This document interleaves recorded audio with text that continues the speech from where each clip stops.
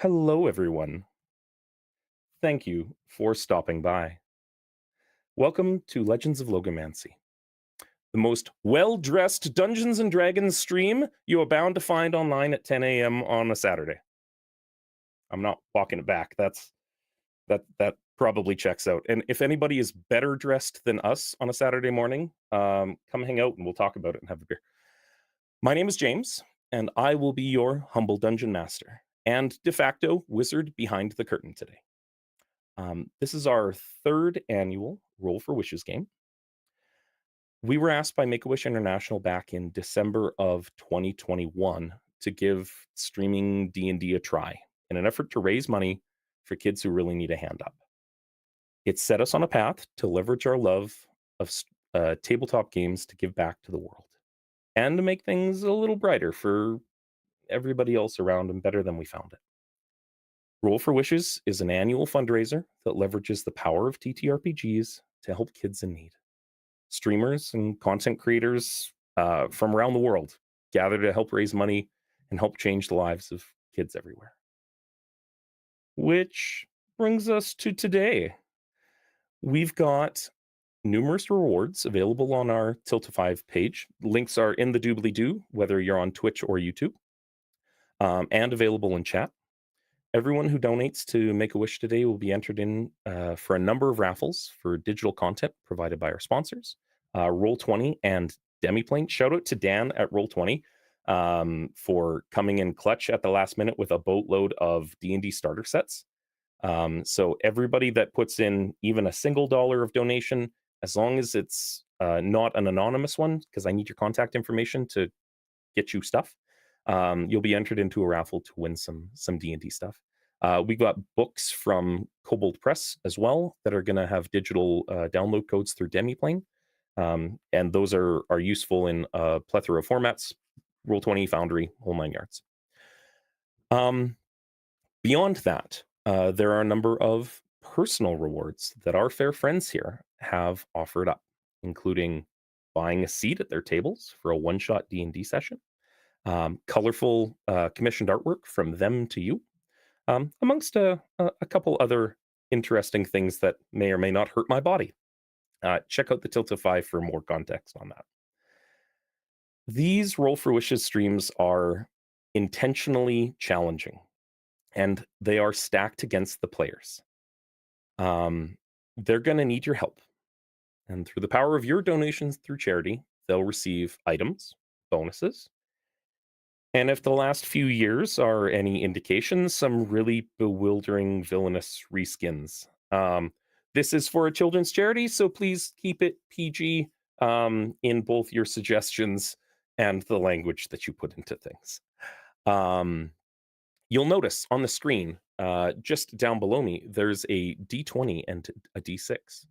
These represent dice pools that the players can draw from whenever they need to.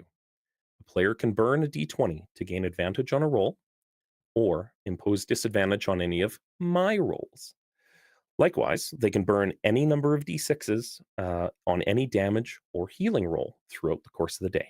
But if they use them all up all at once, nobody else will have them available, and they'll need to be refilled in the pool by your donations. That said, I'm going to be doing more than enough talking today. So we're going to go over to our players. And I'm going to start with a player that I'm randomly rolling. Chris, Mr. Treant Monk himself. Can you share with our viewers, and for the folks on the VOD that check this out later, who you are, what you do, when you got started playing D&D, and where folks can find you outside the stream? Sure. So my name's Chris, and I go by Treant Monk's Temple on YouTube, where I do D&D content relating to the super nerdy stuff. So I do deep rules analysis. Sometimes I do builds. So if you're really into the minutia, then I might do content you're interested in. And I've been playing D&D since 1980, so a long time. So I am not young. Um, and have never really stopped and never really grown up. So that's why I keep doing it. And I think that's about it. Beautiful. Um, Lydia, Fey bargains can't get you out of this one. Same questions. Who you are, what you do, when you got started, and where folks can find you after today, please. Hi, I'm Lydia. You can find me at all socials at Lydia Coryn, Koryn. And I first got into D&D about 5 years ago.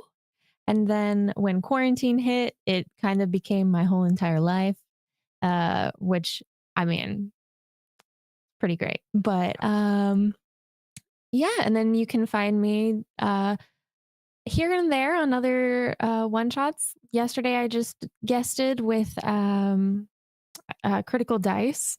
So follow me on socials, and you can see where I pop up. I I also love do art, so if you like art, I can do some art for you.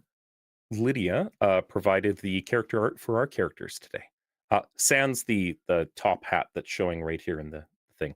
That is a stock image from Creative Commons because I wanted something for myself. Let's go over to Sarah. Your kick at the can, please. Hey everybody, I'm Sarah Roberts. You can find me all over the internet as the Hype Goblin, or on hypegoblin.com, where you can see my full streaming schedule. I've been streaming TTRPG since my very first one, which was played live on Twitch back in 2019, 2018. I don't recommend that being the first way that you ever play a TTRPG, but it was a lot of fun, and I haven't stopped since. I love it. Mhm. Scarlett. Hi guys, I'm Scarlett. You can find me everywhere. Scarlett64. I'm all over the internet. I got started playing D&D about 4 or 5 years ago, actually, during the pandemic, and it just kind of became my whole personality. I'm known for just making D&D content across TikTok and Instagram. I made the Desert Dragons, and I'm really excited to be here. I love it. I'm just going to double check because we've had a couple of things come in quick.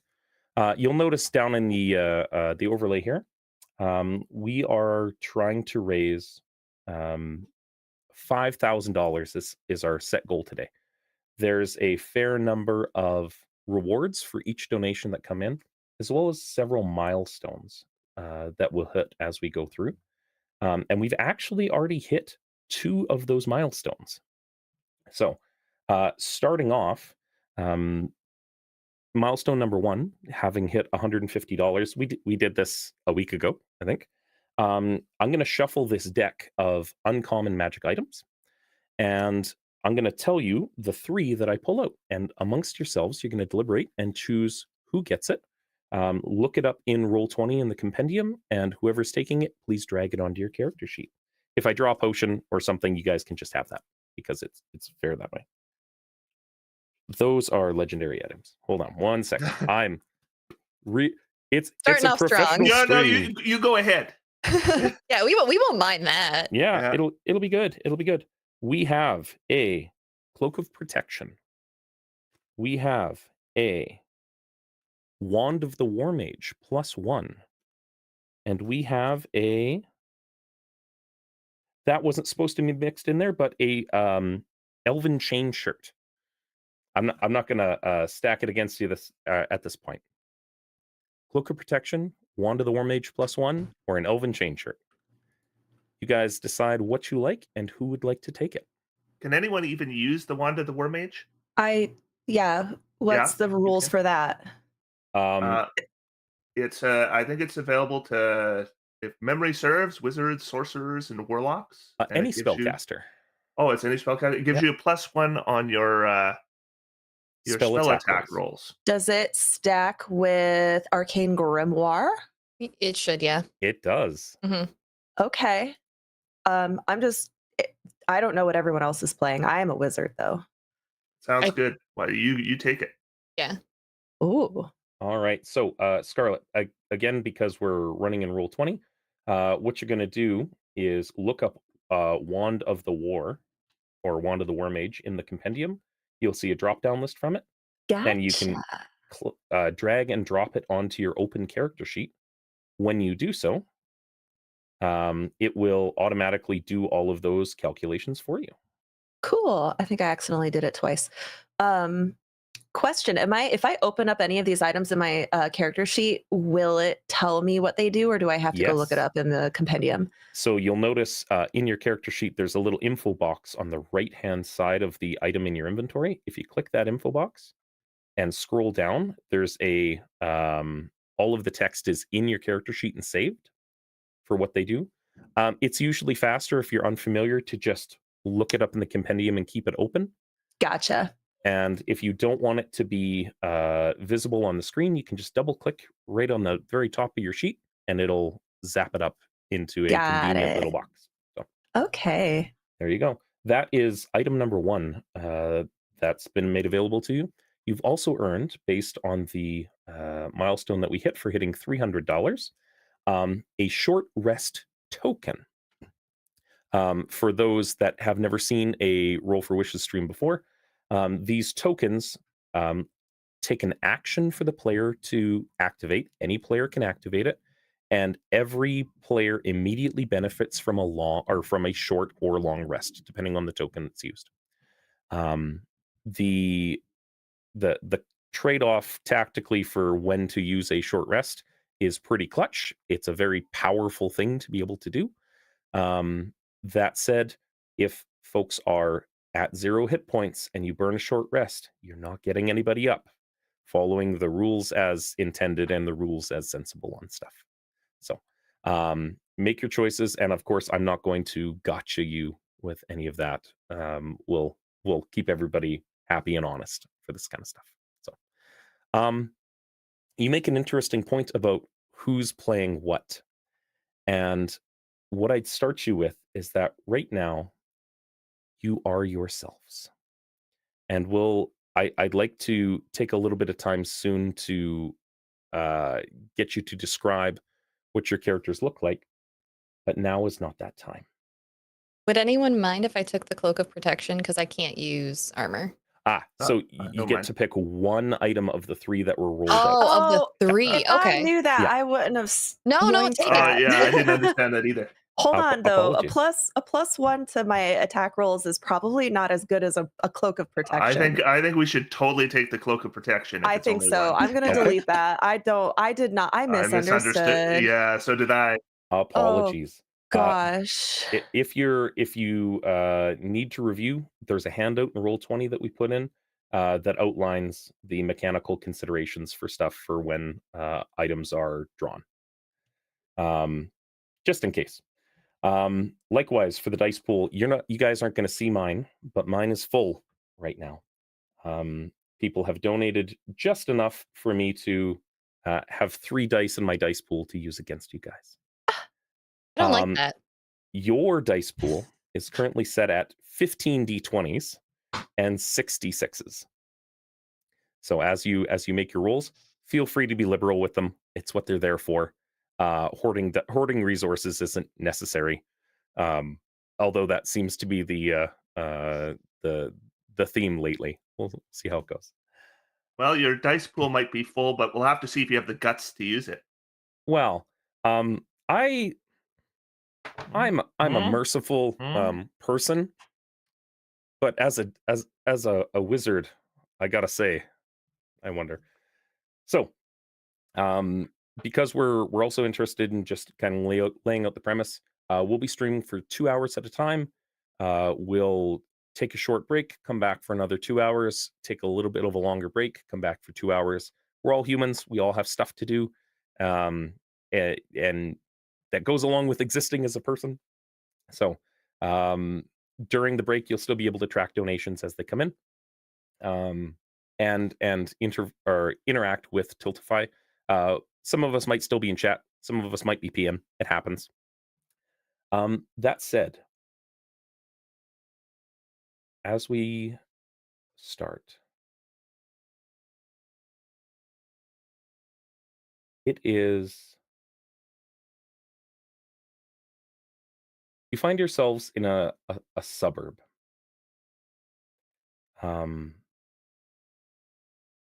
It's your usual dark night. You're prepped. And Sec here. There it is. Perfect. Sorry. Messages through chat coming through. You're ready to embark on your greatest adventure yet, which is going to be camp. It's time to get out there and make a name for yourself. You've been waiting for this all year. 4 separate houses in different suburbs ready to go. You have your bags packed. All of the things that you care about are ready. Jammies on, anticipation in your hearts, twinkling stars in the sky. Chris. In comes your mom. And little Chris is sitting there, and he's got his ragdoll off-brand Schmort of the Bings Raggedy Ann doll. Scarlet, your dad comes in. A tall man, broad, solid, courageous. A firefighter by trade. The marks of that showing all over his form. And checking in on your well-being, making sure that you're ready to go, trying to trust the decisions that you're going to make in the next coming weeks that he's not going to see you at all. A similar story for you, Chris. Your mom is a teacher. It is summer. She's been looking forward to this for forever. If I actually get any of these, like my mom was a teacher. Oh, yeah. All right. So that I don't know that. My dad was very tall. She taught elementary school for, I don't know, 50 years. I don't 40 actually. years. This is a coincidence, but it's summer's approaching, and they are ready for some R&R, so to speak, in the way that only parents sending their kids to summer camp get. Lydia, your mom, also around the same sort of time, is coming in, and they give you a kiss on the forehead, and they tuck you in, and they alleviate any worries or fears about the next coming weeks. You've got your little Schminkerbell plushie. Maybe it's tucked into a bag full of all of the things that you know you're going to need at camp, all of the things that make you guys you.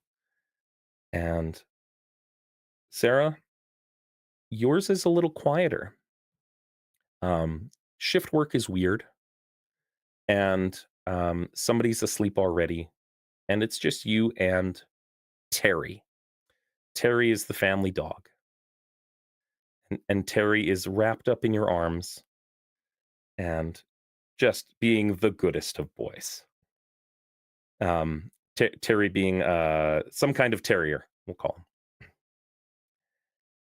And everybody comes in, sits down, and they say, I trust you to make good decisions. You're going to do great. Nothing that comes your way is something that you can't handle. And they settle down on a little stool, or maybe just beside the bed, or snuggle up beside you with the pillows. And they say, what can I tell you of the world when I know I've still got so much to learn? How will I keep you safe? How will you find your place? What can I tell you of the world? And just going through a lullaby. And I want you to have it all. Want you to trust yourself and fear no fall.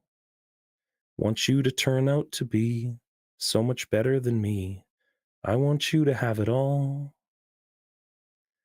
Oh, the places you'll go with your eyes so wide, with your heart in your hand and your sword at your side. Oh, the mountains you'll move. Oh, the tears you'll cry. Oh, the places you'll go. Little love of mine. And I can't promise you'll be safe. And I can't promise you won't lose your way. But I promise you now, you'll get through it somehow, and you'll laugh about today. And I can offer you this song for you to listen to when things go wrong. And then maybe you'll know how I love you so and find a way to stay strong. And they give you a kiss on the forehead, and Terry nuzzles a cold, wet nose under your chin. And they keep the curtains open with the stars twinkling. Bid you good night, knowing full well in the morning that you're going to be driven off to be dropped off, going to camp. And it'll be several weeks before you see your parents again. And they close the door, turn off the light. I feel like you're all of an age where you probably don't rock a nightlight anymore, but maybe you did. I'm not going to judge. It's a thing that happens. Lydia, let's start with you. In little Lydia's body, and I almost replaced your character names on this particular overlay with just like little Sarah, little Chris, little Lydia. But what's going through your head? Little Lydia is very much far too excited.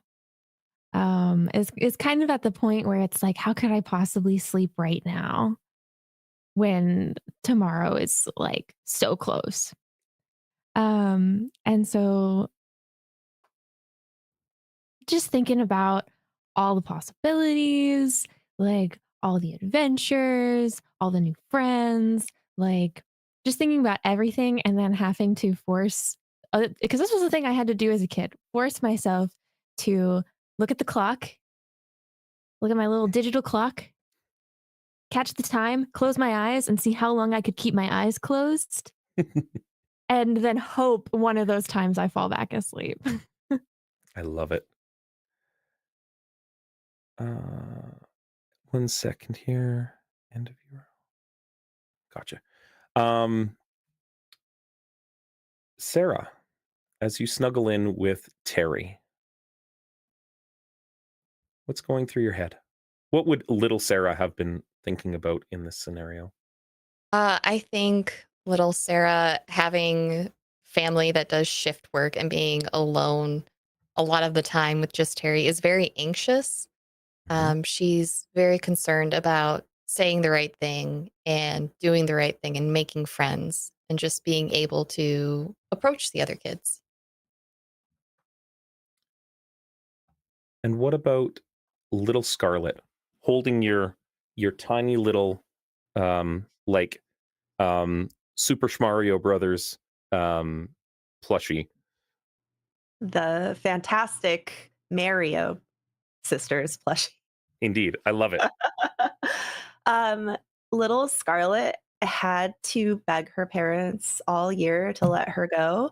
And the fact that they finally agreed, she's like so nervous that she's going to wake up tomorrow and plans are going to change. So she's just holding on to her little schmoshi egg and is like, she's got the little like booklet of all the camps under her blanket, and she's looking at them and she just can't believe it. But she's like, oh, if I could just make it to tomorrow and get in that car. They can't take it away. I'm going this time.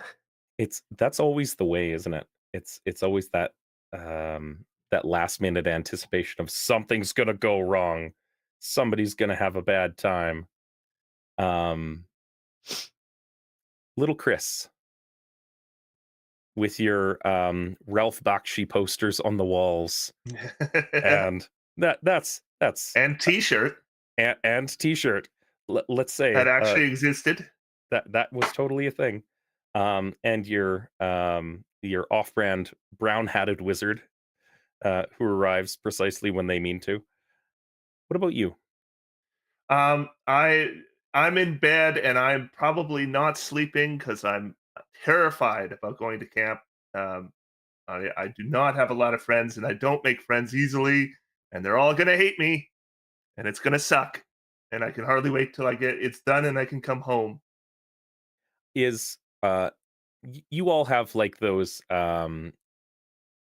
classic canvas Yan Sport like messenger like book bags. We'll say those were the things that you had packed up for camp because everybody seemed to have them when we were young, and probably even when Lydia was young too, because they totally made a recurrence. There's a bit of an age gap here. I feel like little Chris's is probably stuffed full of books to be able to read by himself and not be bothered. And stop No, me if I'm wrong. it's filled with my dolls' action figures. Action figures. Yeah, from Important Smarter distinctions. Wars. I love it. Pizza the Hut. No. It's literally just all Spaceballs memorabilia. Yeah. I love it. Don't you mean schmalls memorabilia? Schmaceballs.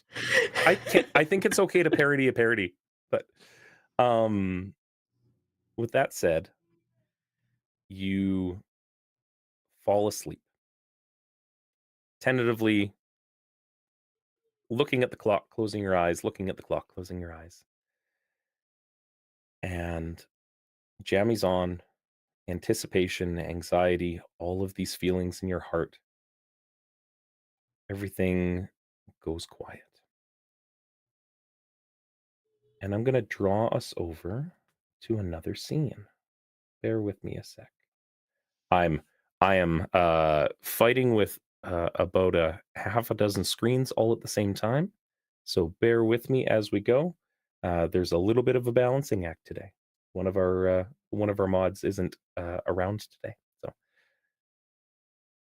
boop boop boop boop boop. There we go. As we also for chat, we're going to be running everything from Roll20 through to the stream. If at any point the audio that's coming through is a little overpowering for the audience, please speak up in chat and we'll make sure it's balanced out. Best efforts were done ahead of time, but sometimes it happens.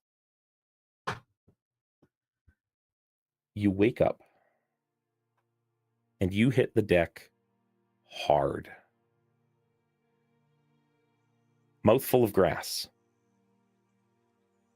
And you push your way up slowly. And it's the greenest of grass. And you look down at your form and you're disoriented. And you're like, I hear birds, I hear insects. Did they put me in the car and drive me to camp? Did I sleep through what? And you look around and there's an adult and a cartoon character and a dinosaur and Schminkerbell? What? As you push yourself up, Scarlet, I'm going to start with you. Taking in your form, looking down, what do you see and what does the audience see? I think as Scarlet looks down, the first thing she notices is giant cartoony shoes that are like a light blue color. They're like clown shoes almost, just big orbs. She looks up and looks at her blue 3-fingered hands and looks around and sees a little stubby tail and a shell on her back. And as she gasps, a big long tongue bursts out of her mouth and she grabs her face and feels a big round nose and her eyes are in the wrong spot. And she looks around to see if there's like something she can look into, like in a puddle or something to take in her reflection. There is absolutely a small pond just over a few steps away from where you are. she'll like run over and like get on her knees and look at the pond and see a face of a blue Shmoshi. Am I allowed to say Yoshi? You can say Yoshi. Okay, she sees a blue Yoshi looking back at her with little blue wings and a little sparkly, pointy, like wizard hat with little stars all over it. And she can't believe it because that's her favorite character of all time. I love it. Sarah,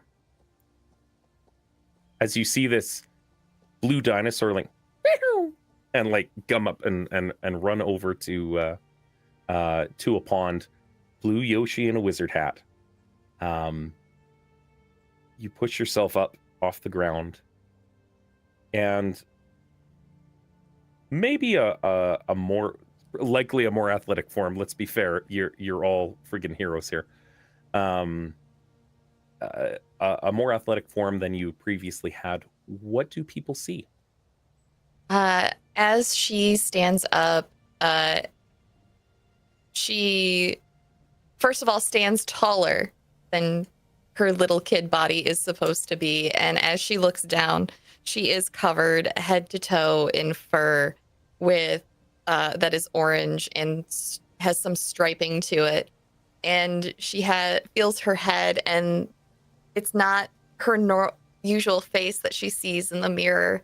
It's a cat face, but a humanish cat face. The proportions are odd, and as her hands go up, her ears have moved to the top of her head, and they're twitching back and forth as she touches them. Her hair has miraculously stayed the same, though. It's still there. I love it. Chris, your bones creak a little bit for some reason. No, they don't. I'm although I strangely have the body of an old man, I seem to have the athletic youth of a human in their prime, because even little Chris knows the lore. So he gets up, and his biggest surprise is how much up he got, and he's kind of looking down at everyone, and he's very shocked. And the next thing he notices is as he's moving his head, and he feels something moving beneath his chin, and pulls on a beard, and now he appears to be entirely freaked out, where he turns around and trips on his robe and then falls back into the grass. You find yourself amongst four, I'm going to leave it up to you in this moment, strangers, to do with as you will. And I'm going to shut up.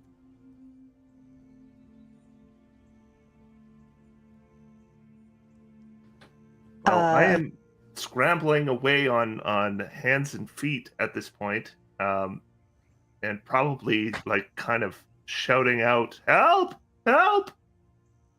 Aren't you from that one fantasy show? Huh? I turn around and I'm like, "Who are you?" I'm Yoshi. Never heard of you. Oh. And who are you? I'm gonna look at I think Lydia, you're a fairy? Floating above you. Waiting for this. Out of sight of all the rest of you is this red-haired Lydia. Go ahead. This small, like smaller than kid Lydia was, but to make up for it, hovering high above you with pink wings and way too excited about it. I think the wings actually show how much excitement. They're going like hummingbird rate, where it's like just blurs. Pink skinned, pink hair, pink eyes, everything is pink, and as max pink as it goes. Outfit is flawless, tutu skirt, puffy sleeves, like full princess garb, except it's also simultaneously like the fantasy armor that, even though it's like not actually like practical. It like works and it looks great. And she's kind of like flying in a bit of a circle, trying to get a better look at the wings herself. So it's kind of like a dog chasing its tail. I love it. So, in your mind, bigger than a Tinkerbell? I'd say yeah, bigger than a Tinkerbell. But still like tiny. Still tiny. Love it.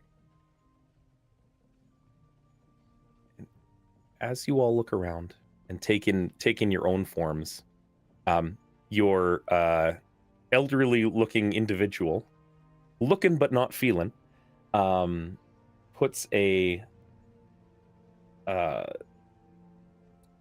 you're an odd mix, to say the least, both in composition and stylistic choices of attire, from cool brown robes to I had the hardest time putting Lydia's character art not on Sarah's frame because the pink. You find yourselves together. As you look around, there's a small lake that Yoshi was looking into. A strange faded road made of faintly golden yellow bricks lays out before you. Just over yonder.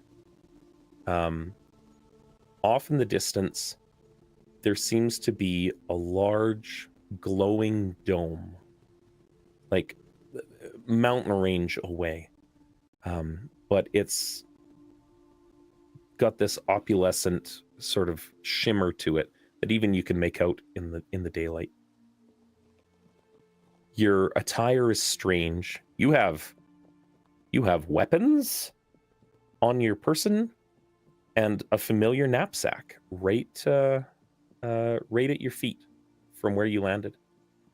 And Chris, as you look in, it's got all of the familiar things that you had packed for camp. And the same for all of you. Lydia will say yours has been scaled down a little bit, but all of the same things for effect. I think I'm going to pad over to the obvious adult that is with us and just go, hey, mister, I was supposed to go to camp today. Do you know where my mom is? I'll say, listen, forest creature. I think I've figured it out. I am Bradagast. And I knew I've seen you somewhere. You are that wizard. Guys, he's really important. We need to listen to him. And I can see you're all woodland creatures. And I'm the wizard who likes the woodland creatures. So you're probably supposed to come with me because there's 3 of you. And that looks like a Blizzard of Oz path right there. Technically, so it's public domain. There's probably a quest over at that dome over there that we got to get there. But there's going to be stuff that happens to us before we get there. This is the weirdest dream I've ever had, but it's so cool. Oh. Well, are you our camp counselor? Yes. Yeah. I mean, your leader wizard. I don't, counselor. What do you? You're not supposed to know words like that, are you? Well, I read the handbook before we came. In fact, I have it right here. I'm going to pull out what I think is going to be the handbook, but instead it's like this really arcane looking book with a big like star with the 2 eyes in it. And I go, oh. Love it. This looks dangerous. I'm going to put that back. You find it fits snugly and safely inside your Yoshi wizard hat. Oh, okay. For safekeeping. For safekeeping. There's like a recipe for a fireball in there. I don't know about that. It sounds like you know more about what's going on than I do. Maybe whatever that handbook said you should do, that's what we should do. It literally, it in at least one of your bags for dramatic effect, there is what's the camp from? Oh yeah, it says Camp Crystal Healing Lake, and not Camp Crystal Lake, because we're gonna have a good time, not a bad time here. And it's got all sorts of things for like canoeing, and there's things for like javelins and archery and chemistry and interacting with woodland beings and all sorts of things. And it is your typical terrible brochure and has no reflection on what you're seeing before your eyes right now. Since Scarlett's never been to camp but has dreamed of this moment, she's young enough to think that this is just what happens when you go to camp. You wake up with a mouthful of grass transformed in a magical land. So she's just... I am down for that, 100%. Excuse me, and this little fairy gets in front of this blue Shmoshi's face, and it's just hovering like right in eye view. And it's just like, are you a real dinosaur? I think so. Are you a real fairy? I guess I am. Her little wings start fluttering too, and it's so fast that she kind of like hovers a little bit, and then I think we're just kind of like vibing right now. Love it. You introduce yourself. I'm Yoshi. You can ride on my back whenever you want. Can I ride on your hat? It might be hard. It's pointy, but if you can hold on. Okay. You can hide And- inside too. I'm gonna lift it up. The little like creepy book is in there. I'm like, you can hide in there too if you want. And what's your name? I'm fairy. Call me Taffy Twinkle. Hi, Taffy. And you're a kitty. And Yoshi's gonna run over to the pretty kitty. I think I'm Eris? Eris. Eris the cat. Yeah. You're really close. Oh, sorry. There's just My big nose is pink bigger eyes than I'm used poking to. behind. Okay, Mr. Mounted Camp combat Counselor. rules is all I'm hearing. Yeah. Yay! Um, Yeah, Mr. Counselor, sir. Where do we go next? Well, I think we're supposed to go down this golden path to that big dome over there, and I think we should watch out for stuff on the way, but I don't remember everything in the movie. Oh, Is that where our parents check us in at? What? No. I think there's probably some kind of quest giver over there that'll give us big reward or something. he's totally a camp counselor. We're just supposed to go with But it. we I should think. watch out for orcs on the path What? because there's gonna be orcs. There's gonna be orcs, guaranteed. I'm looking so confused. Just kind of boot my head to the side. for the purposes of explanation, all of this is drawn from the 40 published books regarding the Wizard of Oz and everything Wow. that happens there, which is all public domain at this point. Feel free to embellish as you see fit, but I'm just gonna say it doesn't matter that they were written in the 20s. It gets weird. It gets real weird. Like worse than the 1980s Return to Oz weird. Oh, that was I saw. You know what? I saw that one. It was a trip. It was a time. So you gather your things. Form wise, is Eris taller or shorter than our wizard friend, Radagast? I'm trying to think how tall Chitara was. Are you Like- wearing a bright yellow leotard? I am now. I look, and what was not there before is now there. It's like, oh, Oh, where There's- did this I come don't know. from? I missed There's going to that. be a lot of that today, reskins and otherwise. We've gotten a handful of donations in the last little bit. I'm just going to open up our donation app here, and I'm going to add we have donations that specifically grant a dice into the pool or grant magic items, and sometimes there are just folks trying to do their best and give what they can. So periodically throughout the day, I'll add up some of those donations and make them count towards a reward.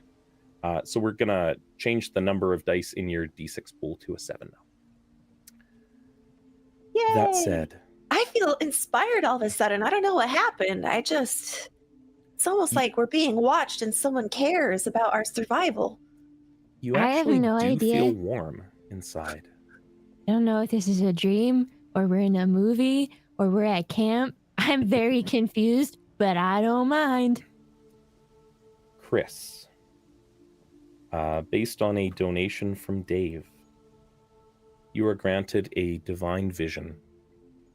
This is a blessing of the fates that comes to you that gives you a little nudge in direction. Call it a portent of kind. It feels right to follow that road. You take everything in, and you get this internal sense of this is kind of everything that I ever wanted. Maybe it seems really scary, but I'm a wizard. Yeah, a druid, but a wizard nonetheless. Hey, I'm a wizard. Look, Radagast was totally a You're wizard. I explained to Reggie. these 3 forest creatures that this is my dream, and I'm sure we're supposed to go down this path. And I start I'm walking. pretty sure it's my dream, but I'll listen to you, I thought Mr. it was my Counselor. dream. I thought it was my nightmare. Are you okay, Eris Cat Lady?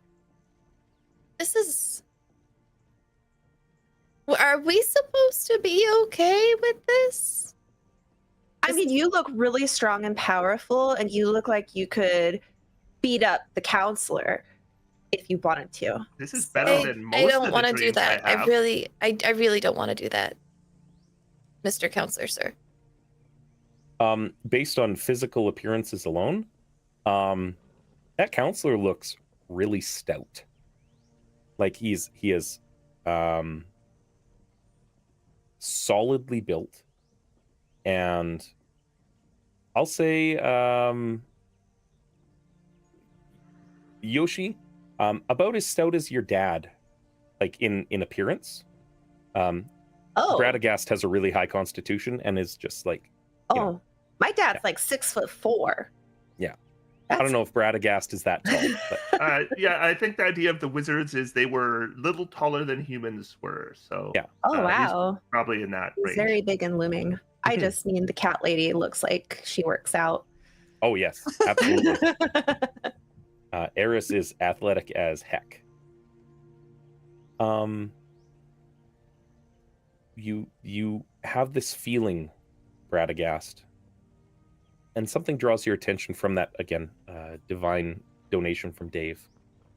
And you walk over into the trees, and there's squirrels, and there's birds, and there's all sorts of weird creatures that you can't put a name to. But let's be fair, you probably didn't go out into the real forest too terribly much.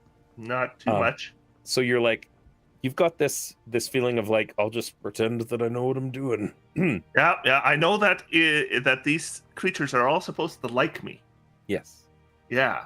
So I like think that's you. good. I like that too, but I am a little confused. You think it's your dream? It is. Well, actually, I think we're just at camp, and this is part of camp. You know, they knock you out, put you in a sack, drop you off in the middle of the woods, and to get your Explorer Merit badge, you have to find your way back to the stadium. Disclaimer don't for the think internet: camp's that's like not how this. camp works. I don't think that's camp. I think we must be dreaming. Like, I was When- going to camp, but not till tomorrow morning. Yeah, my mom said I was just gonna learn to like swim and make crafts and stuff. Yeah, that's what I was going to do. Wait, Which- if we were all going to camp, what if we are at camp, but it's a magical camp where That's we what become I'm saying. magic? Oh my gosh! I'm gonna flutter again. Yeah, the wings are going. Copyrighted Yoshi fluttering sound from Super Mario. I love it.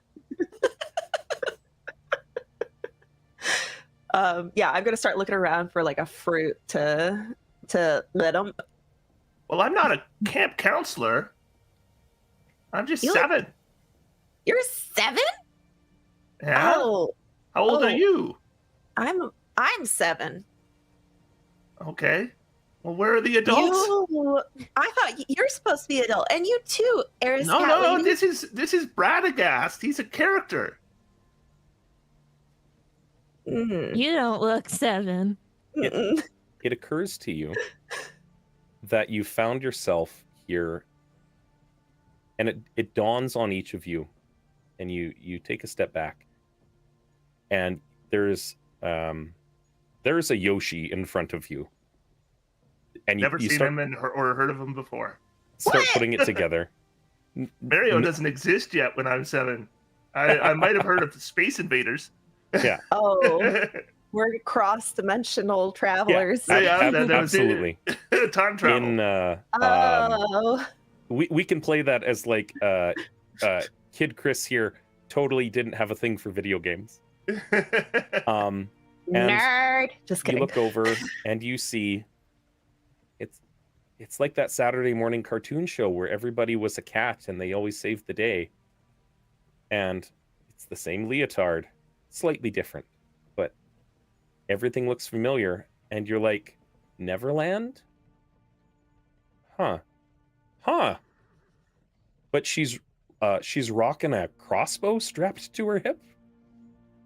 Everything's a little more dangerous than the things that they were based on. A book in my head is very dangerous. I know it is. Mm-hmm. Yoshi, you feel this comprehension when you start dawning on it. It's like, and I'm a Yoshi, and I have a wizard hat. Can I do magic? Oh, I'm gonna try to do magic. Let me pull out my my group of cantrips that I know that I don't know I know. For the purposes of the stream, we are not going to be policing what do you have in your hand at any given time, because there's a whole lot of reskinning going on, and we're not going to worry about it because I got enough to keep track of. I'd say that the grimoire on my head is like downloading all the information. I like it. I'm going to take a big deep breath, and I'm gonna cast my gust cantrip just in front of me and go, and it'll push me back a little bit. I love it. And you see Bradagast, this rushing force come out of this blue dinosaur in a almost comically costume wizard hat. And you feel something inside yourself as well, a competence. You feel like for the first time in your life, you've been shown that magic is real. And you always knew that as long as you knew it was real, it would be something that you do too. You just had to have proof. Well, certainly in my dream, it's real for sure, because I'm Bradagast. So I'll reach out towards one of the squirrels I see on the the tree, and I'll be like, "Come here, squirrel, be my friend." And a wild shape is expended, and the squirrel becomes my familiar and leaps onto my shoulder. I'm like, "Cool." It absolutely does. It wisps away quickly, and it reappears beside you. And it says, "Hey, boss." Hey, and then I realize, wait, I'm a wizard. I shouldn't be using a. Hey, there, squirrel. This doesn't last terribly long, but whatever you need, I got you. All right. We're gonna be heading down that trail of gold. And I need you to keep an eye out for orcs on the side of the road. Or Sure thing. Goombas. Look out for Oh. Goombas. Orcs and Goombas. Orcs and got it. Goombas and goblins, anything like that. Anything that looks like it Or- could hurt us. And Pirates or monsters or bears. Oh my. Oh. Okay. Yeah, I'll do that. And he All just right. stays on your shoulder. He's like, I got a good view from here. Yeah, This at is least great. he is. I make sure he's looking around. Yeah, okay. he is following your direction as All right. instructed. say at this point, I've noticed a long trail of like eggs that are kind of following me as Yep. I move around, and those are my spell slots. And they're I all love a different that. color. Very, very Yoshi's Island. That's great. As you head down the road, unnamed familiar in tow, trail of Yoshi eggs, just like bobbing along, having the best life. Still maybe a little anxiety in your hearts. Off in the distance, you see a small billow of smoke coming, trickling up into the sky. And you work your way down, following this yellow brick road, as instructed by your not a camp counselor. He's And totally a camp counselor. He's just pretending to be a kid so that we feel comfortable. look, Okay. everybody went to LARP role-playing camp. That was a thing that happened. Brendan Lee Mulligan insists on it. It's a thing. So, as you leave, seen by the audience, but not necessarily seen by you, laying in the grass, blown into view by that gust, is a tall stovepipe black top hat that just kind of rolls and comes to a stop. Unbeknownst to you, but knownst to the audience. That And- means we're in trouble. and it wisps out as a hand reaches for it, and it appears on a mysterious figure's head. And you see off in the distance the four of you, five including, you know what? Yeah. I think we're gonna call him. What should we call our squirrel friend?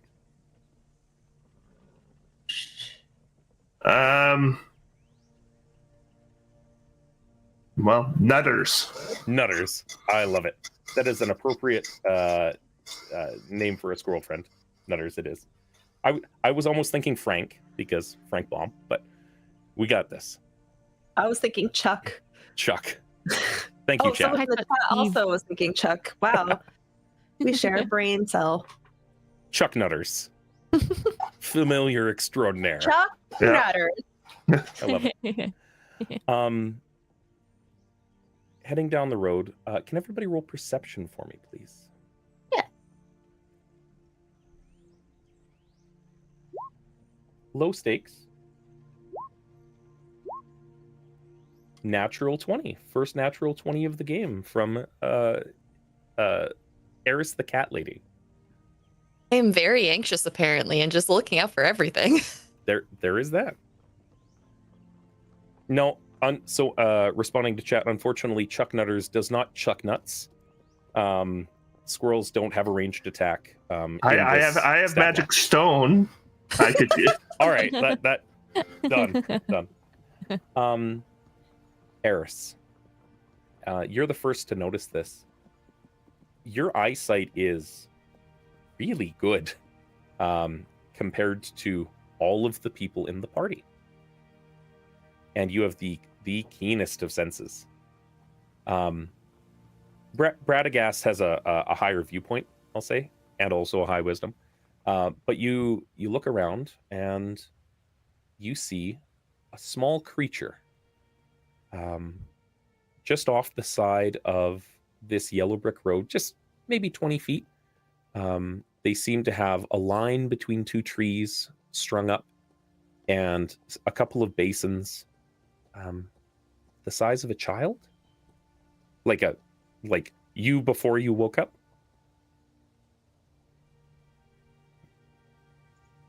And they seem to be bending down and doing something with these basins, but it's still a little ways off. What do you guys want to do? Oh, is that a kid? Kids don't wear hats like that. And then I touch my own hat, and then I realized that was a dumb thing to say.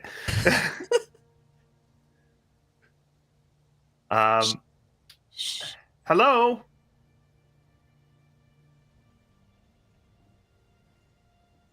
This small figure turns and looks different from the one that I was referring to here. Stands up, and they've got a long dress on coming to their ankles, and a white, sober-looking apron pinned to the front, and a plethora of sheets and blankets and things like that they're putting into a basin next to this waterway. And they immediately duck behind a tree where there seems to be a clothesline hanging. Are you making a blanket fort? No response. You're still a little ways off from where they are, up at the road. Oh, you should go check it out. Yeah, maybe they're a monster in disguise. No. You never know. My brother Crossbow at the ready. always has them be monsters in disguises. They always seem nice, and then they attack my character. Oh. Well, I'm sure they're nice. Let's go check out their blanket fort. Well, we got to check it out one way or another, but if they turn into a monster, I'm blasting them. I stand behind the tall cat lady and I go, "All right, cat lady." Eris is just holding on to her quarterstaff for dear life and just looking back at you like, what? Okay. I'm like, poke behind. Taffy flies forward. Don't worry, I'll protect you all. This tiny 1 foot. Does she know how small she is? I think that her power is amplified. I once saw a movie where the fairy was this big and she could pick up a whole man and throw him. I think it was called Hook. Oh. Okay. The fairy goes first. She is prepped and ready. Crossbow ready. On the look for monsters. Thank you very much, Toasty and Robert, for your individual donations. We've got 2 more dice into the D6 dice pool. Our current total is now $456 raised. 456. This bodes well. Once we hit the $500 milestone, y'all get a rare magic item to choose from. Oh my gosh, guys, I want a rare magic item. Yeah. Taffy Twinkle. Secret agent. Secret agent, monster hunter, fairy extraordinaire, expert in sparkles. I'm just going to say that sparkles. I fought so hard to get Chris's full handle on the banner on the overlay. I would not have been able to do that for Taffy. Oh, don't worry. It's going to change every time. One of our regular casts and our mods has a name that's Dern Rupta, the most excellent shenanigans of excellent shenanigans, and it's literally this long. We call him Dern. If Riley's in chat, he should put the full name in, because I can't remember it off the top of my head. That said, you You flutter in cautiously. You assume your formations, holding your.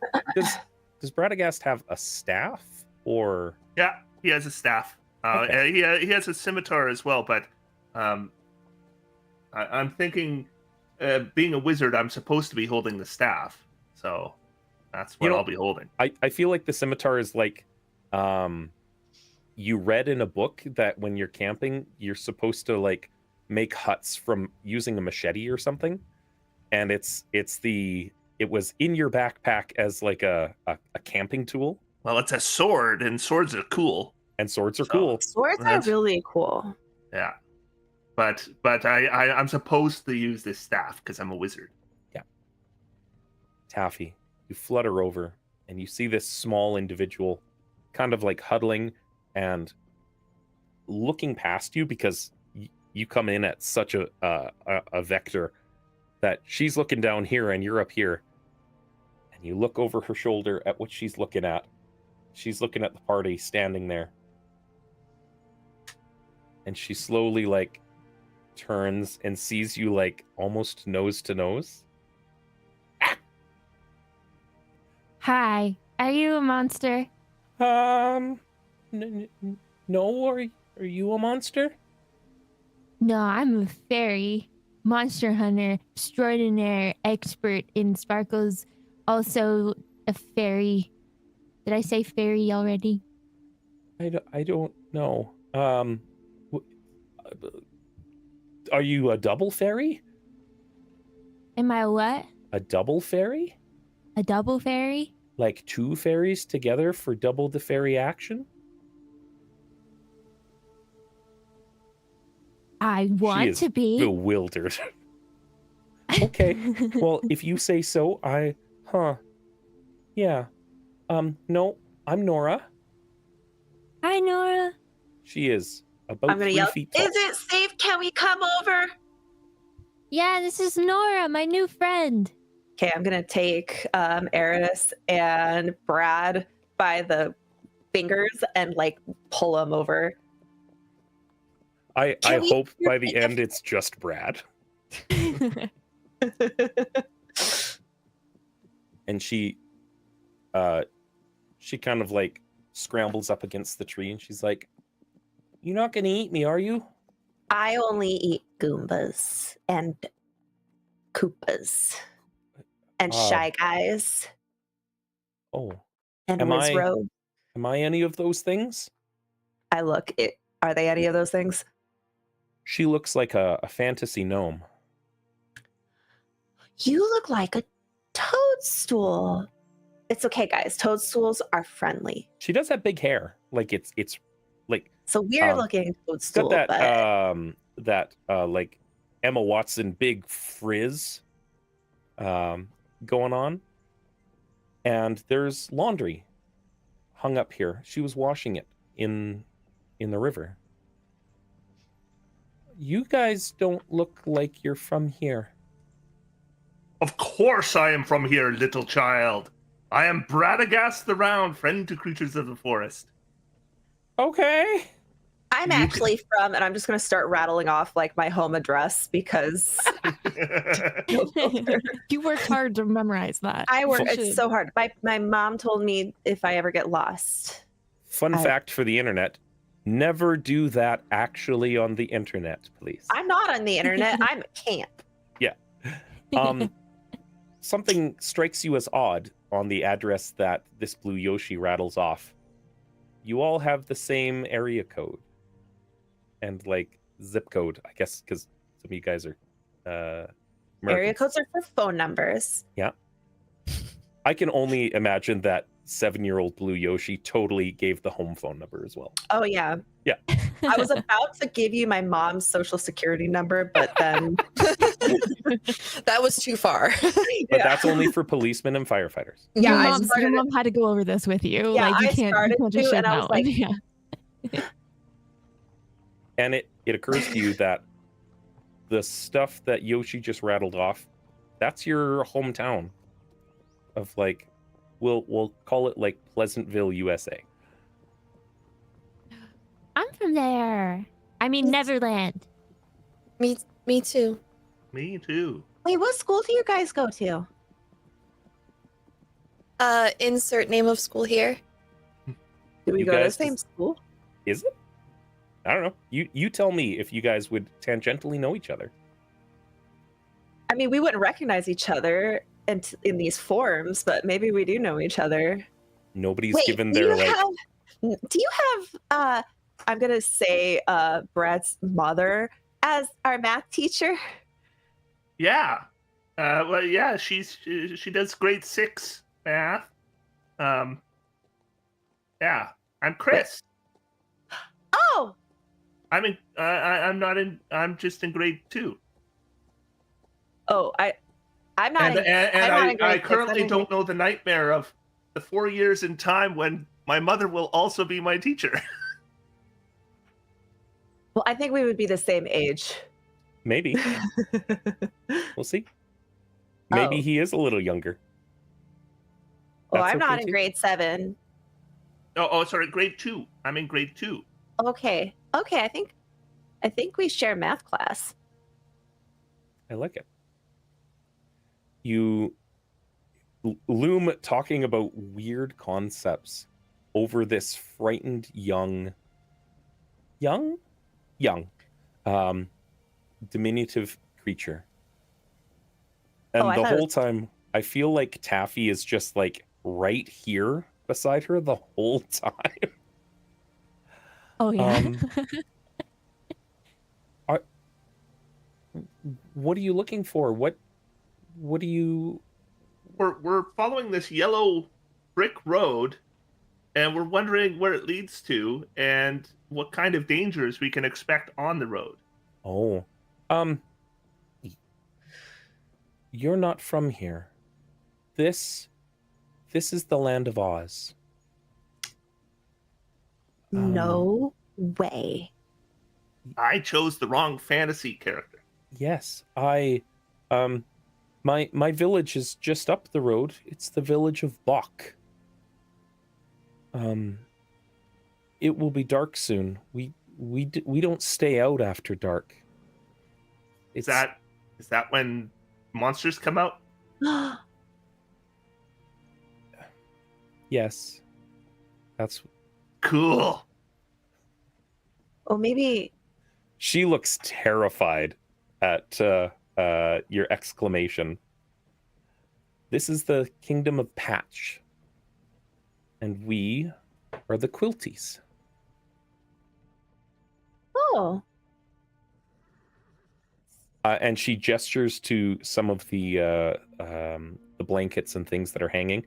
They are all patchwork quilts of various designs. They're quite lovely. Little known fact, the Munchkins of the Lollipop Guild in The Wizard of Oz were from the Kingdom of Patch and the Quilties. Oh, is So this is a munchkin? Gnome for all intents and purposes. Oh, Yeah. I bet they make the best blanket forts. She's like, we do. Oh, can we see? Yes. It's not safe to be around here. And she like looks up at the sky.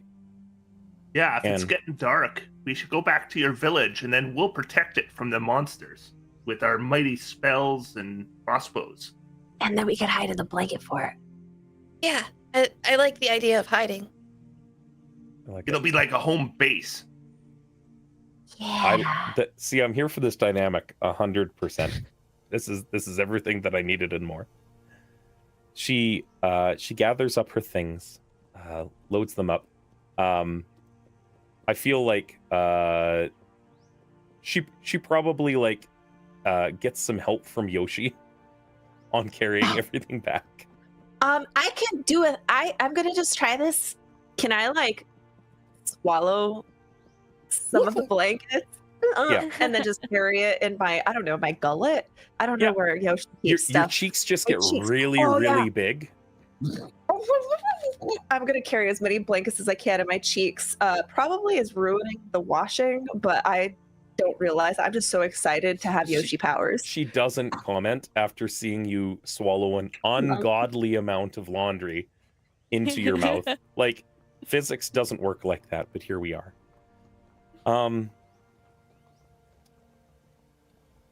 They head down the road, and you enter into a small village, the village of Bach.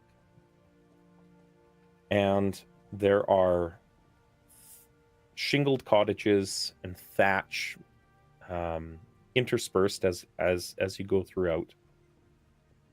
Most of the homes are small. Totally fits Taffy 100%. Some of the buildings are a little taller. Most of them are 2 stories or more. Eris and Radagast, you kind of have to stoop to get into any of these buildings. And she leads you into a building that's slightly larger than the others. And there's tables spread out all around, and there's a few folks that are just like sitting, eating. Doesn't look like terribly appetizing food. It's like the stuff where it's like, you're gonna eat this and you're gonna like it because it's good for you. But there's no joy to it. There's nobody in the streets as they're walking around. People are closing up shutters on their houses, and everything looks downtrodden. Despite the colorfulness of the ever-moistening blanket in Yoshi's mouth. That is a thing that I just said aloud. Wow. It is. Okay, yeah. It's canon now. That's a It tastes canon clip like- right there. Fabric softener. Tastes like good old river water. Outside this building that she leads you into, you take notice of a body. And as you approach, like, Eris, this is terrifying. It's long, its proportions are all off, and it doesn't have a head. And as you approach, it looks like it's made from a scarecrow. Or it's in kind of like overalls and a suit. It's a little weird. It has shoes on, and the thing seems to have hands that are... It looks like one of those weird skeletons like you got shown at the science center that one time, where they've got like the hanging skeleton where it's like, this is the head and this is the ribs and this is all the rest. The hands are skeleton hands, but the inside seems to be stuffed with some kind of like straw and bedding and things like that. And it's just propped against a corner, and it's got a stick for a neck and then no head.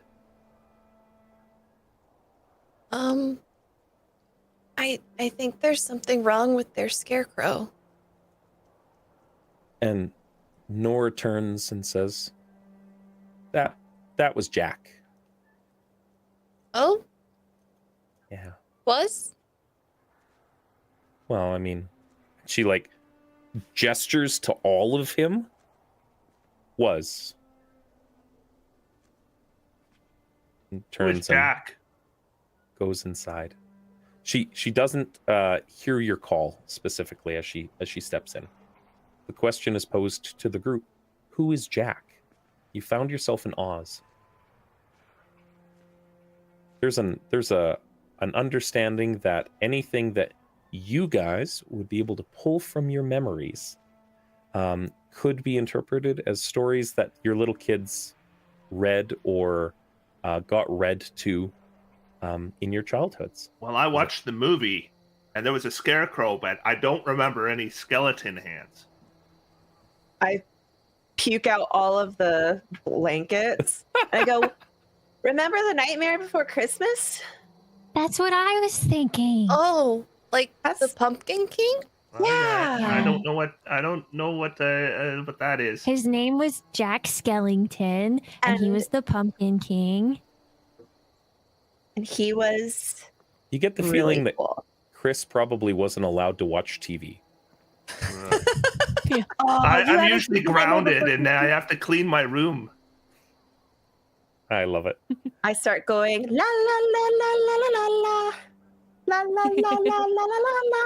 There is a faint stripe to some of his clothing, similar to Lydia's sleeves. I'm gonna creep forward and with my quarterstaff just poke. Its muted form just Maybe we gotta As you find his poke head. Mm-hmm. Yeah. Okay. If you guys see a round skull that looks like it's made out of clay, put that in your bag and we'll bring it. Okay. Or we could just put Jack in our bag. I could keep him in one of my cheeks. I don't know how big this thing is. I don't know if you want to put Jack in your cheek.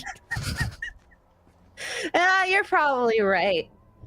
he is. I feel like Is that a might make him a large little creature. uncomfortable.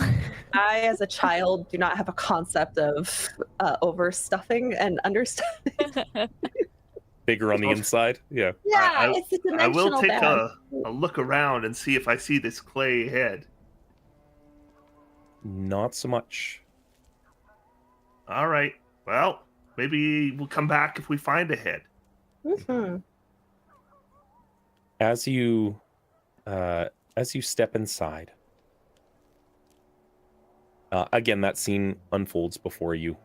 There are muted faces seeing this very colorful collection of, well, you stepping into a place that, for all intents and purposes, aside from the things that you have exhaled onto the floor, the colors here are muted. It almost looks like some people are in black and white, which is a little weird. And everybody like kind of gets up and takes a notice of your brightness. And you notice a couple of things. Lydia, your crossbow, it glows a little in the dim light here. And Eris, the cape you have, that cloak that like kind of billows, we can call it the leotard if you want to for reskinning purposes and things like that. But Leotard of protection. the leotard of protection, I'm down for leotard of protection. Girl armor. Girl armor. I like it. It protects all the vital bits because it's a leotard, and it literally protects all the vital bits. Everybody Arms are gather not vital. stands up and gathers around you, and they're like, "Oh, are you a wizard?" And they're specifically looking at Chris in this case. at Yes, Bradagast. I am. I am Bradagast the Round. Oh my goodness. I'm gonna pause right there for a second. Thank you so much to Corel for your $500 donation. Woo! That brings us past a handful of things. I'm going to put a quick pause and narratively dole out some stuff. The players, you now have 2 short rest tokens that you can burn as you need to. And you get a rare magic item that I'm going to draw from this deck. I'll pick 3 items out of the deck, tell you what they are. You, as a group, you pick one of them to keep for yourself. So, the first item that I pull is a flame tongue weapon. This is reskinned as whatever weapon you're using will be a flame tongue version of the weapon that you're using. It does not have to be a sword. Next is a mantle of spell resistance. It would give you advantage on saving throws against spells while you wear the mantle. And then the last one is a Qual's feather token of the bird. The token disappears and you can make a big multicolored bird with the stats of a rock, but it obeys your simple commands and can't attack. It's basically for riding around. So, of the mantle, the flame tongue weapon, and the bird, what seems appealing? I think the flame tongue weapon sounds appealing to me. Eris, do you have a magic weapon? I took something last time, but I do not have a magic weapon. It's for party benefit, so I mean, whatever you guys decide to do.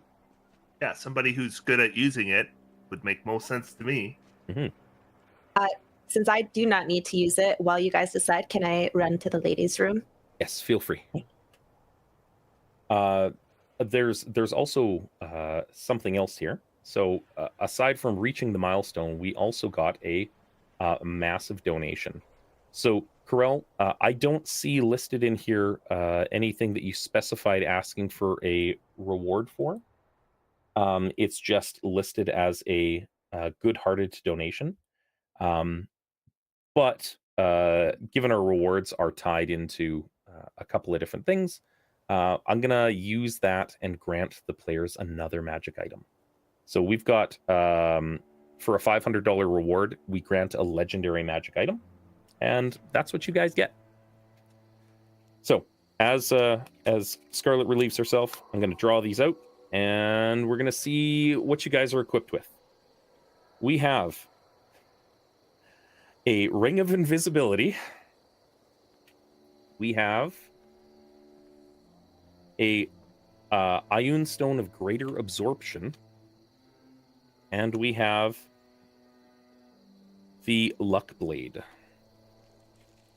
Well, I very quickly advise against the Ring of Invisibility.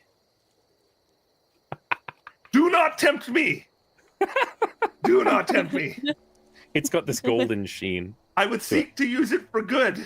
But So- what if we did take it? But what if we did? So as an action while wearing the ring, you can turn invisible. Anything you're wearing or carrying is invisible with you.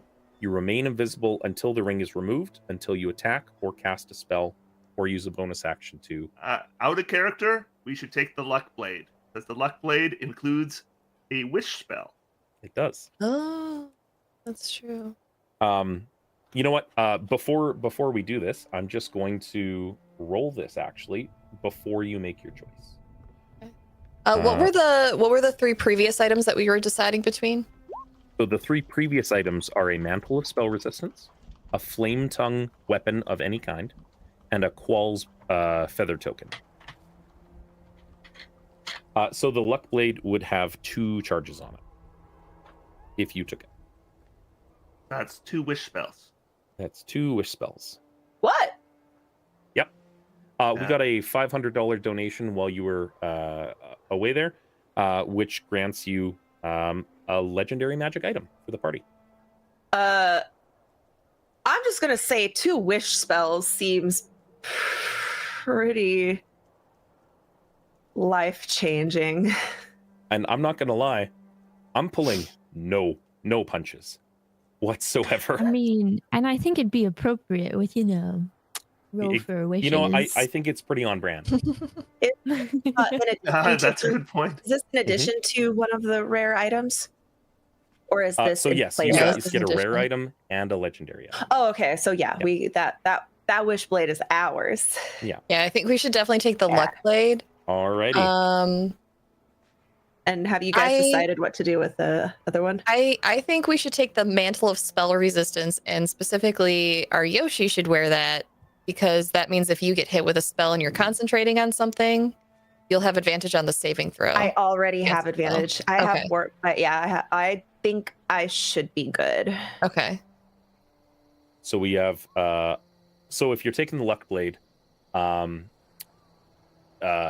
Eris, I think it probably best fits with you, being a +1 Okay. weapon. And then for the rare items, the mantle is a good choice. If you guys want to decide amongst yourselves, who should wear a Mantle of Spell Resistance? Who doesn't have advantage on saving throws against spells right now? is it against all spells or just concentration spells? Against I- all spells. all. Yeah, the Oh. concentration save Yeah. isn't a save versus spells. Oh, I Yeah. thought It's a you save meant versus concentration damage. save. Yeah. Yeah. Oh, never mind. Yeah, like if you get hit with a spell, you have an advantage against Yeah. the save and Go for it. stack here. All right. Okay. So, Scarlet, in your character sheet, if you look up Mantle of Spell Resistance in the compendium, drag it and drop it. I will do that. And then Sarah, Luck Blade, and again, as established, it has 2 charges. Okay. You can use an action to expend 1 charge and cast the Wish spell from it. Once it's used, it can't be used until the next day as a regular thing. I'm going to say until the next combat, depending on what we're doing here, because use the things that people give you. And thank you very much, Corel, for your help. Again, the everyone that donates, no matter what you're donating or how much, you'll be entered into a raffle to be able to get a bunch of Roll20 stuff, some Demiplane stuff. We've got available things for everybody that's showing up and participating. And if you can't donate and you just want to hang out and chat and wish everybody well, that's always great as well. So thank you guys so much.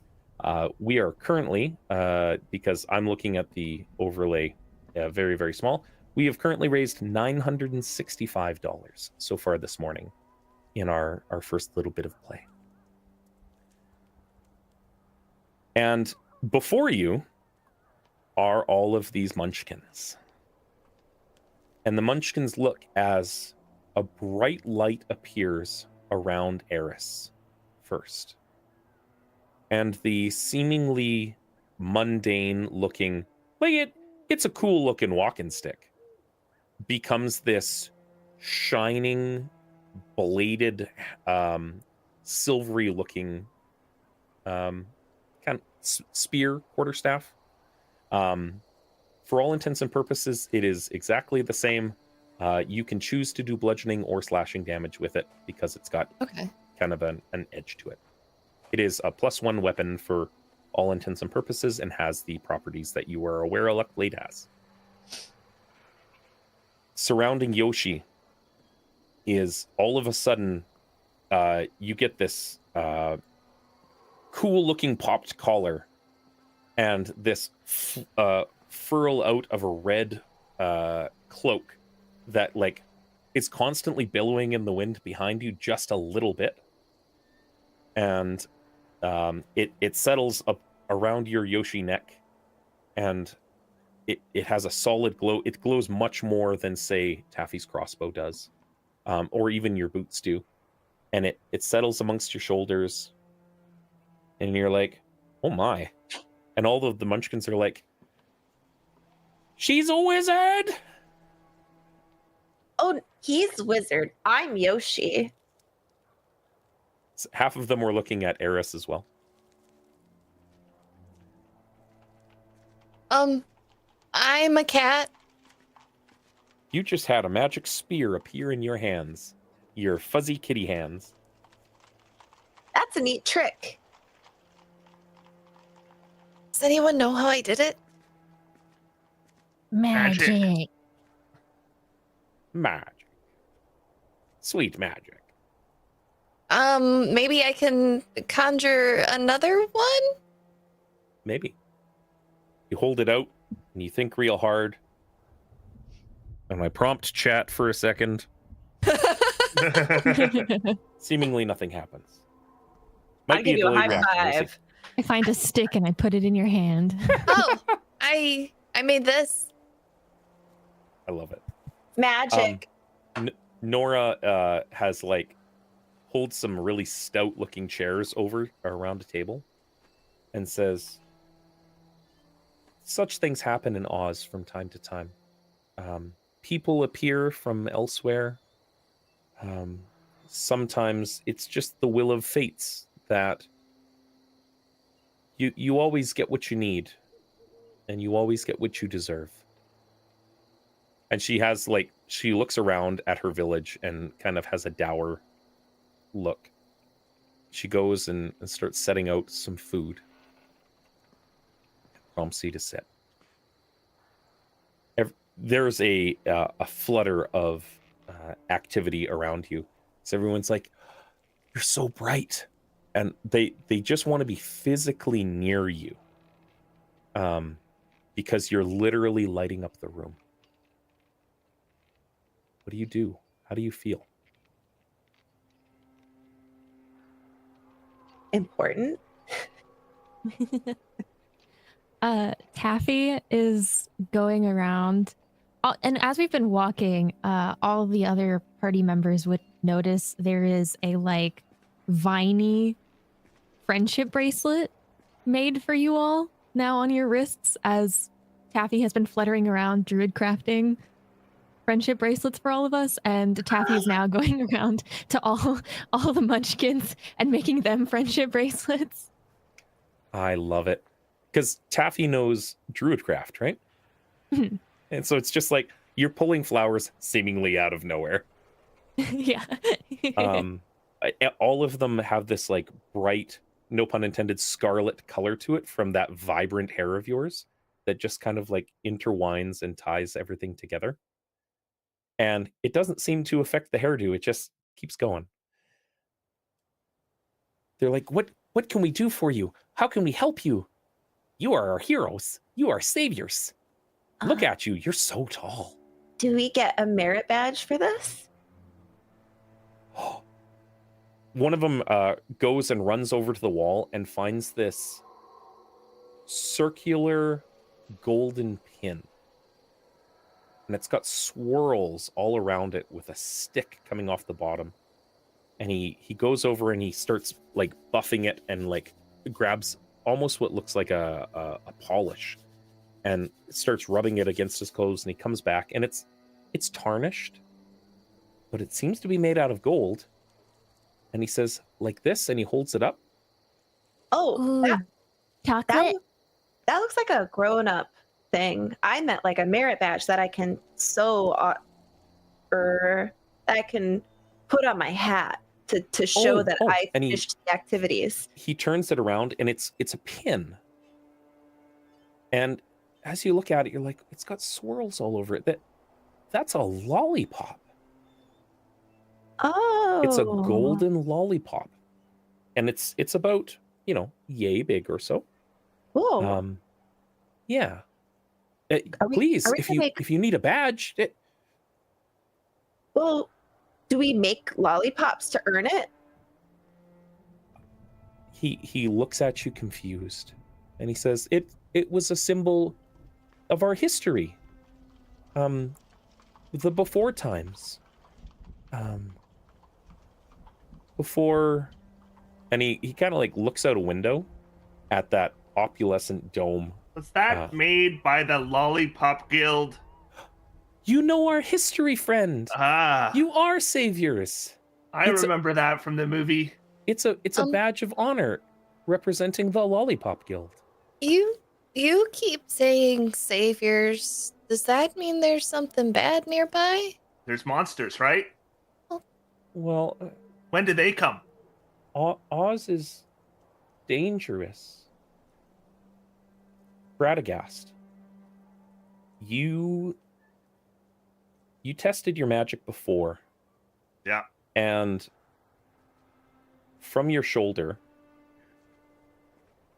Chuck Nutter, Nutchucker, Chuck Nutter, kind of tugs at your ear a little bit. And he's like, "Hey, boss, I Keep forgetting the feel voice. something. It's a pulse or a pull." And he like jumps off your shoulder and he goes over into the food that was placed out before you. And it's simple fare. There's some bowls of soup, bread, and some like, they look like hazelnuts or like acorns. Chuck likes hazelnuts. I know that. And he pulls apart a spiny looking nut and he's like, "It's here. It's here. Listen." And he All right. proffers up this spiky looking, maybe it's like a black walnut or something. And you hear a voice. coming from inside the nut. And it's familiar and it's female. Power lines? No. Maypoles? Why is it so dark? Who are you? What's wrong with your face? Someone help me. Why are you inside a nut? It's quiet. That was your mom. Mom, are you in there? Nobody else heard this. That's weird. That was my mom. And she was saying weird stuff. Is that a telephone? Oh, maybe it's a telephone. Hello, Mom? Nothing. What she's saying didn't make any sense, but she said stuff last night that didn't make any sense either, so I don't know. Maybe she's trying to call camp. You guys know where we can get a better reception? Nora's like, reception? What are you talking about? Like so we can hear the voice easier. There's normally a cord you get to plug in.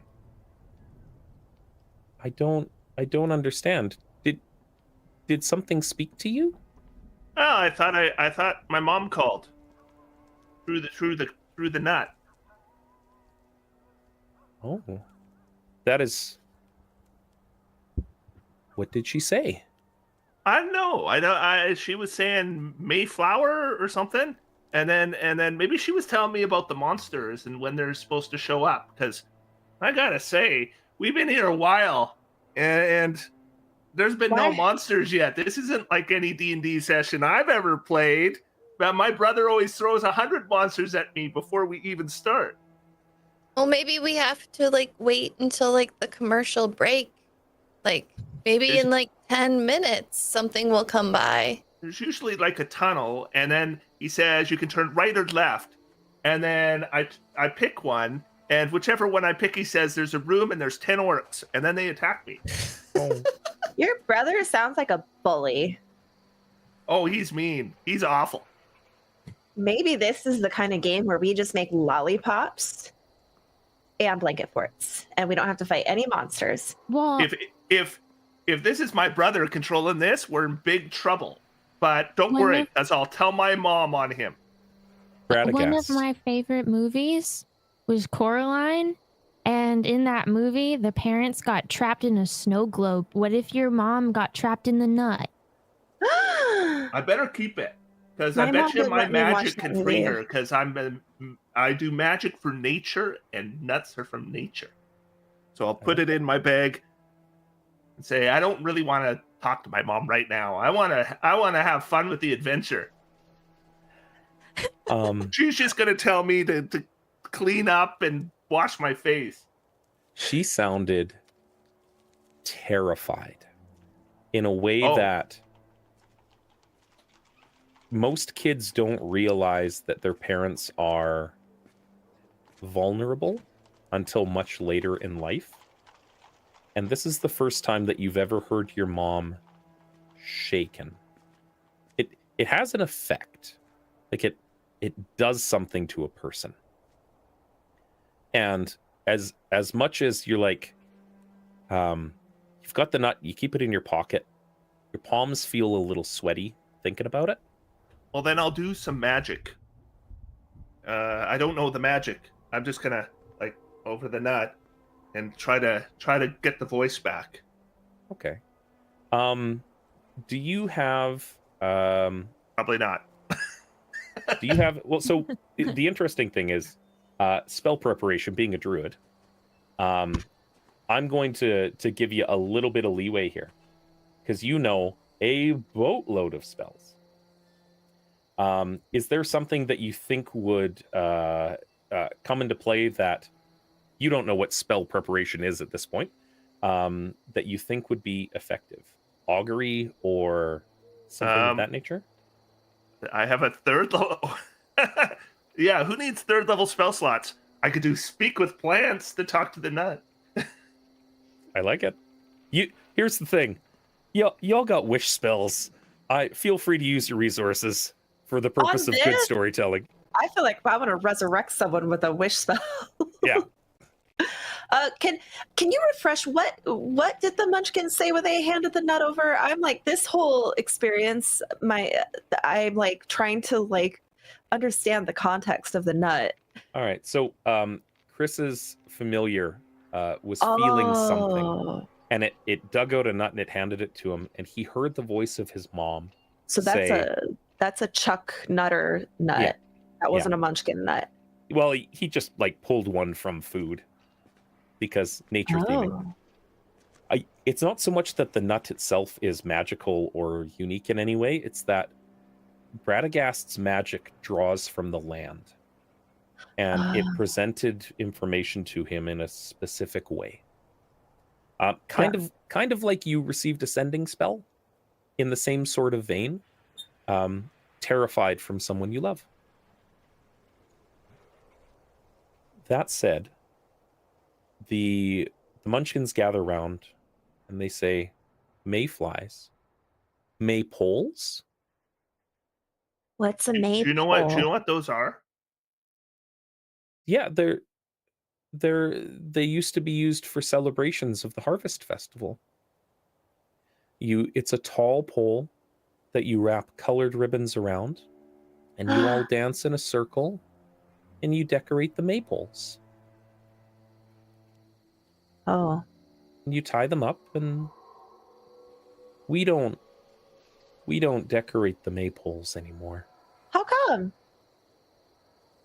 The fields grow around the maypoles, and we don't get to them. It's dangerous. Mom was talking about them, and she sounded really scared. So Did you forget to mow maybe the she was lawn? warning us not to. As you say, one of the Munchkins is like, "I'm sorry," and like puts a hand on you consolingly, and with almost an air of like finality to it. Like, "I'm sorry about your mom then."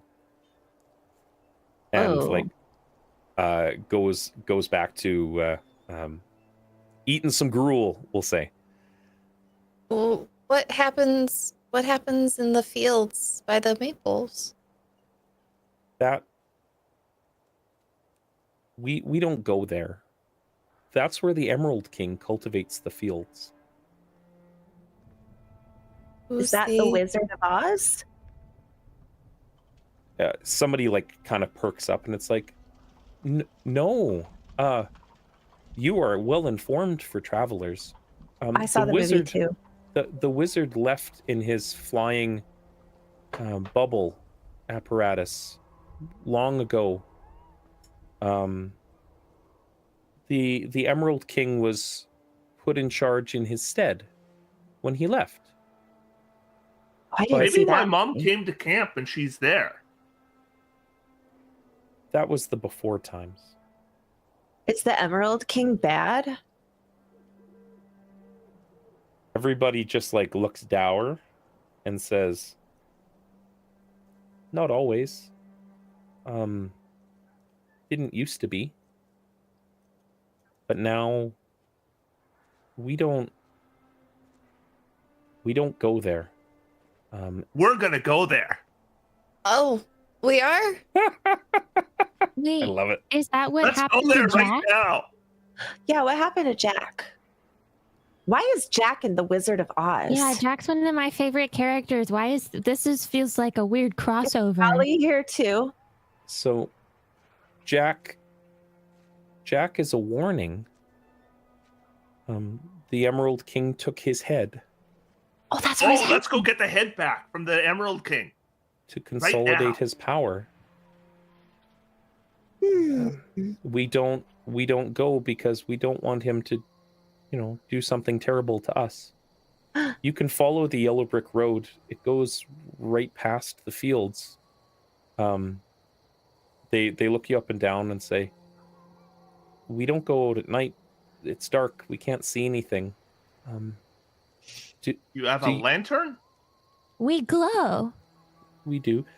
Your glow, although therapeutic and easy on Roll20 maps, does not grant you dark vision. Maybe we should go in the morning. I know. Mom was scared. I think we should go right now. Yeah, I don't know if his mom will be okay if we wait till morning. Yeah, no, I'm If not the going to bad stuff sleep. happens at night. Chat is getting it in one. They mostly come out at night. Mostly. What comes out at night? Can you tell us what's in the dark? The Emerald King only cultivates his fields at night. During the day, it's eerie. People from our village that have gone there during the day, we've found disappear when the next night comes. So we just don't go there anymore. We never step off the road. But if you need to go, and Nora comes up and she hands a lantern with this green emerald flame, and hands it over to Radagast because you're the one that asked for it. It is literally a mundane lantern. Okay. And it's lit up right now? Yeah, it looks like an oil lamp. I don't know how lanterns work. She like seeing how dark it is outside. She turns a knob and clicks a button, and it gives this faint twinkle, almost like a music box, and it tick tick tick, and it lights. Oh, it's a little like a flashlight. I can use this. I've used flashlights lots. We made these in the Lollipop Guild. No matches required. Oh, good. All right. I'm not allowed to play with matches. I'm not allowed either. I'm kind of scared of them. I bought lighters for my babysitter. Oh. But I need a note. I'm just gonna say we've passed our milestone of $975, currently sitting at $1,056. We've got a couple of minutes, and then we're going to take a quick break for everybody to grab a snack and pee and all of that jazz. So y'all are going to get two things. We're going to have a very rare magic item given to the party, leading into what is sure to be a memorable experience here. And you also, due to a $100 donation from Coach, granting a rare magic item to the party as well. So let's start with the very rare, and then you guys can deliberate what you want, and then we'll take a quick break. Very rare magic item number one. I'm gonna leave out the things like the manual of golems and stuff that aren't applicable. First one is an Ioun Stone of Strength. When you can use an action to toss one of these stones in the air, giving it to you. Thereafter, another creature must use an action to successfully grab the stone to separate it from you. Your strength score permanently increases by 2 while it's hovering around you. The next one is Dwarven Plate.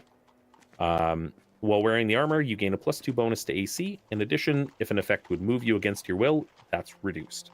So that's +2 plate mail. For anybody that is proficient in heavy armor, which I don't think is any of you. And then the last one is a Tome of Clear Thought. We'd say that you just end up using it right away. It permanently increases your intelligence score by 2. That is your... Ocean needs that. Only because the others didn't seem as useful. So for the very rares, Dwarven Plate, I don't know that any of you have. Does it come with a dwarf? It does comes not. With a dwarf, then maybe no. The Ioun Stone of Strength. If any of you are strength based, which again I don't think any of you are. So the Tome of Clear Thought's probably your game changer on that one. I'm gonna be a genius. You likely will be. And then the rare item that was donated. We'll just give these a quick shuffle again.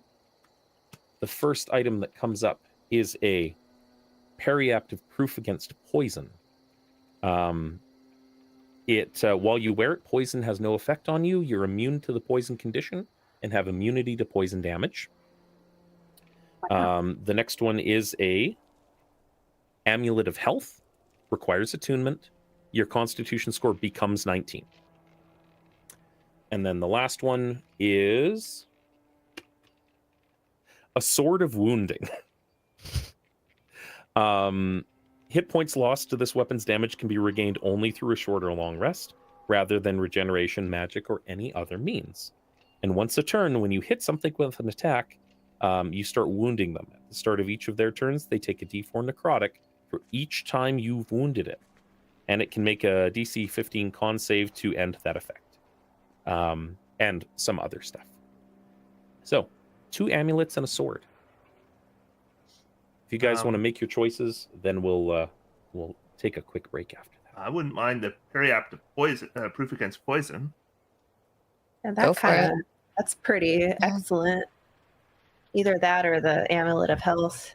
And did anyone take con as their dump stat? I don't think so. I think you all have played D&D. I think Yeah. whoever's expecting to be in the front lines could probably. I'm not expecting to be in the front line, so I'm somebody not else wants to either. take it. I should be fine. You have the highest AC and Yeah. hit points, Chris. Well, yeah, I think- but I still don't expect to be in the front line. That's Should totally fair. Should our fairy wear the Amulet of Health? Or could, would you like your but- crossbow to be a crossbow of wounding for monster slaying? Ooh, that is a good idea. I don't want to do that one. Unless somebody wants another item. I took the Tome of Clear Mind, so now I have a 20 intelligence. And you just modified that directly on the character sheet, correct? Yeah. Beautiful. Love it. So, poison, or do you want to make your ranger more effective?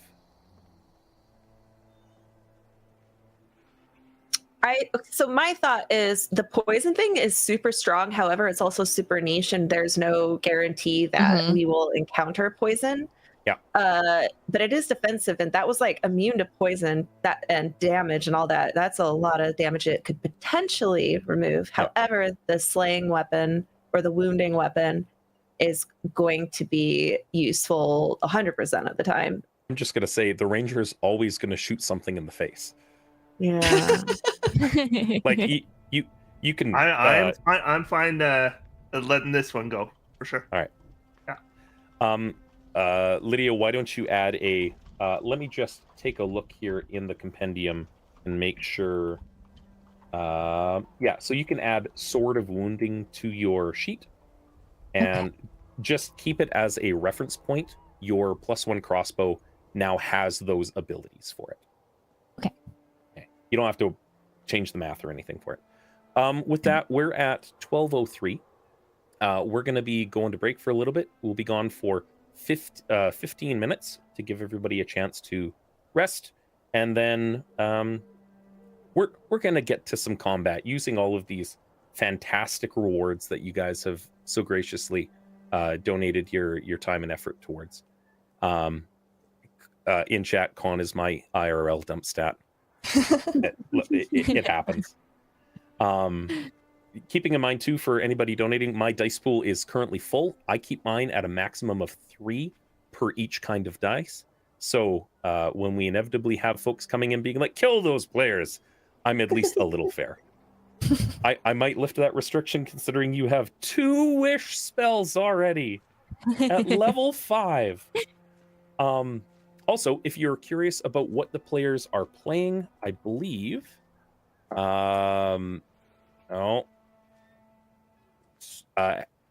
exclamation point story in chat, there it goes, will give you a explanation of what each of the characters are built as.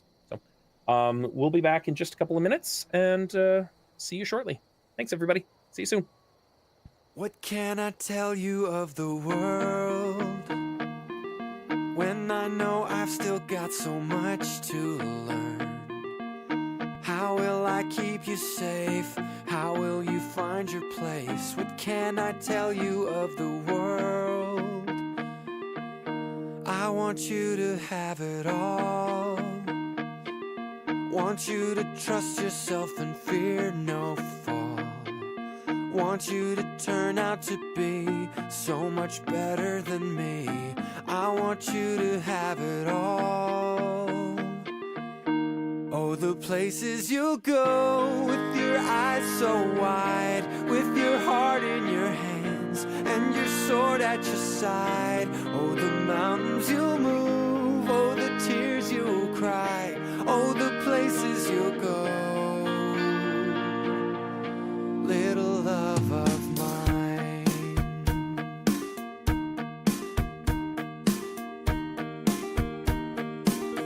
No, I can't promise you'll be safe. I can't promise you won't lose your way. But I promise you now, you'll get through it somehow. And you'll laugh about today. I can offer you this song for you to listen to when things go wrong. And then maybe you'll know how I love you so, and find a way to stay strong.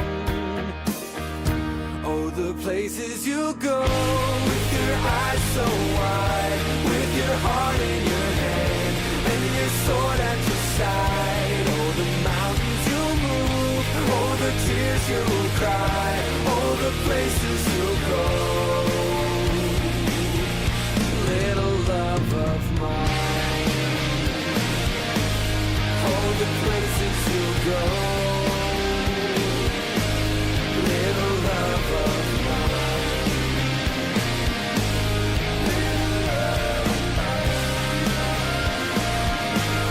Oh, the places you'll go with your eyes so wide, with your heart in your hand and your sword at your side. Oh, the mountains you'll move, oh, the tears you'll cry, oh, the places you'll go. Oh, the places you'll go with your eyes so wide, with your heart in your hand and your sword at your side. Oh, the mountains you'll move, oh, the tears you'll cry, oh, the places you'll go. Little love of mine.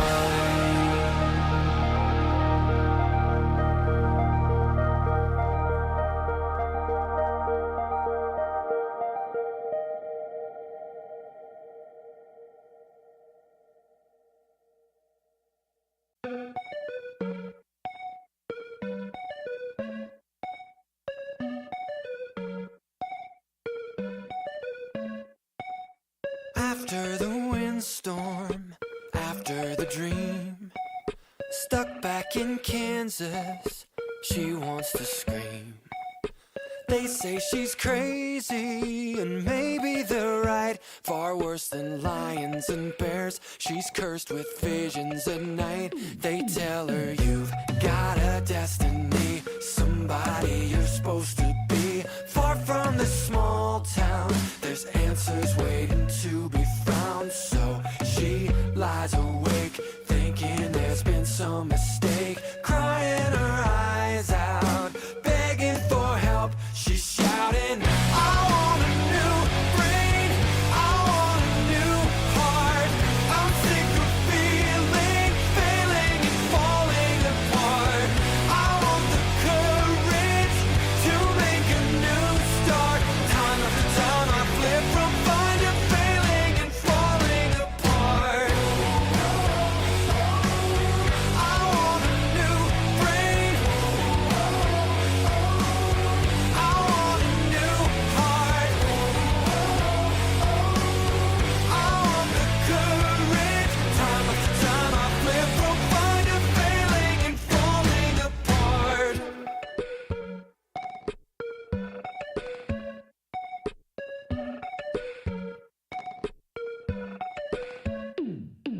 Time marches onward, cruel as can be, stuck in the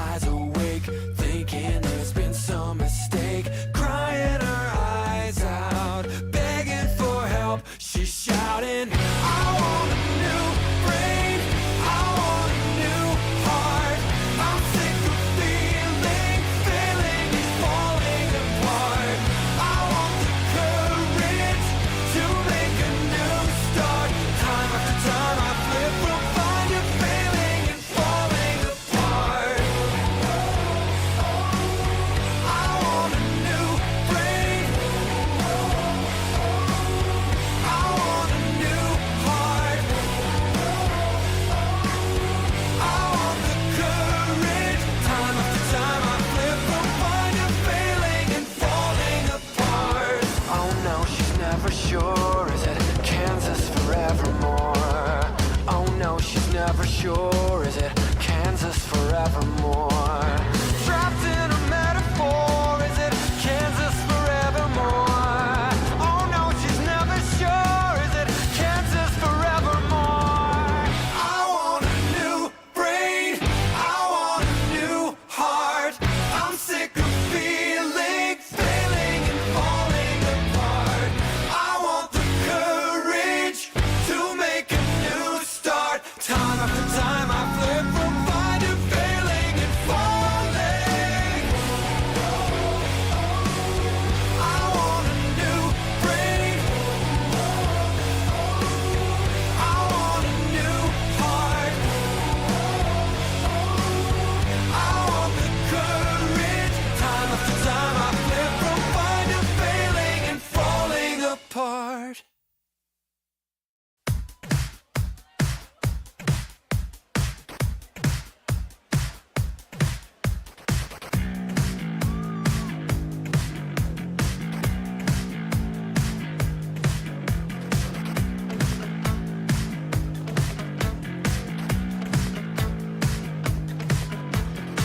You pause and look around, no shelter to be found. Circles forming as they storm onto the dance floor. Too late for backing down, you went and drew a crowd. And now they're standing there demanding what they came for. Maybe you have second thoughts, maybe your stomach's in knots. Still you wanna give it all you got. Well then I guess you better drop into the floor. Let your body go, dance with the devil you know. Or go home, they're all watching now. Better show 'em how, dance with the devil you know. And get loud, drop into the flow. Let your body go, dance with the devil you know. Or go home, nothing left to lose. So grab your dancing shoes, dance with the devil you know. And break through.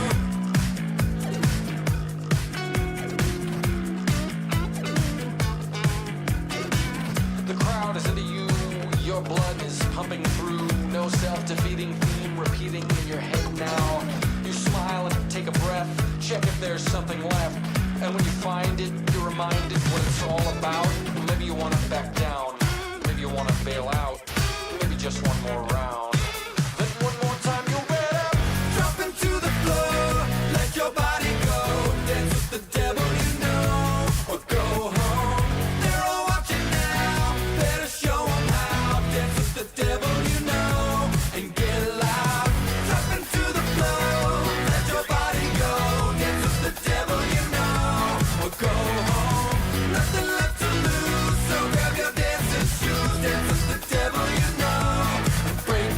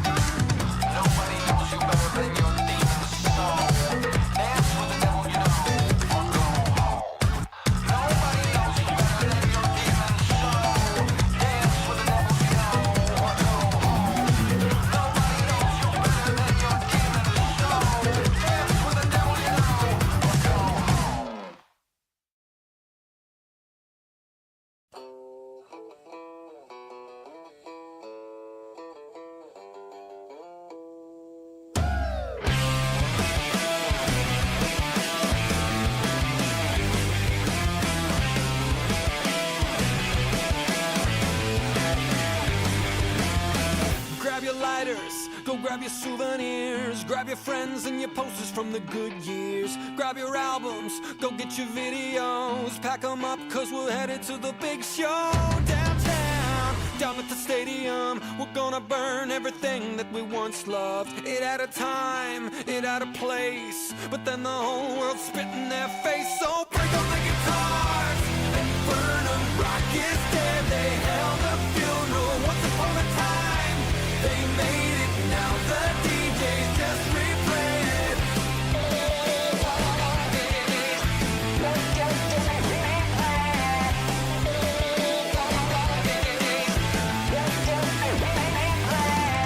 I'm not saying that it's all bad, disco died, but then they dug it up again. Maybe one day all the kids will go guitar, bass, and drums so retro. Let's start a band, let's start a movement. Let's go rock some faces in the basement.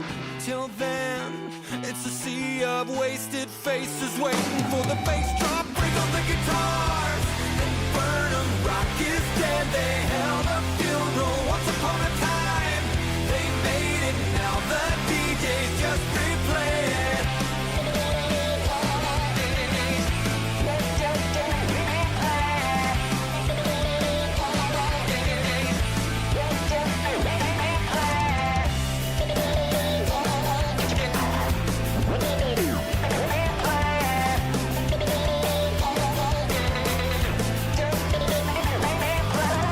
I am an artifact, I am a dinosaur. I was alive before we started fighting Gulf Wars. So chalk it up to nostalgia. I don't give a cause I'm still gonna tell you. Break all the guitars and burn 'em. Rock is dead, they held a funeral once upon a time.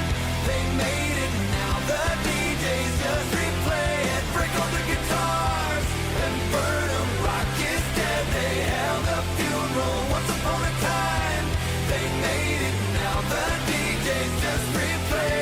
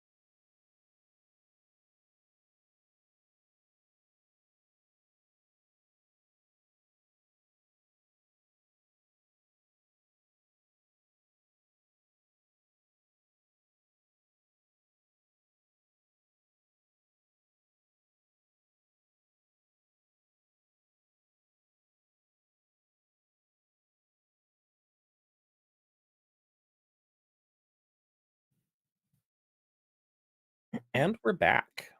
Hello, everybody. I'm just going to make sure that we have what we need here. There we go. And beautiful. Showing YouTube, showing Twitch, life is good. thank you for continuing to stick with us, all 38 of you at this point. I am just gobsmacked at the amount of engagement that we've had so far. So thank you very much, everybody. Let's bring it back down. We had a cryptic message spoken to you through a walnut at the behest of a squirrel named Chuck. I'm just saying weirder things on the internet. Wow. Bradagast, terrified pleas from your mom. Apparently held in the company of someone that the Munchkins referred to as the Emerald King. Against some of their well-earned judgment, you've decided to venture off into the dark to go and be a hero, save the day. Is there anything that you want to do before you leave the village of Bach? Quickly. I probably am not thinking about preparation at this point. Like, gotta get going. And right. As soon as I got the lantern, I'm off. All right. Anyone Kathy, if you get scared, you can hide in my hat. And I like lift it up. Oh, Eris, I don't think you can fit though. Oh, thanks for the offer anyways, though. I could hide you in my cheeks if it comes down to it. I don't want to be in your mouth. Thanks. Oh, it's technically it's a different pocket than my mouth though. I guess you still got to go into my, you know what? It's fine. Like that thing that hamsters have? Yeah. Oh, yeah, I don't want to go in that. Oh, okay. There is a pile of laundry still sitting in a corner by the door. As you take off into the night, bravely sallying forth. Who's Sally? Yeah. You find yourselves. I'm gonna jump you maps here.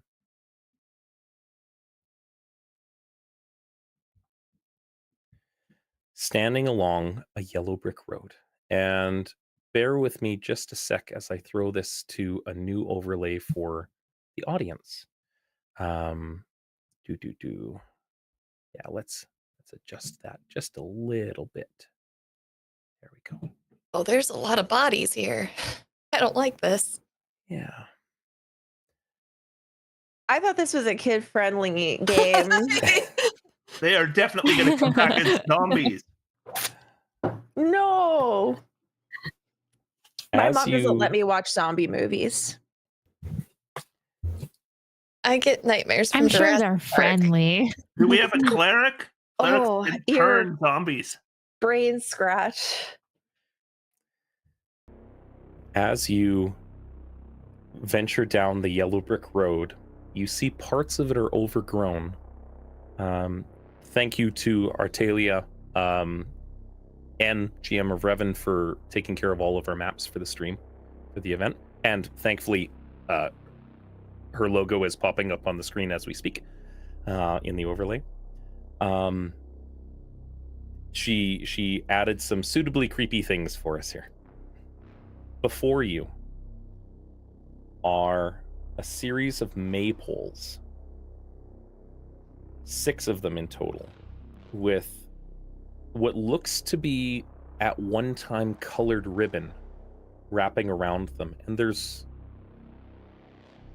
forms wrapped up in these colored ribbons, but the color's been drained away, almost like it's been put to grayscale, black and white.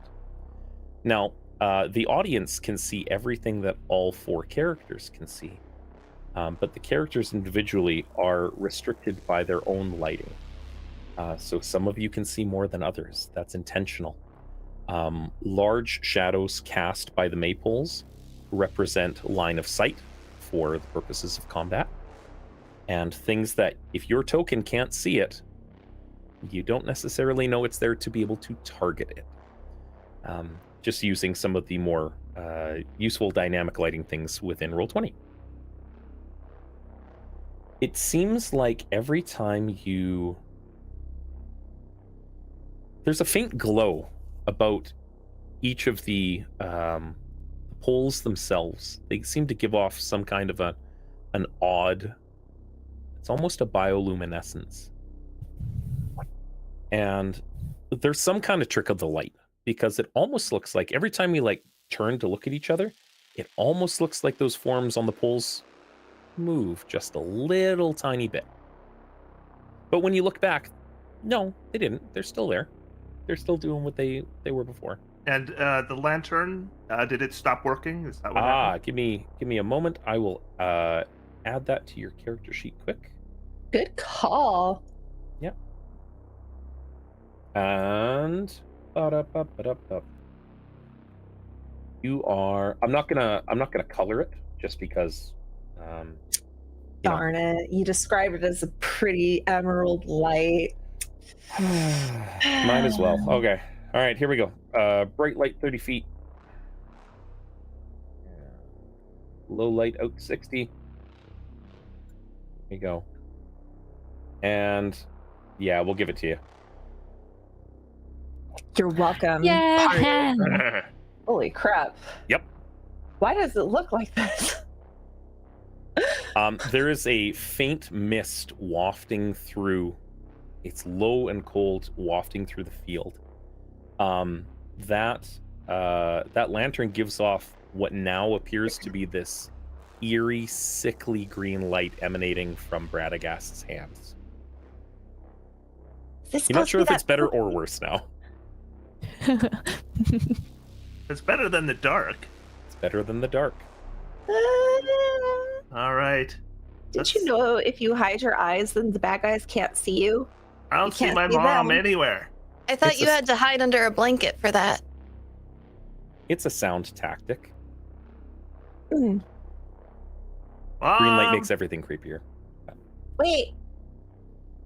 Bradagast ventures off into the dark. Including being your- traffic. Sorry. Green lights make everything creepier, including traffic.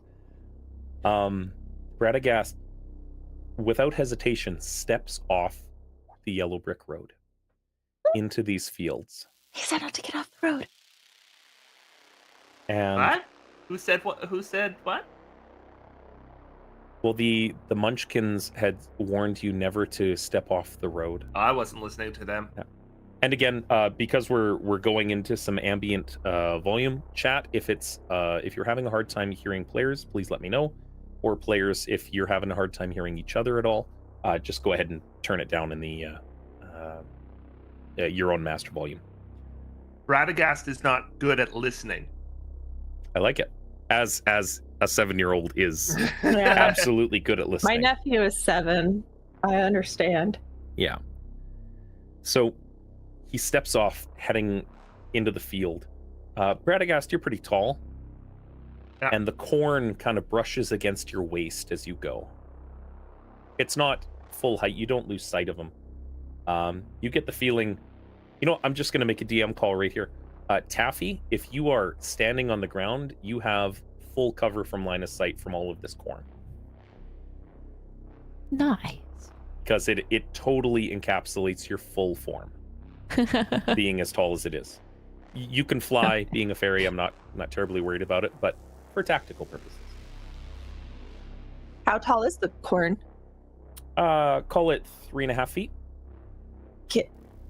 I didn't establish my height, but I don't think I'm very tall. Okay. Are you like the size of a greyhound? I don't know what that looks like. Wait, hold on. A waist-high dog. I would say I'm like, I think I'd be shoulder height to a person. Okay. So you'd probably benefit from like half cover, again Okay. for line of sight My little purposes. eyes are just popping up. If something's swinging something at you, corn is not going to protect you Okay. by the power of corn. Thank you, Coddlesworth, for the donation. Hi, Coddlesworth. I'm going to say again, because it's this is going to Taffy, this divine vision. Radagast has no sense of self-preservation at this point based on the wardings that were given. But you hunt monsters. You said so yourself. You said it, so it must be true. Absolutely. As and Twitch jumped to an ad there. As you feel confident in your ability to hunt monsters and everything that goes along with it, and you start thinking to yourself, you know, as a monster hunter, I'd be able to do like this, and I'd be able to do that, and I'd know about how to hurt them, and also like be really good at like shooting things with a crossbow and all of that jazz. And you start looking up, and it's like, if I was a monster, I'd be watching. But it's all just corn. And you look at the maypoles, and you look up and up and up and up.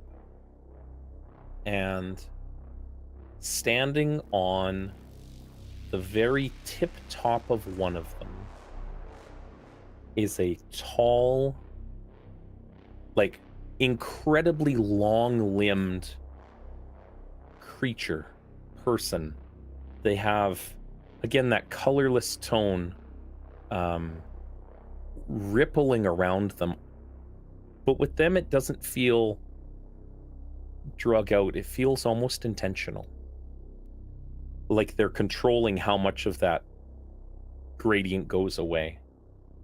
And growing out from inside their chest.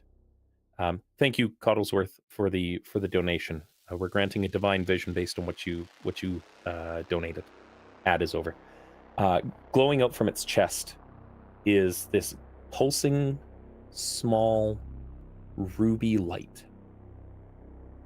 And you see it kind of like hunched over, and it stands up tall, 7, 8, 9 feet tall, and possibly long limbs. And it looks like for hands, it's got these long sickles, scythe blades. And it gives a bow. And it's got this large bundle attached over its shoulder. A round bundle. And it leaps through the air at Radagast. And for the folks viewing at home, what you're seeing, come on, is this. Thank you to Ahmed for putting all of our art for our villains together. I think that's a monster. It is a large-sized, terrifying scarecrow. It's a semblance of a scarecrow in some way, shape, or form, and with a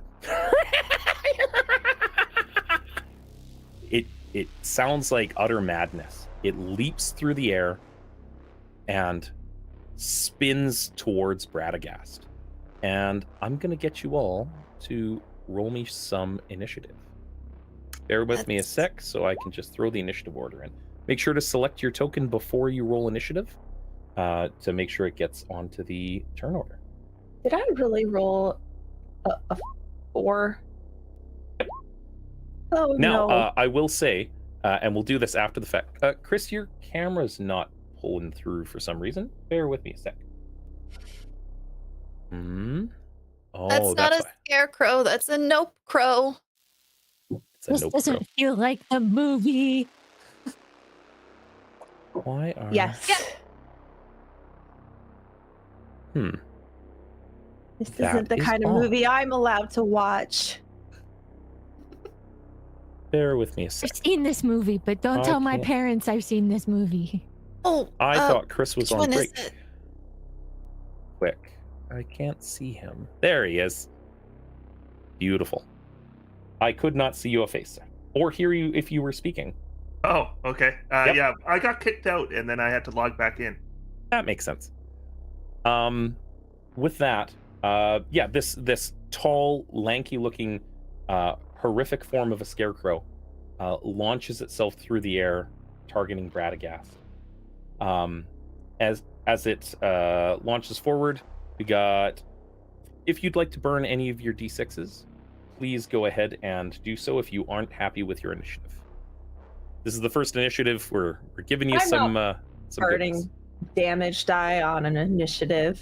It's just a d20. And you currently have 16 of them to burn. Okay, fine. In that case, In that case. let me reroll. Oh, All a right. lot better. So with a 19, beautiful. I like it. Bear with me. I'm just lowering that down. The Emerald King. That's the Emerald King? Yep. I was expecting something grander.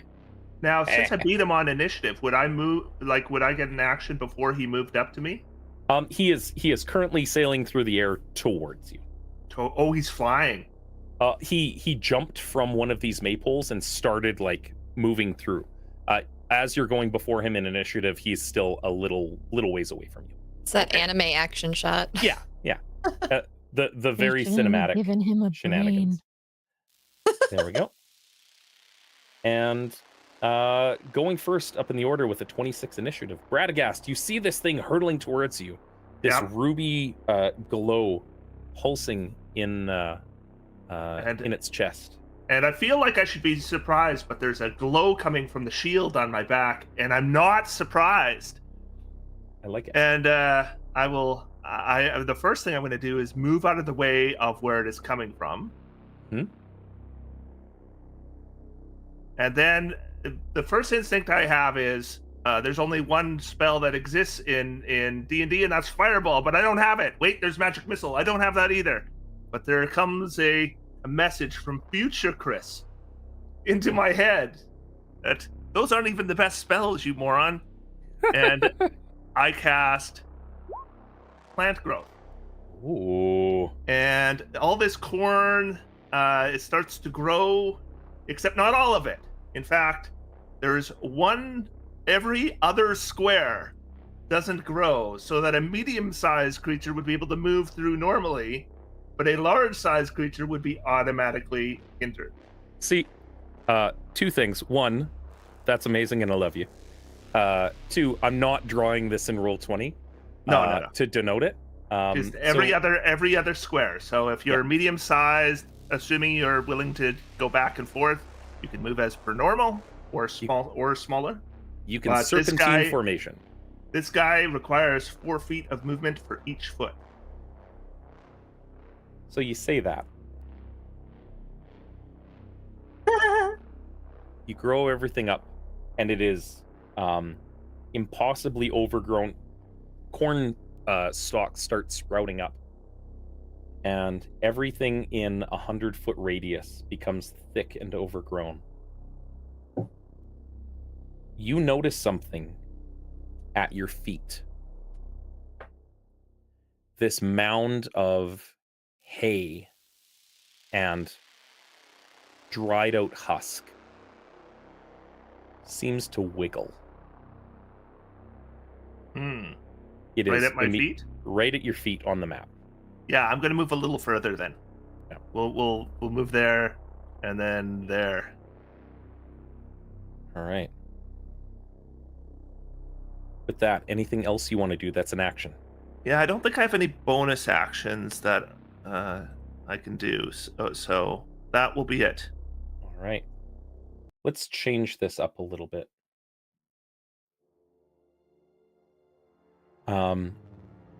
Yoshi, jumping to you. This gangly nightmare that is absolutely from a movie that you are not allowed to watch. Oh, that's right. And if you Okay. close your eyes, it can't see you.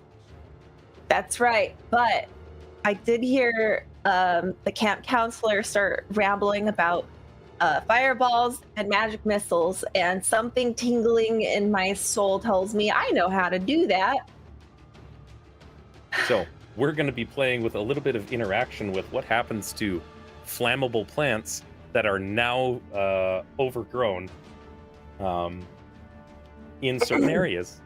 Well, So, a little theater of the mind on some of this. uh-oh. I'm starting to question whether or not that could. Well, Do- if only Radagast was in a safe place.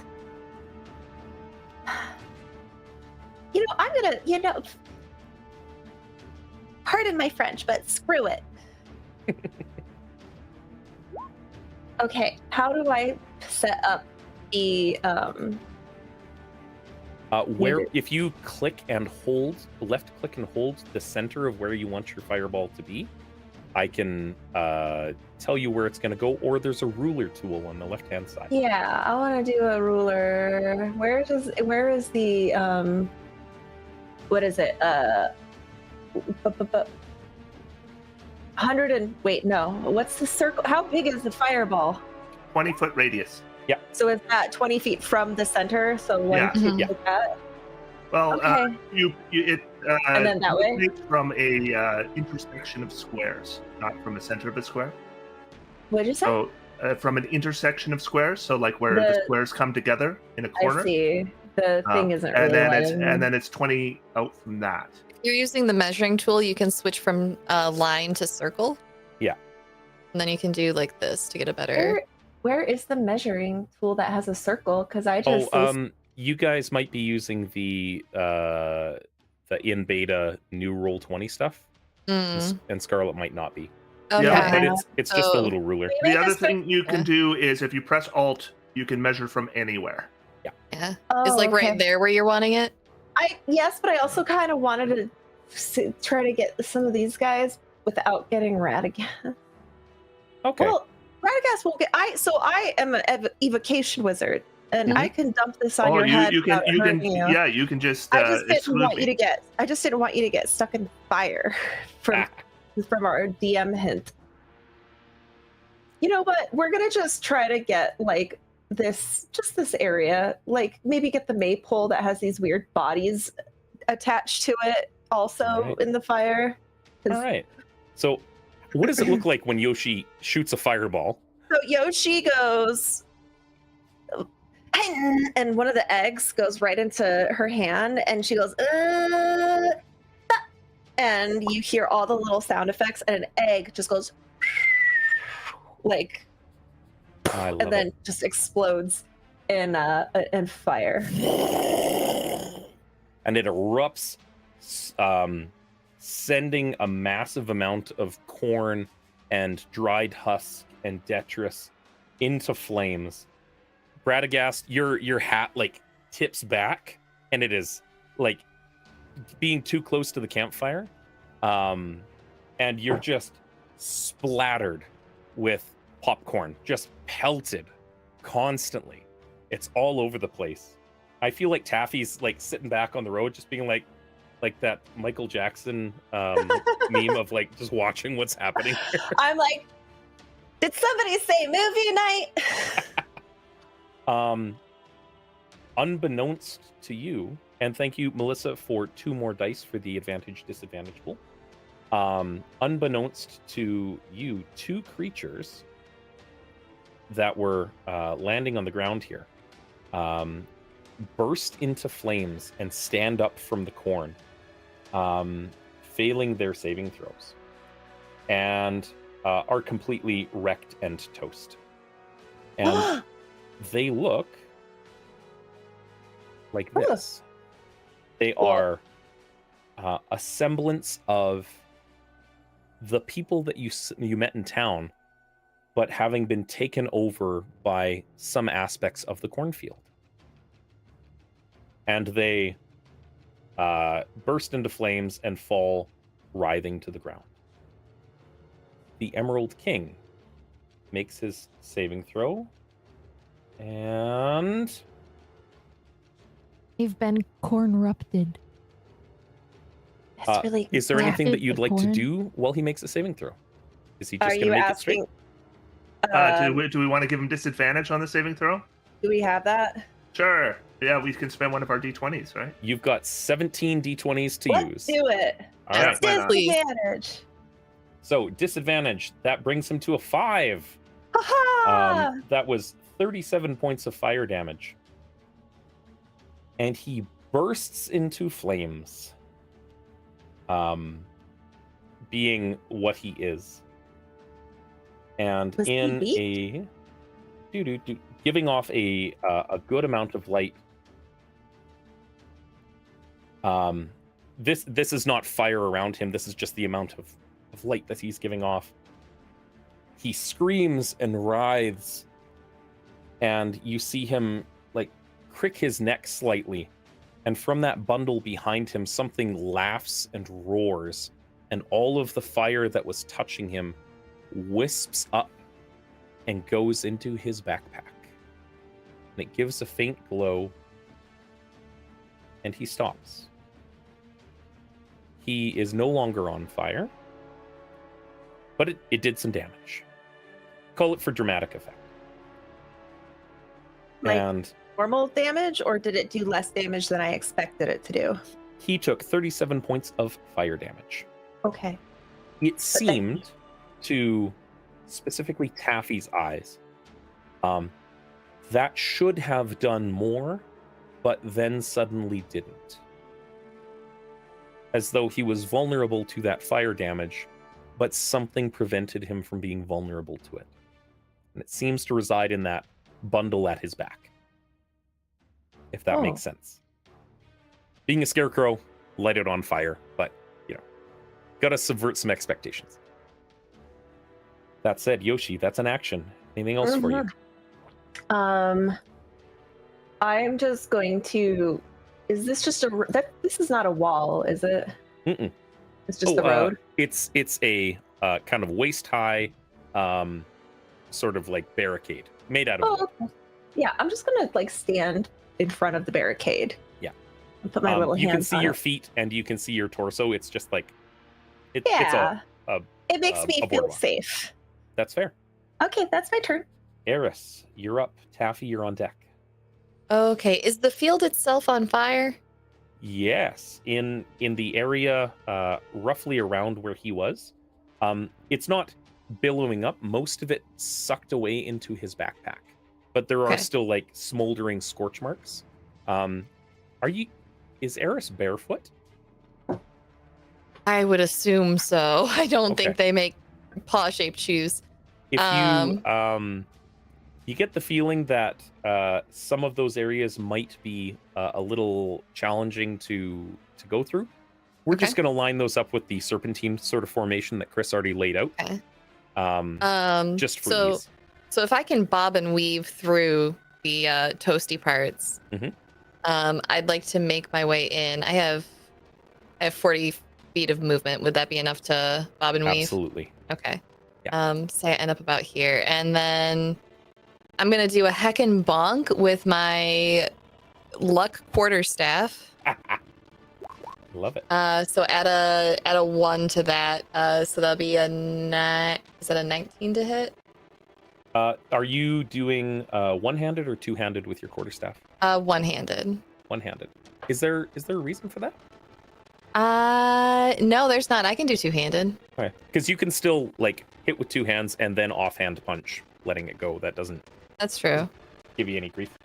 Well, yeah. Actually, a yeah, I'll do 19 one-handed. I want to do one-handed. Okay. A 19 hits. Okay. A 20 hits if it's a +1. Fantastic. So it'll be for 9 bludgeoning. Okay. And then I want to spend a key point Hmm? to use my flurry of blows. Okay. Let me remember how this works. 2 unarmed strikes. You're 9 damage, by the way. It Yeah. cuts in and it sizzles against him, seemingly bypassing some kind of resistance he may have. Ooh. Okay. It does a full 9 points of damage. Okay. Would that be doing 10 points of damage because it's a +1 staff? Yes, it would. Oh yeah, that's right. If you wanna modify your quarterstaff and just give it a +1 modifier. I'll figure out how to do that after my turn. Sounds good. Um. Good call. So, oh, does that mean I should use the blade again though? Because I could do Polearm Master to hit again with the blade. I'm not gonna meta it. I'm gonna do Flurry of Blows because I already said I was gonna do that. Kitty kicks.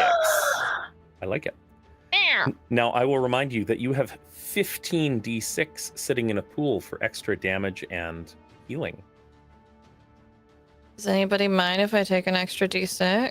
Are those extra D6 doubled because it's a crit? They go on after you calculate the crit. How do I do a crit? Is it gonna auto do the crit for me? I don't. It should auto crit.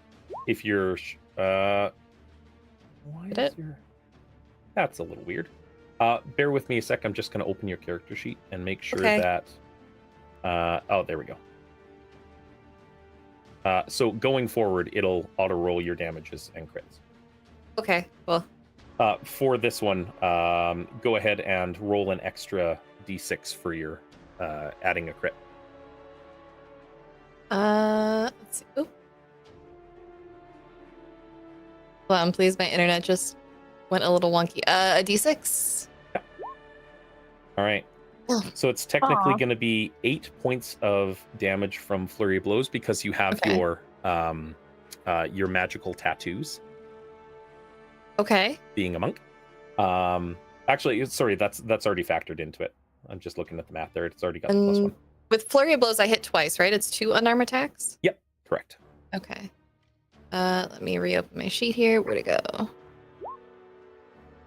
An 18 will also hit. Okay, fantastic. And again, as you're laying into this fella, you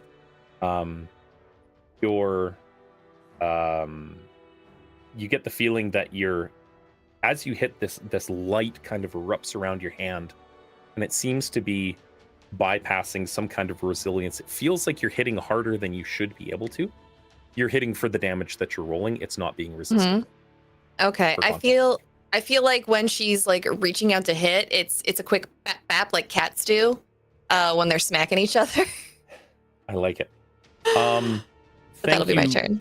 Thank you, by the way, to the Donuts for the $100 donation of a rare magic item that we will roll for right now and put into somebody's hands. It's interesting when this happens during combat too, because you can strategize who's going to need it on their turn. First things first is a Ring of Evasion. 3 charges. When you fail a dex save while wearing it, you can burn a reaction to succeed instead. The next one is Boots of Levitation. While you wear the boots, you can use an action and cast the Levitate spell at will. And then the last one is the Dragon Slayer. A +1 to attack and damage rolls made with this weapon, and if you hit a dragon, it'll take an extra 3d6 damage of that weapon's type. I would tell you if anything is going to be, or if something that you're fighting appears dragonish, based on the reskinning that we've done. So, Dragon Slayer, Boots of Levitation, or a Ring of Evasion. The boots and the ring require attunement. What do you think? Honestly, I think someone should take the Boots of Levitation. That Chris, could be I don't think you've useful. gotten anything yet. No. The boots, though, are going to require my concentration, which I really can't give up. So. They don't. Oh, they don't? Mm-mm. I thought you said you could cast Levitate? No, you can use an action. To cast Levitate on yourself. Which That's right. uses concentration, which would interfere with a lot of my you're doing. spells. So. Ring of Evasion. I mean, does somebody else who doesn't concentrate on spells, could they use the Boots of Levitation? I'll get a magic item at some point, I swear. I mean, I have wings. Mhm. Yeah. Ring of Evasion would be good too. Yeah. So Yoshi can fly with winged boots, and Taffy can fly with their own wings at this point. So yeah, your call, your choice. So no one has a use for the ring, or the boots. That is. I mean, I'll take the Ring of Evasion. I don't know if it'll come up or not. go ahead, drag it onto your character sheet. We'll approach the point where we're going to have to keep track of attunement, obviously. You can have 3 attunement slots at any given time. Reattuning, you can just... We'll say if you really need to change it up in a clutch moment, reattuning will take a bonus action for the sake of the stream today. If you end up having a treasure hoard of attunable magic items on your person, we'll call it a bonus action to attune one item. With that said, Do Eris, any of these tell us what's attuned and not attuned right on the sheet, or do we have Yeah. to like look up the item? when you look up the item, it'll tell you. So the ring and the boots were both attunement items. The dragon slaying sword is not an attunement item. Okay. So, but yeah, if you're taking the ring, Eris, is there anything else on your turn? Nope, that was it. Beautiful. Taffy, magical crossbow in hand, popcorn in Yee. mouth. Oh, it's so good. Movie. First thing I want to do, because it's been mentioned a few times that Taffy's noticed it. The bag Yes. that's over the shoulder. Mhm. I first want to discern, is it like moving? Does it look like there's like a living person in there, or does it look like it's holding just like item? It looks Magic like a deal. big round bundle tied behind the nape of this fella's neck. Okay. It doesn't appear to be wiggling or squirming or anything like that. It Okay. does appear to be glowing bright orange Okay. from within the cloth. What I would like to do is, with my action, I'm going to make 2 attacks, but I want to see how this first attack goes. Mhm. With this first attack, I want to shoot the bag to try to either... Mainly, I want to like kind of tear it open. Okay. I will say, so called shots in 5e are a little weird, but we're going to say you have to hit the AC of the Emerald King, and then we'll say that the bag itself has half cover. So if you you take aim, if you don't beat hitting the bag, you'll still hit him. Okay. So go ahead and roll. Okay. With that, then I'm going to go ahead and use my bonus action first for Slayer's Prey Yep. on the Scarecrow. So then if it does end up hitting him, that'll take extra damage. But Absolutely. yeah, aiming for that. Okay. And just for context, you have primal awareness, not primeval awareness, but you did keep favored enemy instead of favored foe, correct? I believe so. So yeah, you're really good with monstrosities, but you don't necessarily get those D4s because you're a hunter ranger and there's too much overlap. Gotcha. Okay. All right. As a bonus action, designating the Emerald King as your creature. The first time that you hit, it's going to deal an extra D6 of damage. And as you shoot, you do not hit the AC of the Scarecrow. It goes wide. That said, Okay. you are a crossbow expert. You are the Mhm. best monster slayer that you could come up with in your own head. Yeah. You said so yourself, and that means that it's true. As a bonus action, you already used Slayer's Prey, so not this round. Yeah. Goes But I wide, and he can- turns his ire at you, and lifts its hat up slightly, and it's like right down in his eyes, and he just kind of comes up, and he puts this one long, gangly finger, and he goes, and he turns back, and he looks down at Eris. Anything else on your turn? Do you want to stay there, kind of fluttering? Am I able to do my second attack? Oh yes, you're a 5th level ranger. Go for it. Okay. Let's hope this one hits. Absolutely does. I am the best monster hunter fairy expert. You really Sparkle are a superior monster queen hunter. of Baldness. I know, right? That's what I was Wow. saying. So go ahead, roll damage. And Beautiful. Okay. I love it. So I'm going to do one thing here and just modify your sheet so it automatically rolls it together. It keeps things going a little quicker as we go. And I'm also going to throw that Sword of Wounding onto your character sheet for reference. Perfect. Thank you. So as you hit with this thing, at the Ooh, start and of each of its it's, turns, it's going to be taking a point of necrotic damage. And then would it also get the D6 from the Yes, player's absolutely. Yes.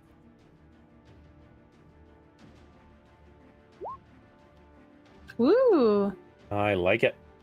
And I'm just going to add a quick thing here so we can make sure that everything rolls real quick. Global damage modifier for you. So in Roll20, you can actually designate certain things like Hunter's Prey, 1d6. So when Hunter's Prey is turned on, that little check mark will not a d7. What have I done? So it'll automatically roll that 1d6 onto something that you hit. If it's on an Okay. attack that you miss, we'll just ignore it.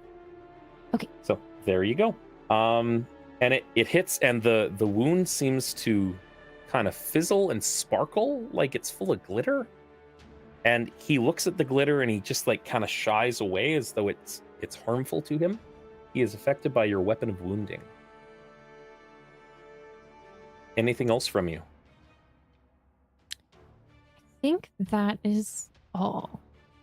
You're going to notice as well, both Scarlet and Lydia, if you click your token and go to the little lens icon underneath you in Roll20, you can set a status effect of these little wings to denote how high up into the air you're flying at any given time. So I've got Gotcha, Lydia okay. set as 5 feet with a little 5-foot wing because you're kind of bobbing around. Yeah. With that, at the end of your turn, using a legendary action, he starts swinging his hands around and around and around. Eris, he's not trying to hit you. It just looks dangerous.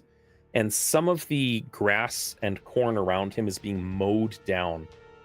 And you hear this, "Arise!" echo out through the night. And we've got 1, 2, 3, 4, 5, 6, 7, 8, 9, 10, 11, 12. A number of these corn husk looking individuals stand up. Bradagast, the one that was at your feet earlier, shambles and pushes itself up to your south and your west. Again, more of these half munchkin, half infested with corn creatures stand up. And I'm just going to do a quick group initiative for them. There we go. Love it. All right. The start of the Emerald King's turn. We have a kitty standing in front, and he starts swaying around and around and around, and he drives his sickle claws down towards you. You hit him. That's not okay. He didn't like that. Why would he? He's the bad guy. And there we go. With a sickle attack.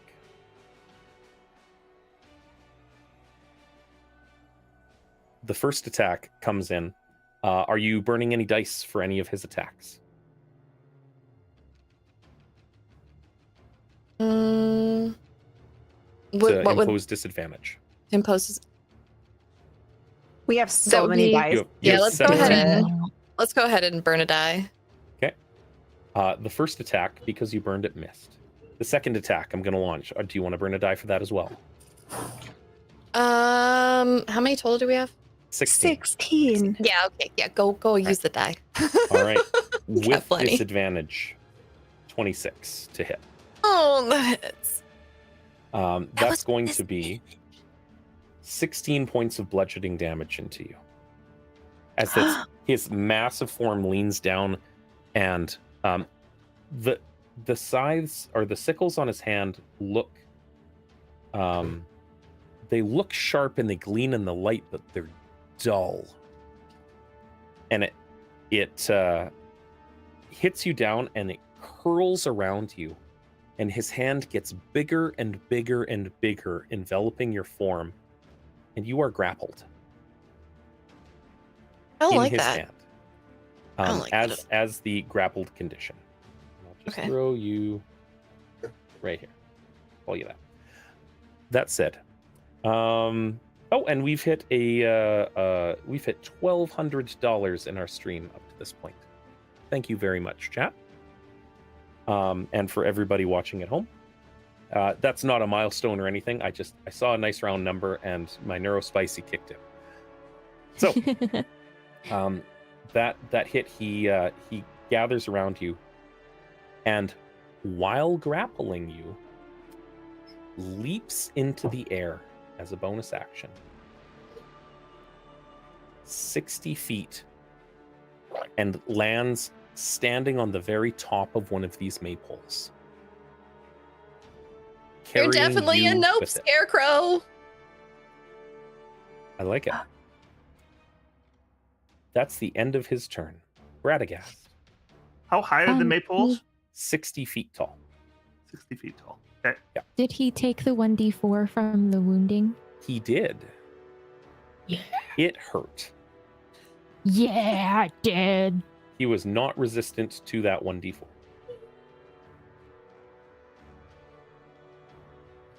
All right. I'm going to cast a spell. Oh, you're back, Mr. Counselor. There's a giant scarecrow and it took our friend. Yeah, I don't think I can cast anything that can even reach him. What I about can those keep other these little other- guys? I can keep them from getting to us. All right. So I'm going to draw a spike growth. Go for it. So that's 10, 20, 30, 40. Let's see. Keeping in mind with spike growth, it's 5 feet that it travels through, not 5 feet of movement consumed, so it won't necessarily... it's already difficult terrain anyway. It is not difficult terrain. Plant growth isn't difficult terrain. Uh, But now it's difficult terrain. Yeah. Which I means it is. meant your spike growth.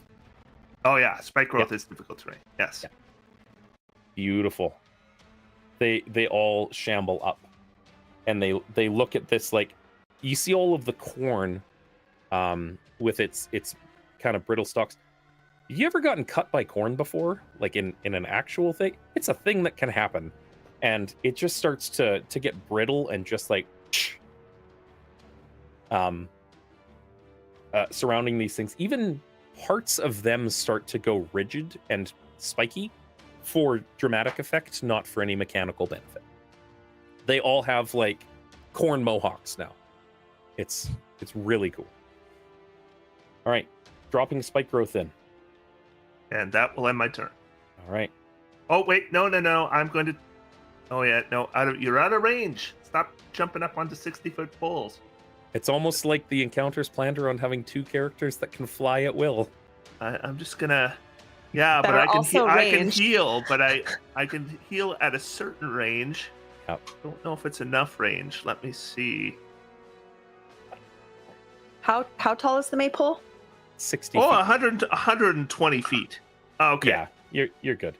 I And will again- use Balm of the Summer Court I like it. and expend a D6 of healing, and then I will expend another D6 from our pool, so it Mhm. becomes 2D6 of healing. All righty. And add also 1 temporary hit point. So you heal 8 and then get 1 temporary. Eris. Love it. Yeah, dreams druids. All right, that's your bonus action, your action, and your movement. Moving on. Look at all the magic I do. It is magical. As the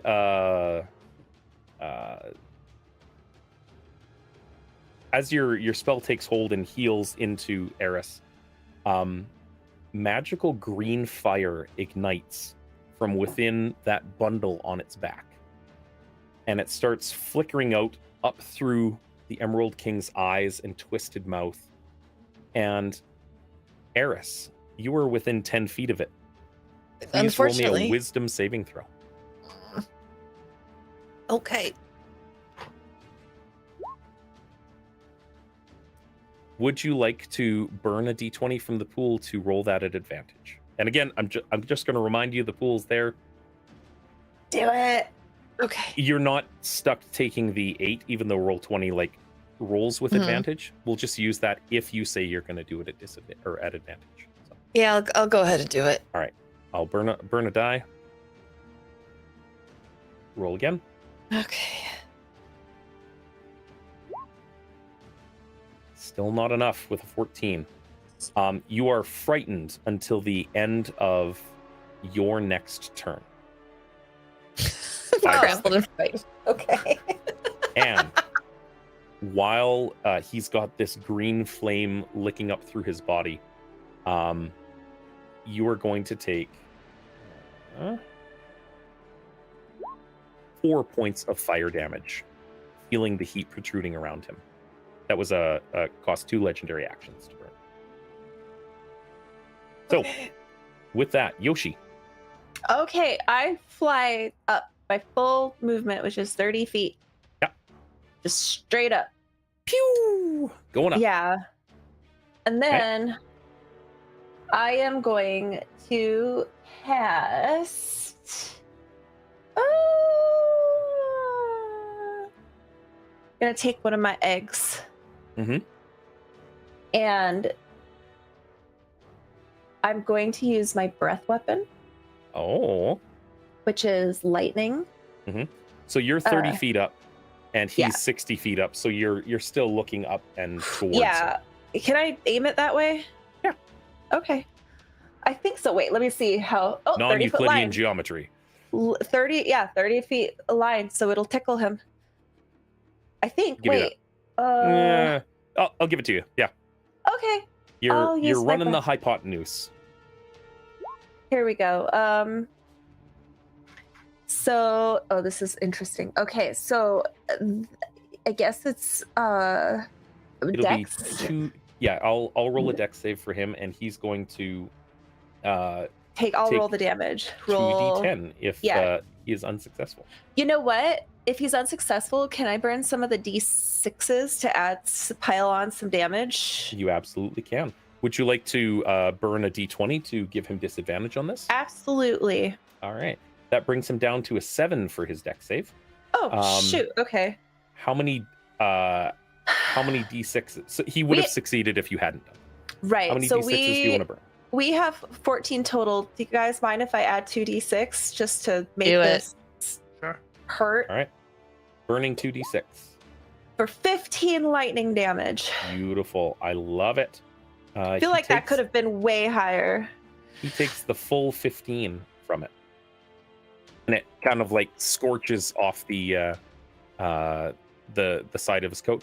He is such a large, lanky form that you were able to do this without risk of hitting Eris, held in one of his hands.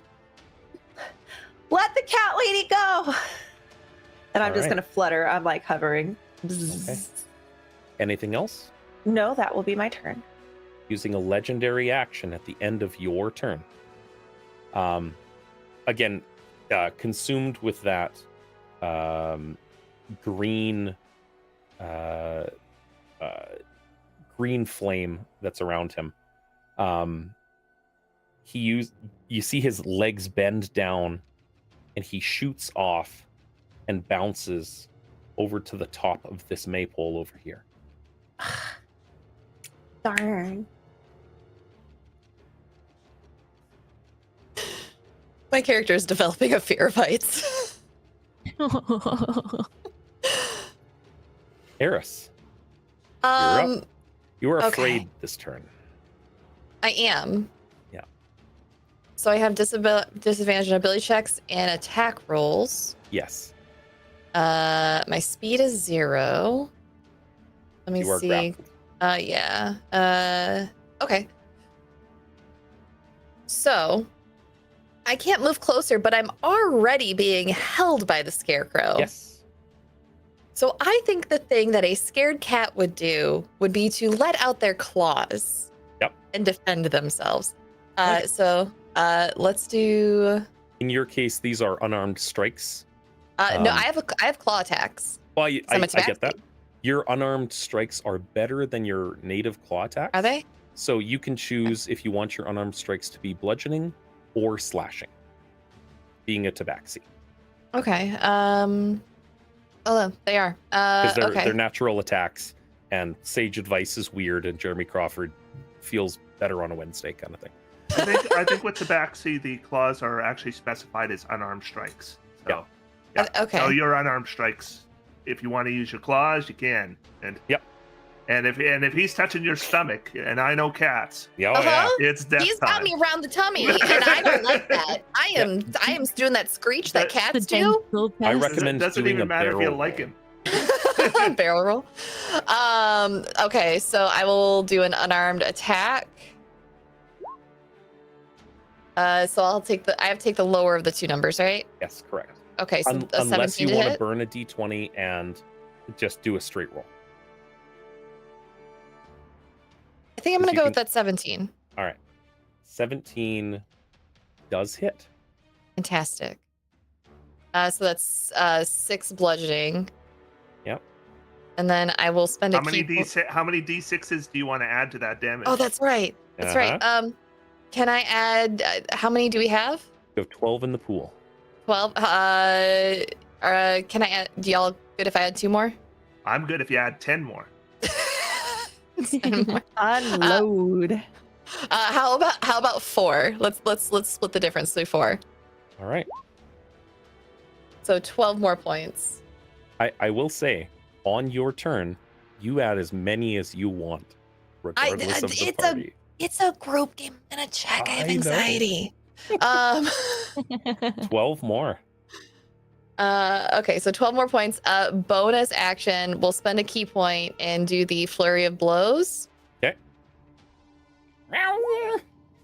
Do you do the sound Uh, effects? Do you have the sound effects? She has not stopped screeching the whole time. Growling. So that's a 10 to hit. A 10 does not. Okay, can I spend a d20? Yes. Okay. Because you're choosing to do it after you've Huh? already rolled, I'll Oh, get you to roll it again. Yeah. 12. So a 12 also does not hit. Okay.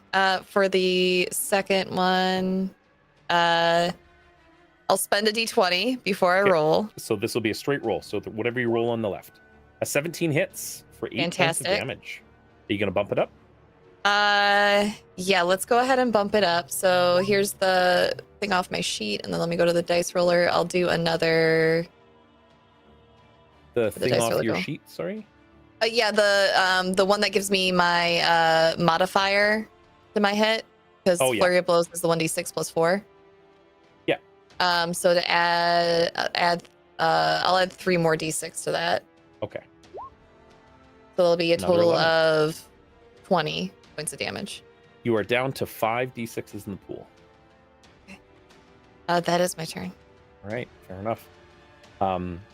Taffy Twinkle. Okay. He's taking your friend off into the night. I know, and he's so far away. So I'm gonna go ahead and I'm gonna fly up another 5 feet to Okay. get me at 10 feet up.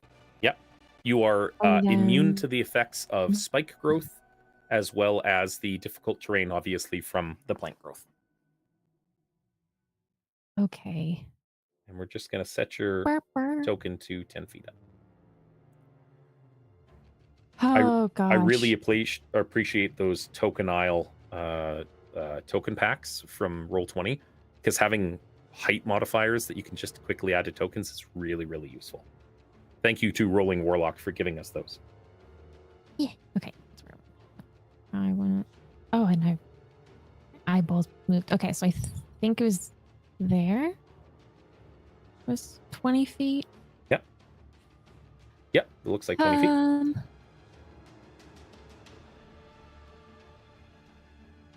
Vertical. So I'm also not counting you to have to go 5 feet and then 20 feet.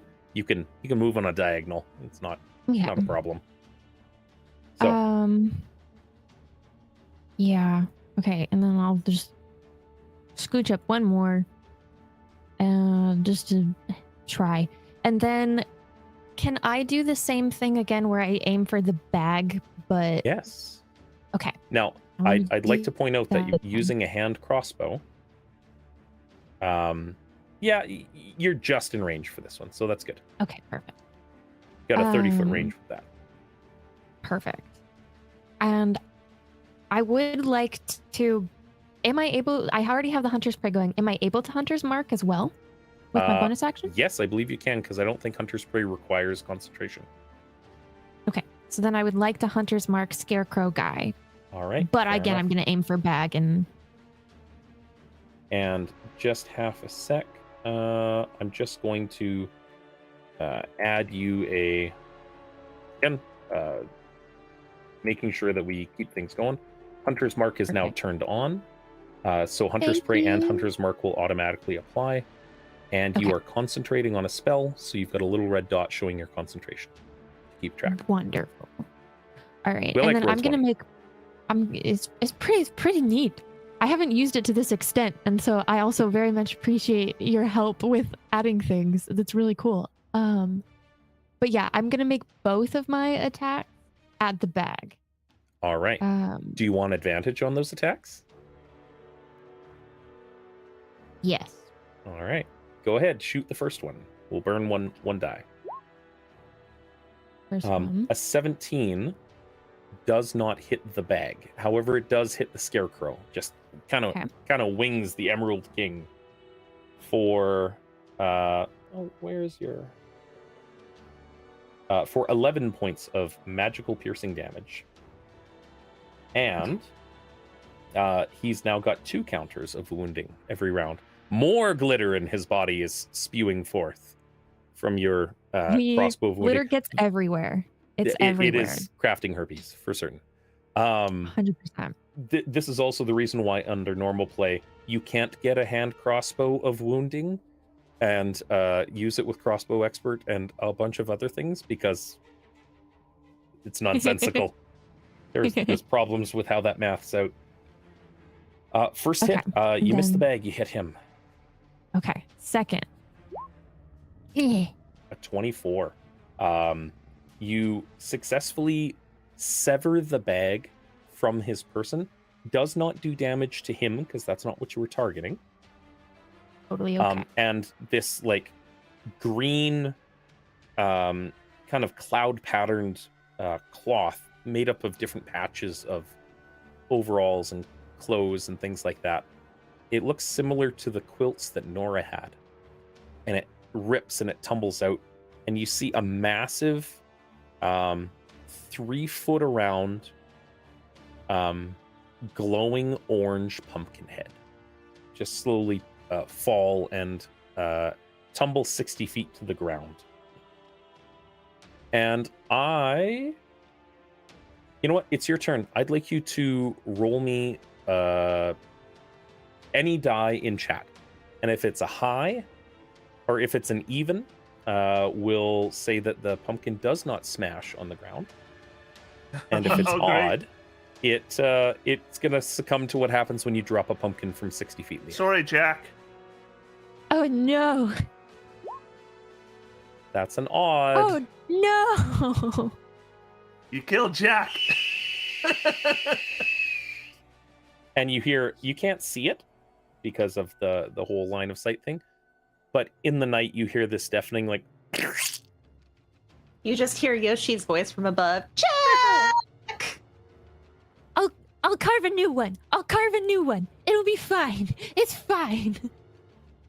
That's how prosthetic heads work, right? Yeah. I'm sure it was a different pumpkin head. Yeah. I'm sure it was not Jack's. This is just Jack a normal has a pumpkin. skeleton head. He doesn't. Yeah, It's it's called claymation. pumpkin head, but it's fine. It's fine. With that, almost prompted by the sound of this thing hitting the ground, several of these they are moving incredibly slow due to the effects of plant growth. They don't know to move serpentine necessarily, even though they are medium creatures. So as a wash, I'm cutting off about 5 or 10 foot of their movement in groups as we go. This guy, Chris, can you roll me your 2d4 damage? I'm going to apply it to All a right. couple of these fellas. Ooh. 6.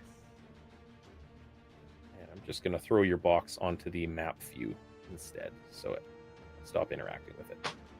All right, so they're starting to get carved up. This guy takes some, but manages to work his way out of your spike growth. These other ones are not so lucky. They are just on the edge based on the amount of movement that they have, which is not a whole lot being reanimated corn people.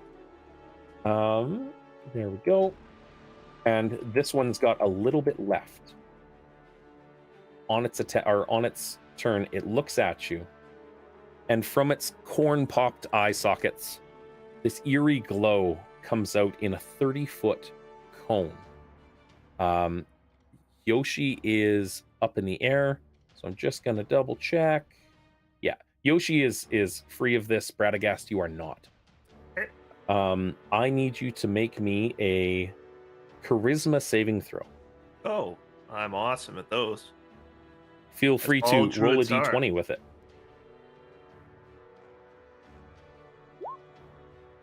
A 13. 13.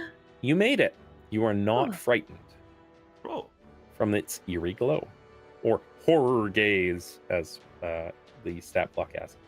These are some of the amazing creatures from Tomb of Beasts 2, provided by Roll20 and Kobold Press. You are good. You are immune to these horror gazes for the next 24 hours. That said, these other ones over here just start slowly trying to move up to the best of their ability. It is now the Emerald King's turn. And he looks down and sees his minions. He's like, good. Feed my children. And he holds out his hand, holding Eris, and he drops you from 60 feet. Oh, wait, let me see if I have feather fall. It's okay. I'm a monk. I have slow fall. yeah. Oh, okay. So beginning at 4th level, you can use your reaction when you fall to reduce any falling damage you take by an amount equal to 5 times your monk level. Yes. So you can reduce the fall damage by 25. Yeah. So let's roll it. Okay. These roll poorly. Do you have all 5 levels in Monk? I do. Because I was wondering that, because I have yet to see you use extra attack on your turn. Yeah, I forgot. And I'm like, oh, she must have multiclassed. Okay. No, I was just looking at my sheet and I was like, wait, All 2 right. So attack? I'm just going to gently remind you have extra attack. Look, I am here because I'm adorable, not because I have a high intelligence we score. demand IRL. both. Well, you're not going to get it. I'm sorry. Slow fall only saves you so much. You're still going to take 6 points of falling damage. I rolled really good. Okay, that's fine. I'm Yeah. I'm still okay. I'm you, all right. You hit the corn hard and fall directly into range of these awaiting creatures, popping their little corn heads at you. One of them waiting in anticipation, not the other, because they don't have that kind of a movement speed. And it, as you enter its range, waiting for you, it brings back its husky hand and tries to hit Kitty. Are you gonna do anything with it with your dice pool? We still have 15. Can I make it roll at disadvantage? Rolling disadvantage. Maybe just use them until we reach like a threshold where we start like being Get more down to, like, careful. 3. Okay. Yeah, when we're down to like Yeah. 5, All right. Okay, just down to 5. use them. With disadvantage, that's a 14 to hit you. That meets. Meets. Okay. Even with the cloak of protection, Yeah, that's what I had a 13 before the cloak of protection. you are a monk with no wisdom. Yeah. Wham! And you were up. You were upended with corn. Why did you That not- tracks. that- upended with corn, indeed. It's like, what's that meme about a cat trying to eat buttered corn? And that's going to be 4 points of bludgeoning damage as he corns you. Corn. I will Corn. pay you never to see that again. It's for the lulz. It's for the lulz. 4 points of corn damage. That said, he just stopped grappling you, Mhm. and let you go. So Yeah. his hands are free to launch himself using his lanky spring. As a bonus action, he can move up to his speed in any direction with a leap, similar to how the rabbit hop thing from Herringcons work. And he's going to launch directly at Taffy Twinkle in the air, Yeah, just making a beeline, spinning around. Think cinematic anime style, and drives his hands into you, making 2 attacks. Taking your suggestion, I will put these 2 attacks at disadvantage from your pool, and that brings both of them down. One is a 24 to hit at disadvantage, and one is a 23 to hit at disadvantage. Silvery barbs. Okay. Which attack? It doesn't matter. Okay. Either one, because they both hit. Yoshi just throws an egg right at his hand. Alrighty, perfect. Okay. And you are within reach of silvery barbs, I believe. Yeah, looks like you're just fine. Okay. So it's hit. I'm gonna roll another d20 and use that. Does it have disadvantage with that? Does that disadvantage carry over because I'm making it re-roll? It's just you just roll one. Yeah, it's just gonna be one more, and it has to use it. Okay. It will still roll an 18 to hit, Poop. using the lowest of the rolls. Yeah. So an 18 on Taffy. And who are you designating advantage to because you use silvery barbs? Oh, who's next in the initiative? Radagast. I'll take it. I'm going to make Do an you attack have roll. attacks that require advantage, That require advantage? No. or that benefit from advantage? Yeah. Yeah, Okay. I'm going to be doing an attack roll spell next turn. So. Cool. I'm gonna be like, Mr. Counselor, help! You specifically know that he's a child smaller than you, and I love it. I'm connected. I think he's a child, but he's like our counselor leading us through this experience because that's how Okay. camp works. He still hits. Taffy, you're going to be taking 18 points of bludgeoning damage and be wrapped up in its hand. And as he pulls your small form close, you see it just like, and he tries to crush your fairy form between his 2 massive hands. That's another 15 points of bludgeoning damage on top of the 18. So 33 total. Okay. How do I 33 total? Is there a way to like quick maths it on Oh, yes. Roll20? So if you select your token, you see where it says 49 in the green circle. Mhm. If you tap the green circle, it'll give you a white box, and you can go minus 33, and it'll do the math for you. Beautiful. There you go. Not beautiful as a result, though. You are grappled as the condition, Ow. and he comes down to the ground, landing. He seems to catch the wind a little bit. He does not seem to care about landing into the corn and falling. The corn seems to accept him and cradle him as he lands when he jumped. Even With though that, that place has been scorched by my fire. He has the power to pass the wind. he does have the power to pass the wind.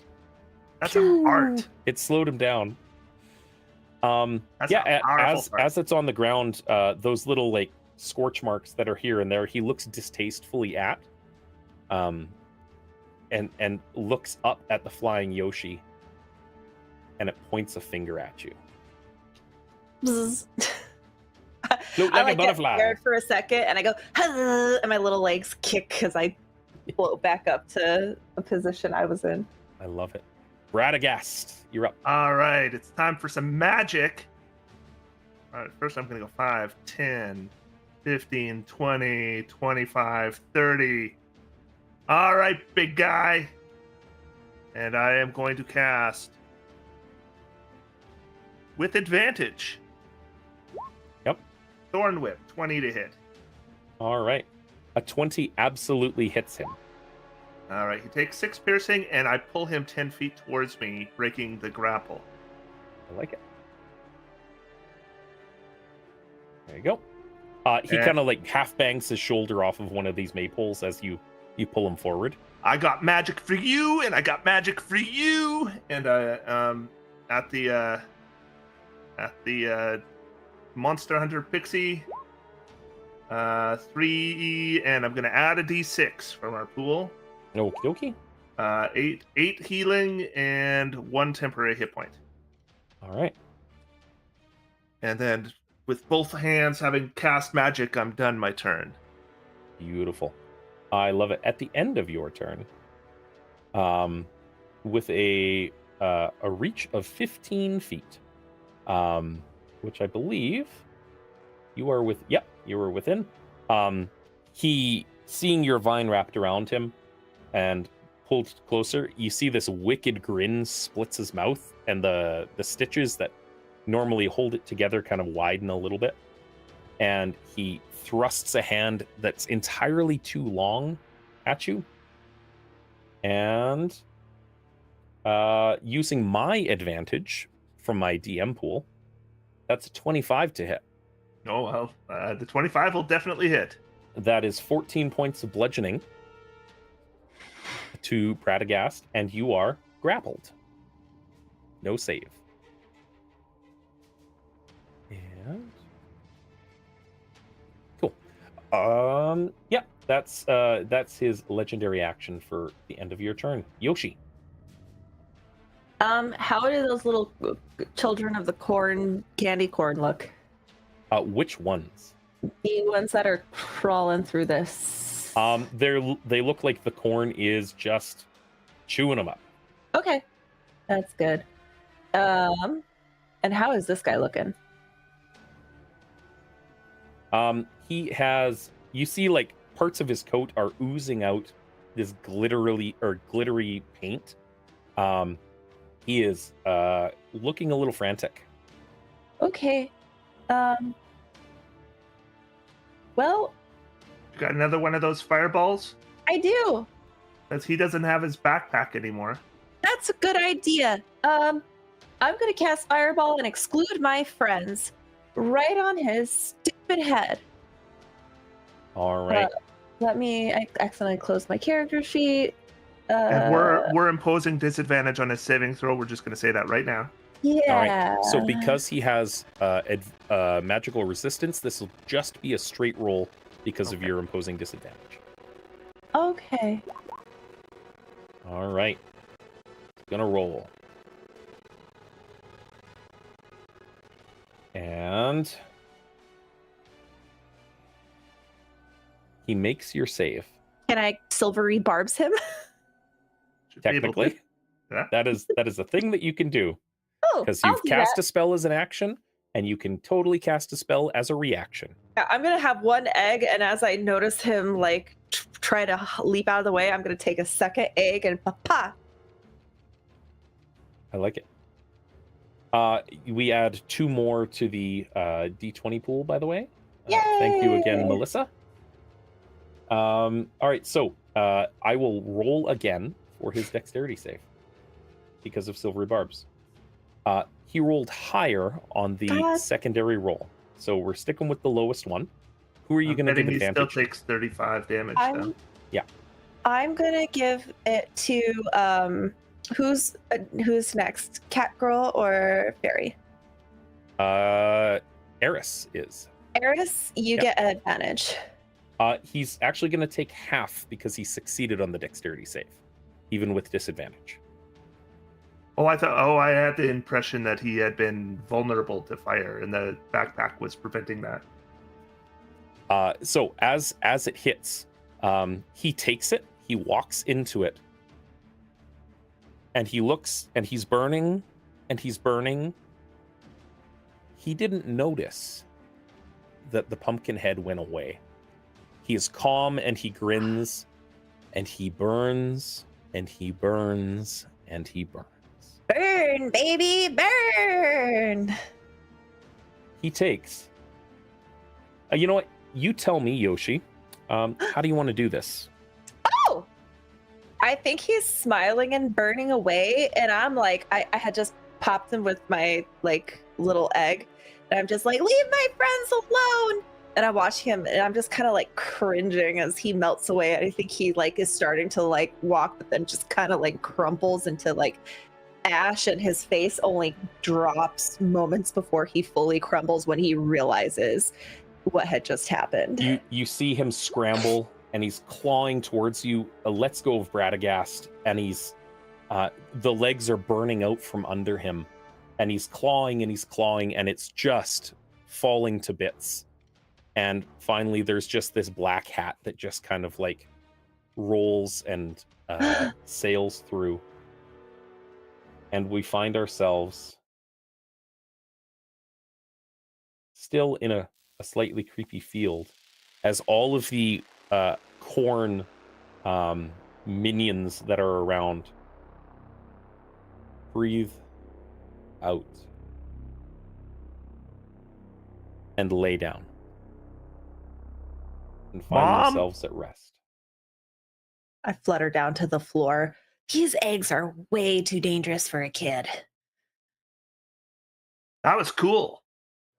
How you Oh. like blew him up with the fireball. Well, yeah, it was this explosion egg. Oh, I'm out of explosion eggs, but I used all of them, but I had them. I lost all my best magic too. It's okay. I can lay more. I just need time. The sense of this is amazing. I love it. Mom, you here? After everything goes quiet and there's nothing left but the we'll say small embers taking over of the cornfield, and that green lantern illuminating everything. Nothing's coming your way. You said From your mom's his- here? Muted form. Yeah, she was talking about these May whatevers, these poles. As you're walking around, because he was the closest to you, from that muted form, you feel a pull, a glittering. There's something there, and as you like reach down, it's a beating glass heart.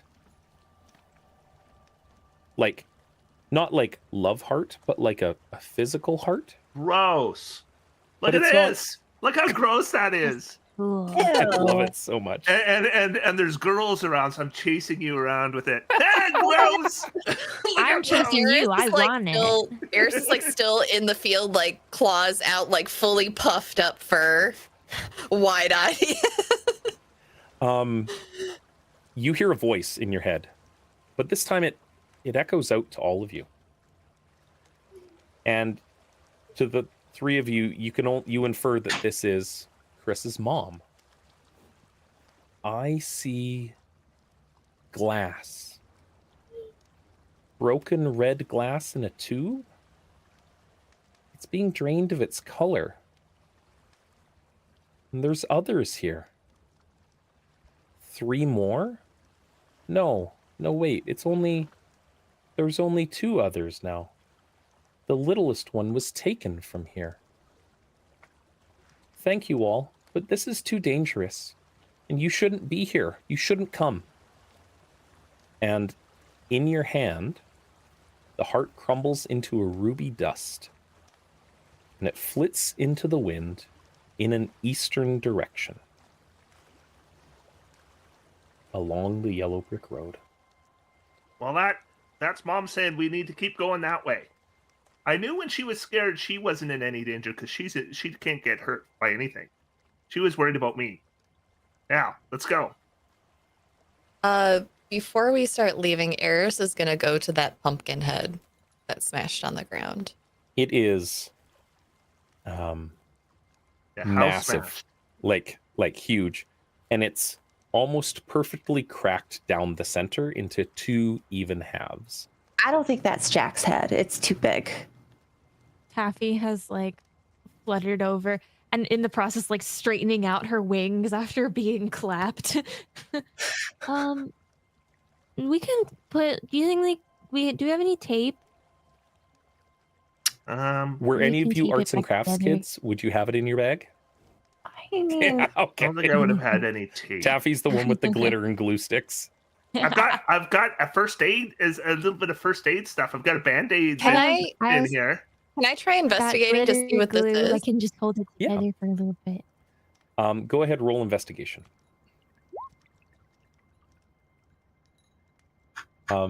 With a 13, you notice that down on the bottom, there's a small hole in the bottom of the pumpkin head that looks like it fit perfectly on the stick of Jack's form.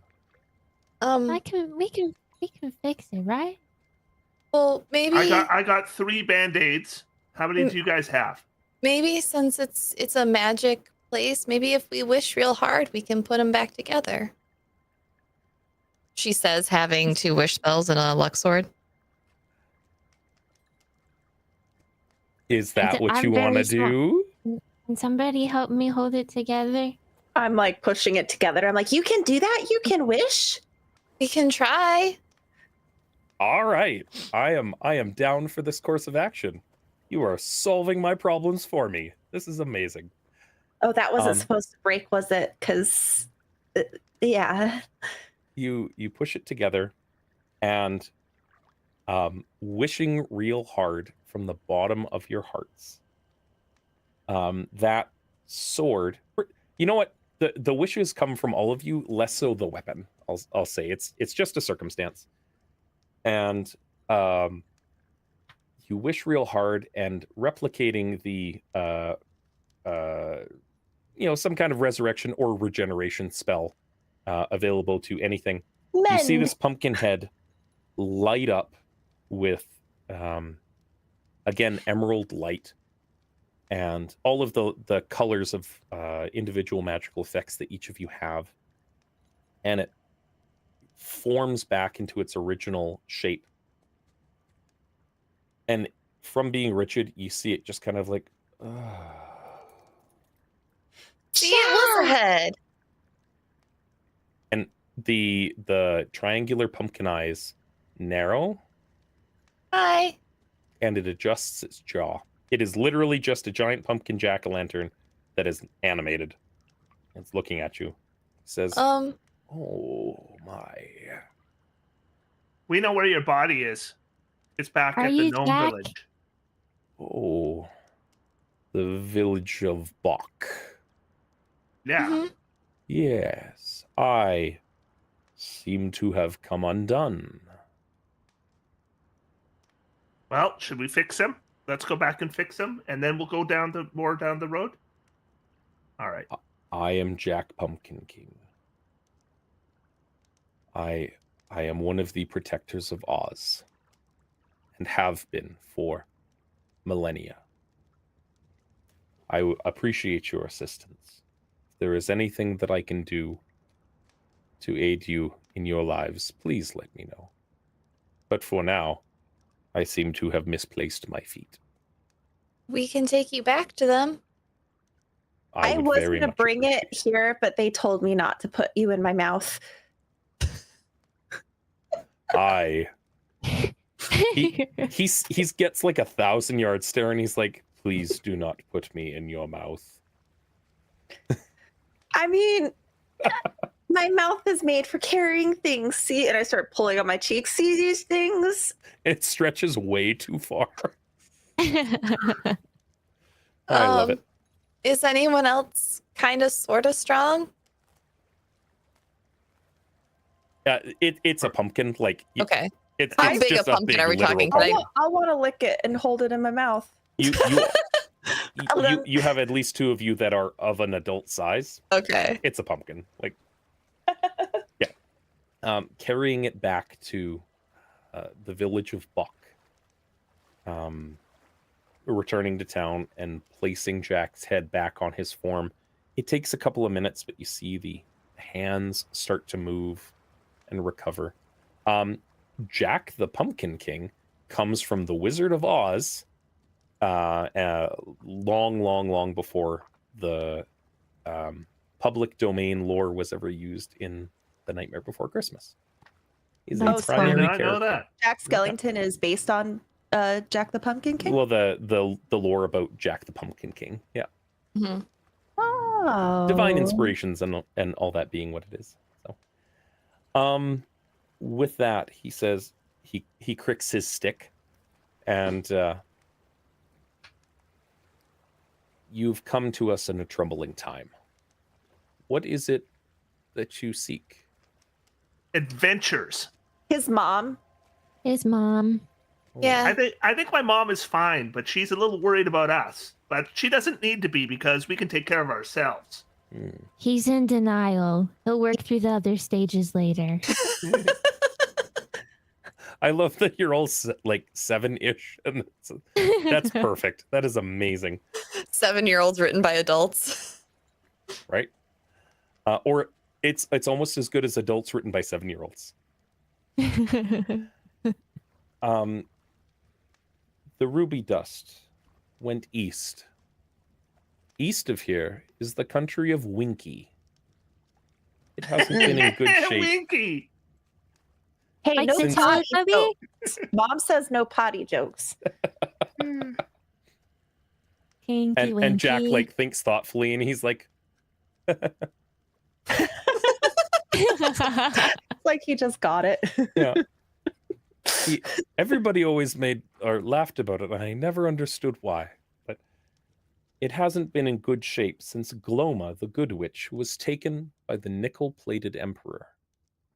You're putting together pieces from your memories of old stories as he's unfurling these things.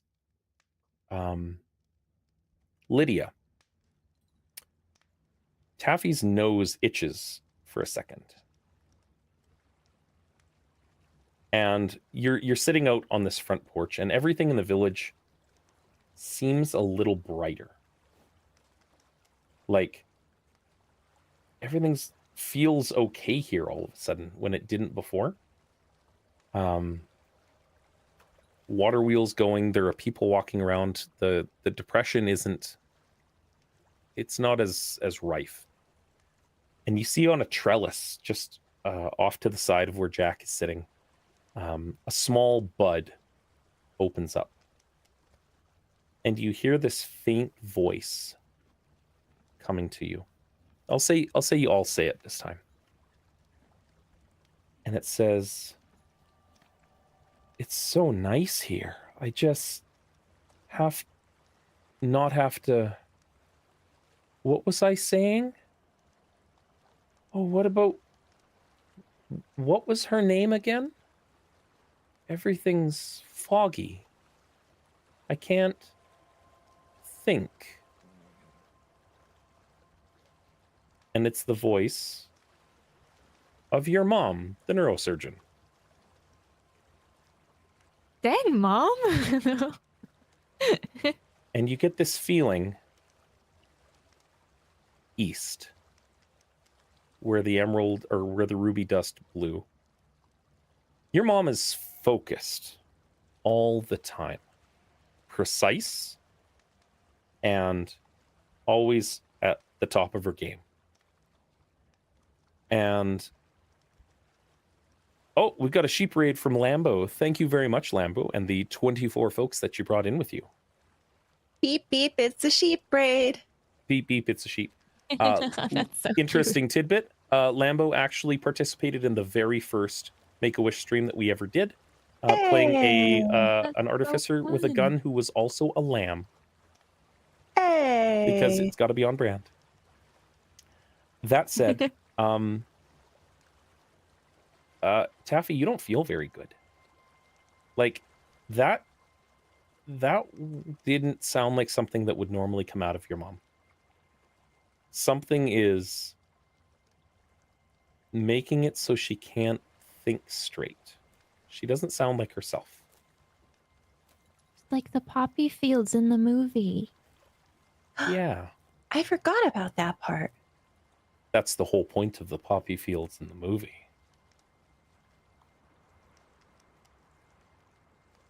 Do we have to go through them? I could. I remember blow. you fall asleep if you go through them, right? I think Mhm. so. Yeah. Wait, then it snowed and they were okay? They woke up? Yeah. Anybody can make it snow? I can make it gust and I can blow all the bad stuff away from us. Like, and my cheeks puff up and I burst and a bunch of corn goes. I love it. We also got a $50 donation of an uncommon magic item for you guys. Thank you very much, Ed. Ooh. This is a reward for helping Jack. First things first, you've got a bag of tricks. And we're going to say that this is a rust-colored bag of tricks. You've got a Helm of Telepathy, which requires attunement. And you've got a Wand of Secrets. It has 3 charges, does not require attunement. While holding it, you can use an action to expend one of the charges, and if a secret door or trap is within 30 feet of you, it'll pulse and point to the one nearest you. And it recharges daily at dawn. Is there How something does specific? time? How does time work here? Is Um, this like the Feywild? Going to sleep would get you a long rest, kind of. Okay. Okay. Like in a poppy Mhm. field. Well, wibbly wobbly, timey wimey. You are See. in the village of Bach. If this is a place that you choose to take a long rest before continuing on, that is okay. Oh, okay. It is Well, still late at night. I have my attunements already filled up. So if you guys want, Yes. You know, I think the bag of tricks is a lot of fun. I think that with a druid in the party, I think that's a really good idea. All right. Given the other two, the bag of tricks does not require an attunement slot. Mhm. Do you want the druid to be the one with the bag of tricks? I don't think our druid has gotten anything yet. I've got the Ring of Evasion. Mhm. Oh, Yeah. But you can talk to everything that comes out of it. I'm absolutely fine with somebody else taking it as well, but I think that's of those 3 items, that's the one I would suggest we take. take it. Bag of tricks is always a good favorite. Thank you, Ed, for the donation. Yes, thank you. And just as an overall check, we are currently at $1,270 raised today. Woo! Thank you, For donors. A whole bunch of kids in need. So yeah, Chris, go ahead, add a bag of tricks onto your character sheet. Will do. We'll say that the quilties provide you comfortable accommodations wrapped in the softest of patchwork blankets available for you as you go. And you have a time to yourself to just discuss what you want your next move to be. Well, we I'm can take a nap and I can Yeah. lay some eggs. I mean, my character wouldn't want to stop, but out of character, I'm running low on stuff. Yeah. I need a nap or a I- band-aid. Yeah, I'm hurting. I'm in pain. Maybe Owie. baby Brad is very sleepy and needs Yeah, his nap. he doesn't like the idea of going for a nap, but Yeah. he will if he has to. He sits down just to rest his eyes for like a But I'm minute. definitely not going to fall asleep. No, absolutely No. not. So, as you take your time, the words that they were saying, you're going to the country of Winky, and something What's called the country? the nickel-plated emperor was over there. As you eat and rest, and even just sitting down for a little while, you feel better in the ways that like normal people don't just go to bed and recover from like broken legs and stuff. But you guys are heroes. Better. And some of the folks in the village of Bach, Jack, Nora, they say that traveling over over distance following the yellow brick road is different. It doesn't take as long if you're on the yellow brick road to get places as it normally would. If you're looking for something based on the accounts of what you share, there's a place called the Pond of Truth in the country of Winky. And it's about a day on the yellow brick road to get to the Pond of Truth. And they show you an old map and pull it down. That's just like 4 colors. And for just for your benefit, this is the original Oz drawing from the Wizard of Oz. That I'll see if I can open it up here. The original map of the marvelous land of Oz. So Munchkin Country and Winky Country are just kind of like side by side. It's almost like a Simon Says for how it's laid out. But you're looking in the bottom right hand corner of Winky Country for where the Pond of Truth is. About a day to travel to a whole new country on the far side of it, because Oz is weird. What do you want to do? Do you go right to sleep? Yeah,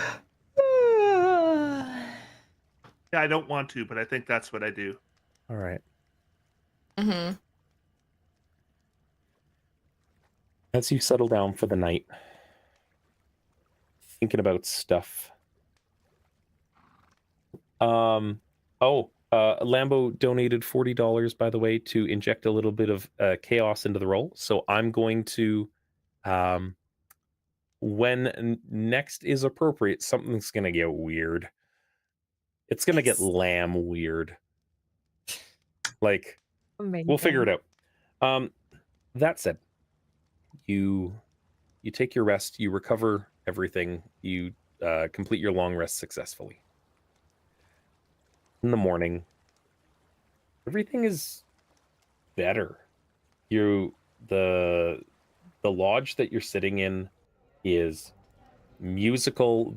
Everybody in town is just like gathered together. They want to talk to you. They want to see you. You are celebrity, to a T. You know what? I like these suggestions from chat that the first thing that comes out of the bag of tricks is going to be a lamb. That's a good amount of chaos. We'll see how it goes. And even the food tastes better as you go. And everybody hails you as heroes for saving Jack, and wish you the best, and offer you could just stay here. You could just be here and not leave. Like, you're very useful to have around. This is great. You are very bright. 2 different moms tell us to go down the road. Yeah, I want my mom. That's twice as many as needs to be. Mm-hmm. With full bellies, and they feed you. These people cook. Oh, they cook. Stuff you up. Give you a hand-woven patchwork blanket for your travels. attached on the underside of those book bags that you have, essentially stocking up your adventuring kit. You are left to your devices to set out on the Yellow Brick Road. A little further. All right. And away we go. And away we go.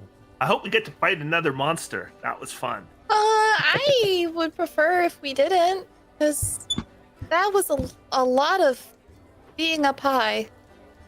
I like being Yeah, up high. I got crushed. That Yeah, wasn't fun. Yeah. It was scary, but scary is fun. We have mean, different. Scary's fun, but this was not fun scary. Yeah. Mm-mm. This was Oh. ow scary. Oh, maybe it was Al for you. I thought it was Yeah, cool. Yes. it was very ow. It was very ow. Mm-hmm. As you're walking down the Yellow Brick Road, the landscape changes and shifts. And something comes into view as you walk past from the village of Bach. The thing that seemed so far off into the distance with that opalescent dome is a different color now. It used to be 2 shades, but now it's only 1. It's almost like it had this like orangish sheen to it before that's no longer there. Follow the Yellow Brick Road. Chat, follow the Yellow Brick Road. Which is absolutely something canon that the Munchkins told you as you left. It's like, don't get off the road. Getting off the road is a bad time. You're gonna have a bad time. Hey, if we didn't go off the road last time, you wouldn't have Jack back. Yeah. Yeah, but it was still a bad time. We appreciate Mm-hmm. that. Eris and I are see- just like They hugging always each other. tell you you're not supposed to do what you really want to do. There's that. Always. But But the you're- point of being here is that we can Hey, ignore it. fine. But if we go off the Yellow Brick Road, you two are the ones who are getting hurt next time. I don't. Okay. I'm really good at avoiding Hugs danger. Eris. I got hurt last time and it was good because I didn't get hurt bad. I like it. As you go past this massive city in the distance with a single colored dome over top, it's kind of a grayish silver. There are winged creatures inside the dome fluttering about that look really scary to whatever your little kid minds would think of. And the road sections off, and you could walk towards that big dome, or you could keep heading east. Well, we were told to go east, and no one told us to go to the dome. So Yeah. And so I immediately turn off towards the dome. but you just said two My moms said mom. go east. Nope, yeah, come on, I- we're going east, and Am I'm I- going to grab you by the collar and sink my claws into the fabric of what you're wearing, and just In like typical cartoon fashion, you just see like somebody a little smaller dragging somebody way bigger by the heels. Very Scooby-Doo. As you travel past, thank you, Melissa, for the $150 donation to add 10 additional dice into the damage and healing pool for you guys. Nice. Beautiful. Bringing it up to 15. Woohoo! I love it. That said, you pass a familiar field, and Yoshi is just like blowing these gusts of wind constantly against these You just hear me like floating- beep, beep, beep, yahoo! blowing these poppies against you, and you feel sleepy. But you're 5th level. Sleep isn't a very effective thing right now anymore. I mean, if you were new at this, it is what it is.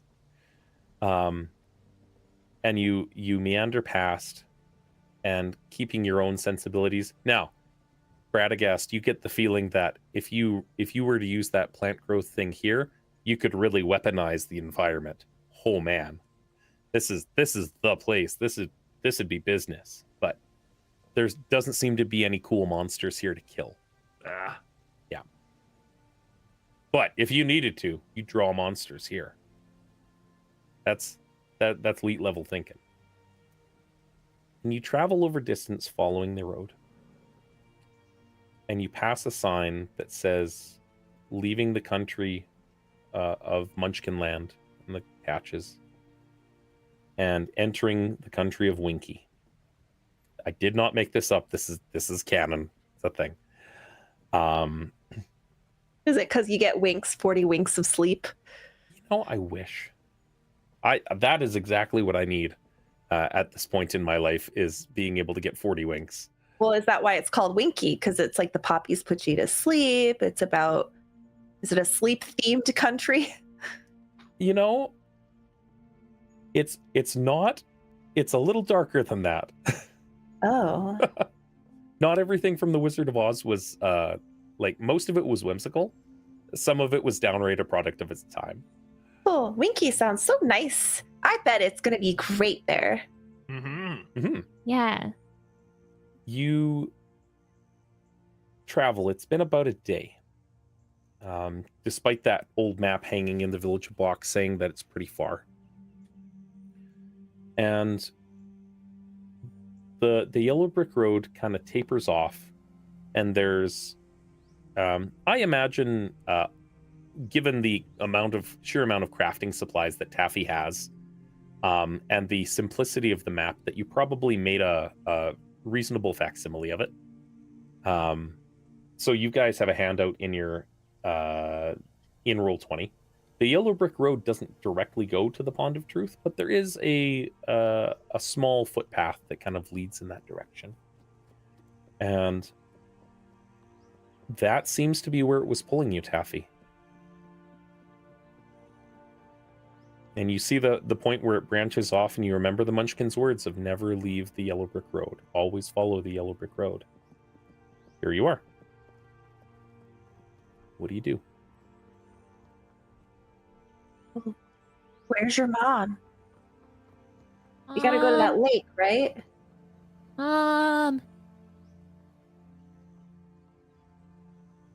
Nothing. I point to the lake on the map. Isn't that where we got to go? That's what they Maybe. said. So let's go. All right.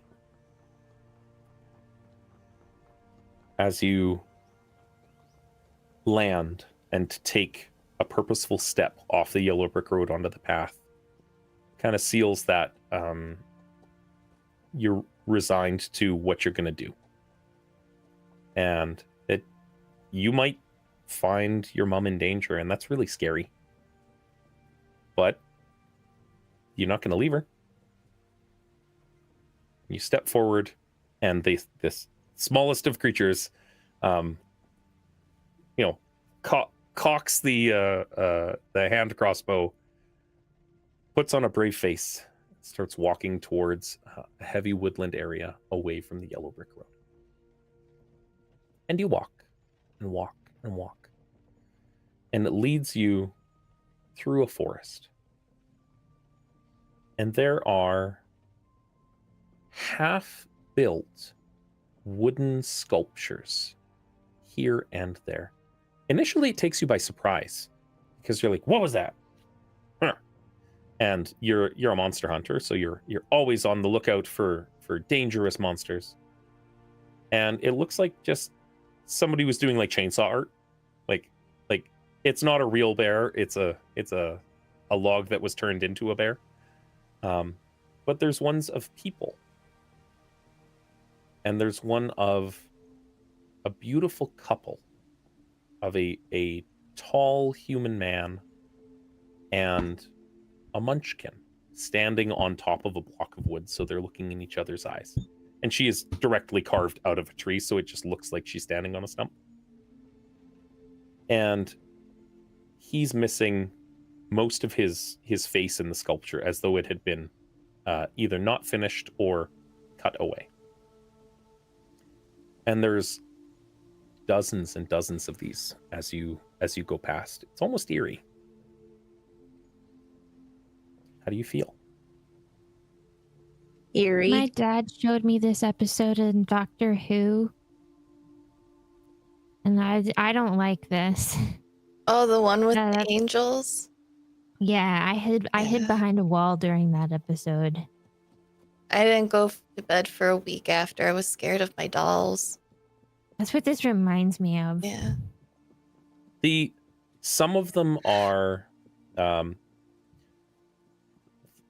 carving of the Munchkin woman is intricate and lovingly done. The carving of the man holding her hands, they're standing like this, is rough and ragged. Most of the other carvings look well done, but they're incomplete. Like, it's the upper torso of a person over there, and it's like just legs over there, and they're not like separated bits. It's like somebody started carving something and then put it aside. Someone has serious executive dysfunction around here. There is that. I don't know what you said. Oh, it means you start projects and can't finish them. Oh, I do that all the time. Oh, are these yours? No, these. I don't like these. I mean, they just scare me a little bit. What? Are you afraid they'll come to life? Yeah. Yeah, like the Doctor Who episode. I don't know. I We go have up to- I go up to one, and I'll touch it and see if it does anything. Oh, Feels like wood. It feels like wood. Your mom has a bunch of like carved statues that she buys at these like yard sales and flea markets and stuff, and she'll polish them up. Like, there's one on the coffee table that's just really big, and then there's one outside that she bought from a friend that did it with a chainsaw, and it's supposed to be like a vase of flowers, but it doesn't look like a vase of flowers. Like, these are much better done. I'm gonna like look around to see if there's any signs of the crafter or a dwelling or tools. Roll perception for me. I'm Everybody can. so not good at that. I'm more of an investigation girly. Let's see. Flip.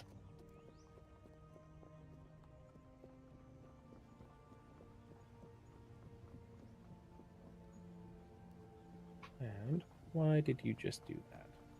Roll20 has a new interface that allows folders for all of the pages, which is amazing. But they rolled it out the day before I started making all of the maps together.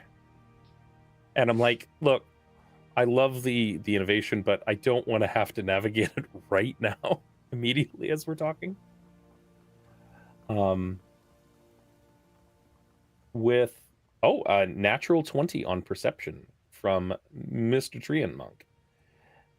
You're looking about,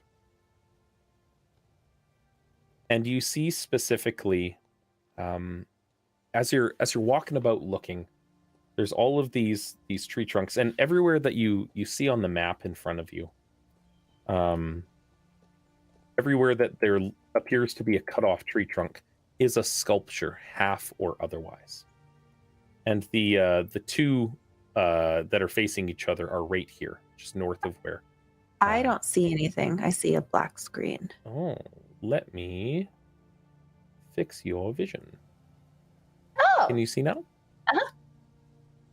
All right. There we go. I dragged your tokens on here before I assigned permissions. So if there's anything weird on vision, let me know. okay. The two stumps with the couple holding hands is right here where I'm pinging. And you find that you're looking around for tools and there's nothing. But you see something off in the middle of this long pond, right almost dead center. And you get this eerie feeling that you're being watched. And you turn your head and you see movement down here. And you see movement off behind you. And you see movement way across the lake. And you see movement north of you. But every time you turn to look, nothing is moving. Radagast, as you focus and you channel your magic through the land itself, you're like, the nut spoke to me before, and I don't necessarily have Chuck here to lend me a hand anymore because, Druid find familiar being what it is. Yep. You feel something from the water, and there's nature, and then there's something that gives you an uneasy sense of not nature. It's explicitly not nature within the water. All right, so I'm back here now. As you step back, there's something in the water. Pushing up from the water is, and again for the folks viewing at home, is this huge-sized mechanical person, and the water only seems to come up to its ankles or so in the pond, as though it were laying flat on its back, and it's carrying a large, what could only be associated as a great axe, and it looks like it's holding a massive key and swinging with the handle of the key as a part of the axe. And I think we lost Chris there for a second. And as it stands up, it turns its head to regard you. And we're going to go to break because we're just a little bit over. So, this one is going to be a little bit of a longer break based on our schedule, because for some of us it's actually supper time, and for some of us it's approaching the middle of the afternoon. So we're going to be about 30 minutes. Thank you for everybody who's tuned in. We'll be back really shortly. It's just we need to eat food because we're people. We'll throw you to a break screen. If you're any donations that come in during that time will absolutely impact the game. We'll catch up as we go. But we'll take a quick break before we jump into engaging with the nickel-plated Emperor. Thank you, guys. We'll see you guys shortly.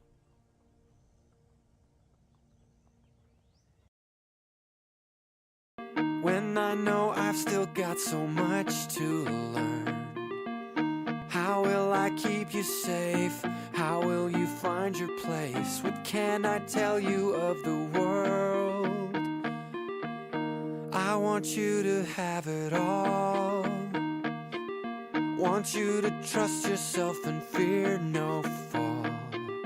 Want you to turn out to be so much better than me.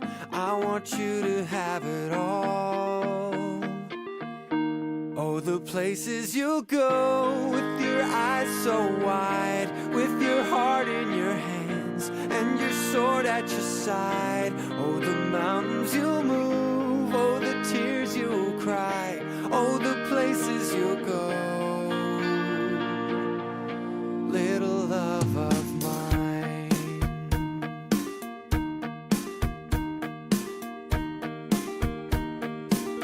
No, I can't promise you'll be safe. I can't promise you won't lose your way. But I promise you now, you'll get through it somehow, and you'll laugh about today. I can offer you this song for you to listen to when things go wrong. And then maybe you'll know how I love you so, and find a way to stay strong.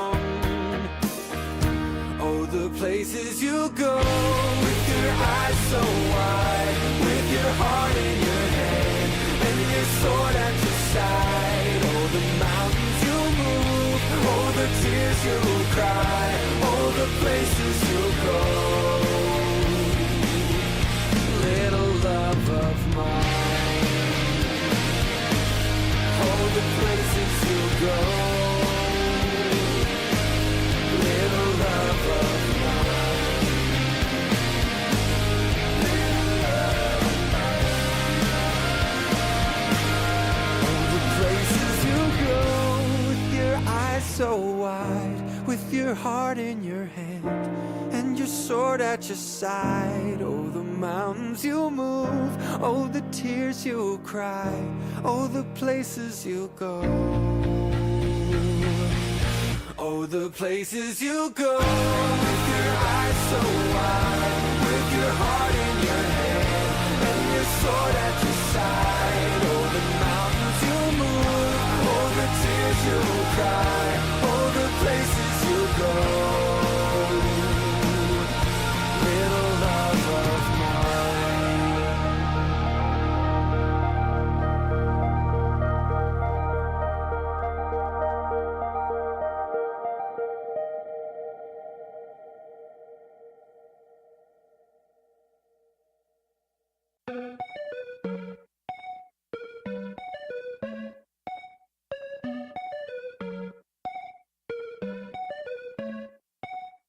After the windstorm, after the dream, stuck back in Kansas, she wants to scream. They say she's crazy, and maybe they're right. Far worse than lions and bears, she's cursed with visions at night. They tell her you've got a destiny, somebody you're supposed to be. Far from the small town, there's answers waiting to be found. So she lies awake, thinking there's been some mistake, crying her eyes out, begging for help. She's shouting, I want a new brain, I want a new heart. I'm sick of feeling, failing and falling apart. I want the courage to make a new start. Time after time I flip from fine to failing and falling apart. I want a new brain, I want a new heart. I want the courage. Time after time I flip from fine to failing and falling apart.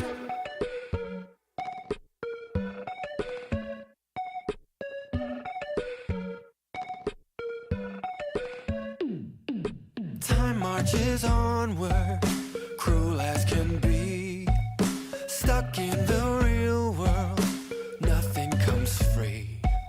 Sick of the questions, sick of the fight. She tries to smile and pretend, denies the voices at night. They tell her you've got a destiny, somebody you're supposed to be. Far from this small town, there's answers waiting to be found. So she lies awake, thinking there's been some mistake, crying her eyes out, begging for help. She's shouting, I want a new brain, I want a new heart.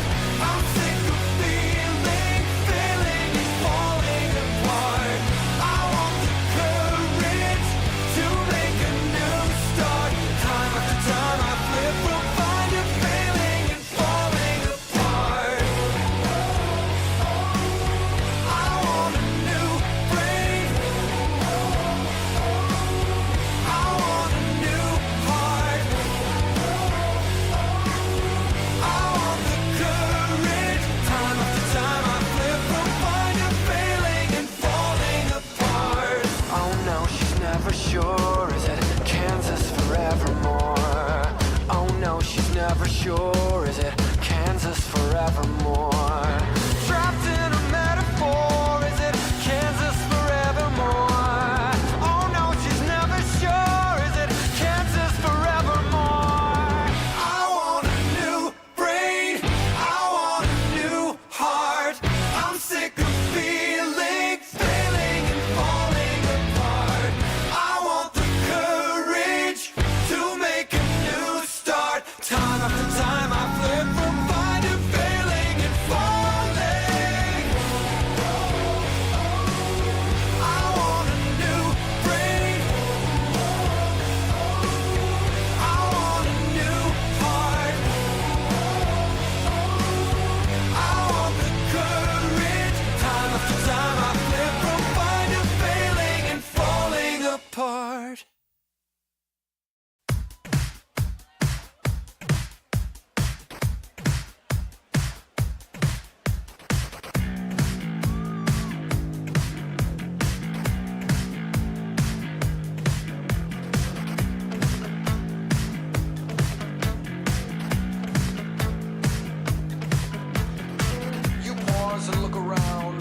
shelter to be found. Circles forming as they storm onto the dance floor. Too late for backing down. You went and drew a crowd, and now they're standing there demanding what they came for. Maybe you have second thoughts. Maybe your stomach's in knots. Still, you want to give it all you got.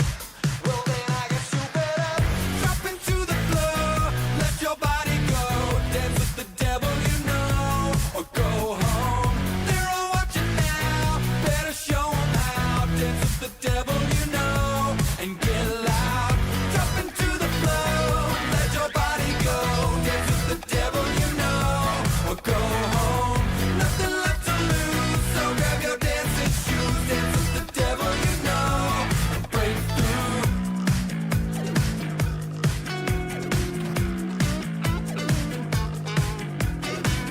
The crowd is into you, your blood is pumping through. No self-defeating theme repeating in your head now. You smile and take a breath, check if there's something left. And when you find it, you're reminded what it's all about. Maybe you want to back down, maybe you want to bail out, maybe just one more round. Then one more time, you better drop into the floor. Let your body go. Dance with the devil, you know, or go home. They're all watching now. Better show 'em how. Dance with the devil, you know, and get loud. Drop into the floor. Let your body go. Dance with the devil, you know, or go home. Nothing left to lose, so grab your dancing shoes. Dance with the devil, you know, and break through.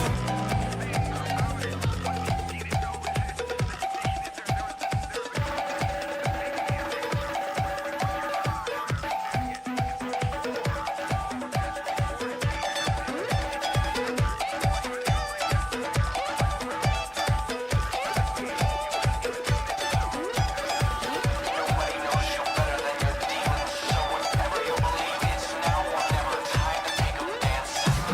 Nobody knows you better than your demons, so whatever you believe is now or never. Time to take 'em dancing. Nobody knows you better than your demons, so whatever you believe is now or never. Time to take 'em dancing. Drop into the floor. Let your body go.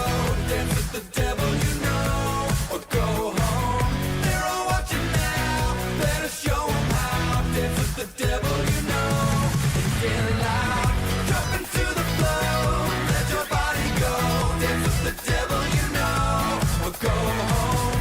Nothing left to lose, so grab your dancing shoes. Dance with the devil, you know, break through.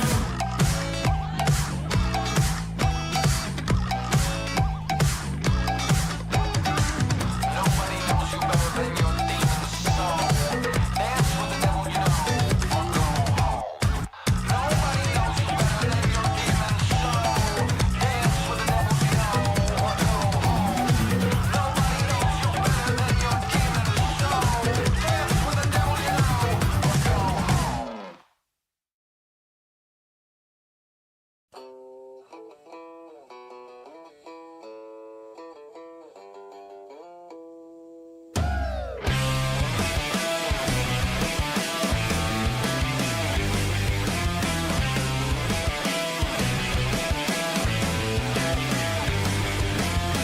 Grab your lighters, go grab your souvenirs. Grab your friends and your posters from the good years. Grab your albums, go get your videos. Pack 'em up, cause we're headed to the big show downtown. Down at the stadium, we're gonna burn everything that we once loved. It had a time, it had a place, but then the whole world's spit in their face. So break up the guitars and burn 'em. Rock is dead, they held a funeral once upon a time. They made it, now the DJs just replay it.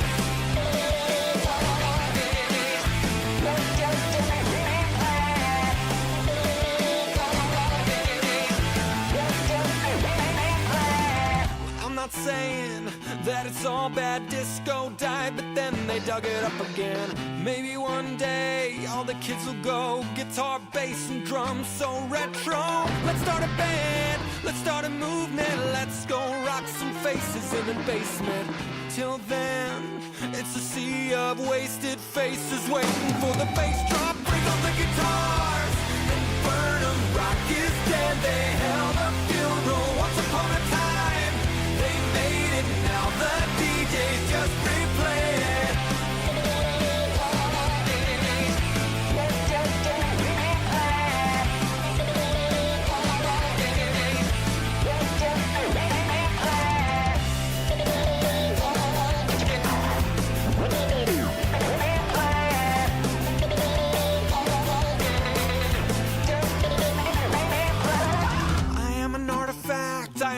dinosaur. I was alive before we started fighting Gulf Wars. So chalk it up to nostalgia. I don't give a cause I'm still gonna tell you. Break all the guitars and burn them. Rock is dead, they held a funeral. Once upon a time, they made it. Now the DJs just replay it. Break all the guitars and burn them. Rock is dead, they held a funeral. Once upon a time, they made it. Now the DJs just replay it.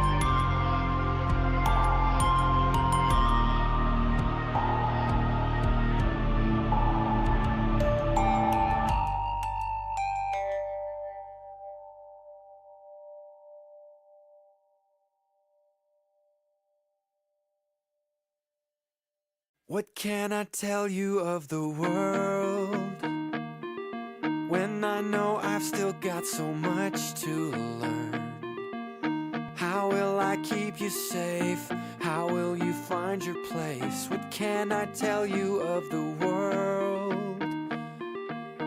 I want you to have it all. Want you to trust yourself and fear no fall. Want you to turn out to be so much better than me. I want you to have it all.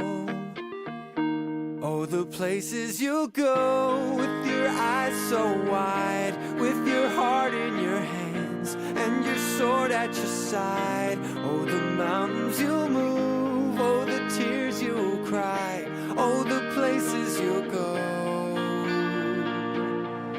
Little love of mine.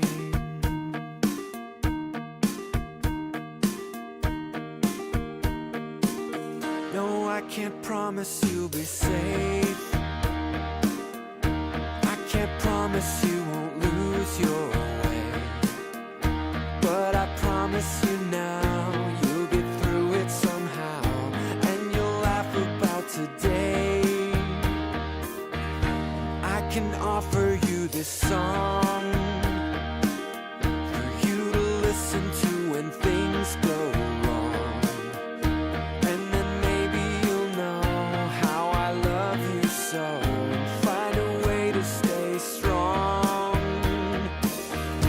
Oh, the places you'll go with your eyes so wide, with your heart in your hand and your sword at your side. Oh, the mountains you'll move, oh, the tears you'll cry, oh, the places you'll go. Little love of mine. Oh, the places you'll go. Little love of mine. Little love of mine. Oh, the places you'll go with your eyes so wide, with your heart in your hand and your sword at your side. Oh, the mountains you'll move, oh, the tears you'll cry, oh, the places you'll go. Oh, the places you'll go with your eyes so wide, with your heart in your hand and your sword at your side. Oh, the mountains you'll move, oh, the tears you'll cry, oh, the places you'll go. Little love of mine.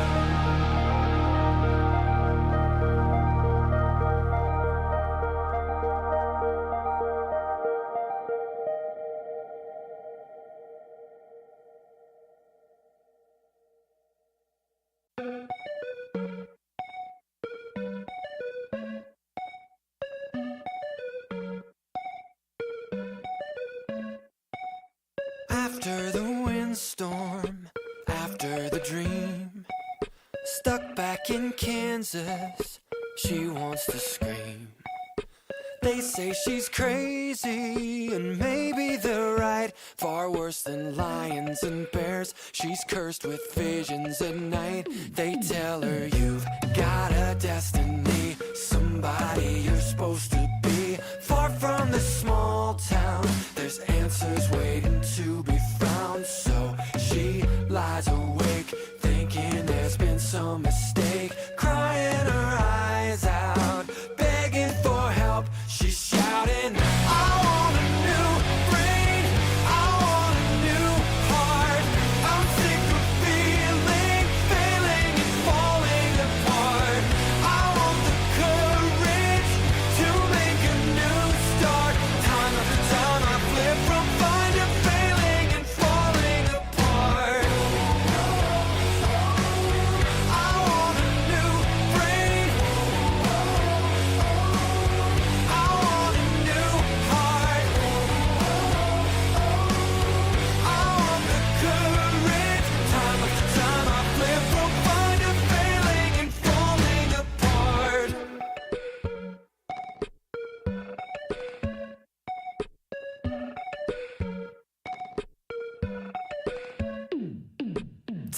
marches onward, cruel as can be.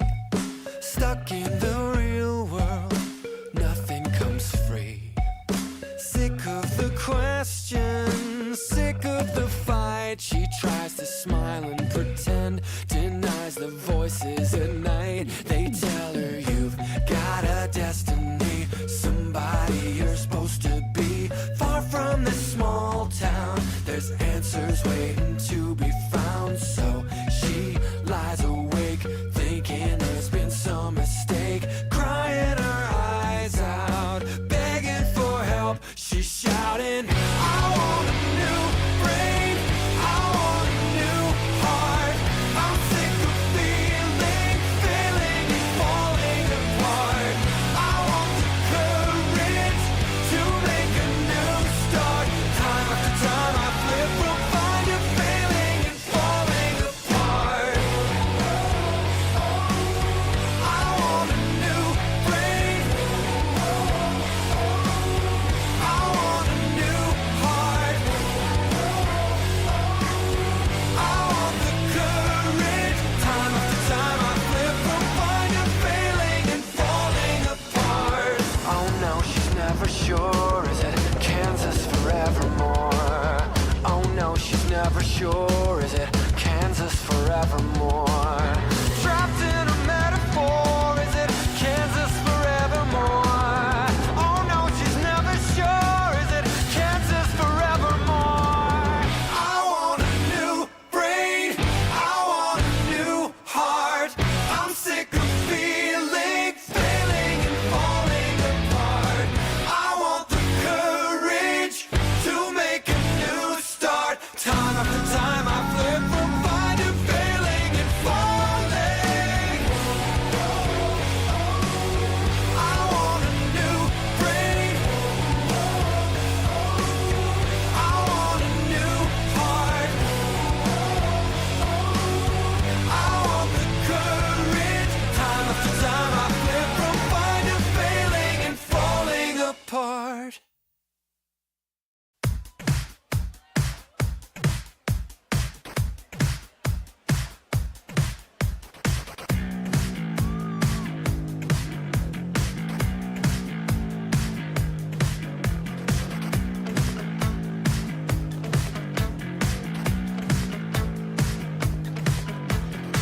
You pause and look around, no shelter to be found.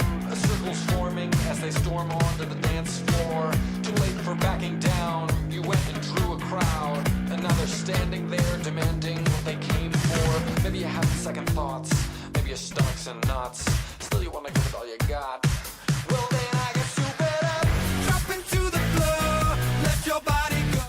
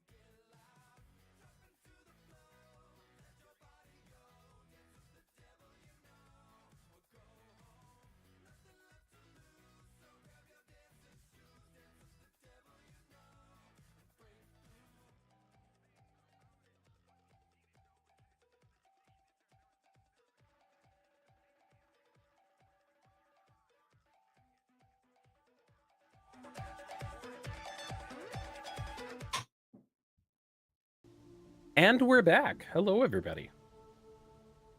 We are sufficiently refueled on butter chicken and otherwise, and and ready to continue on our quest to help out a bunch of kids that need a hand up. We're currently sitting at $1,460 for our Tiltify fundraiser here. Upon hitting $1,500, we'll hit our next milestone of the players getting a long rest token that they can burn. You currently have your 2 short rest tokens. I've apparently been too merciful. You haven't had to use anything yet. That'll be all right. Uh-oh. That said, you find yourselves, as we bring it back in, at the lakeside of the Pond of Truth. And rising up out of the water before you is a large, metallic-looking construct. The massive axe in its hand, held almost like a reverse old-style skeleton key. And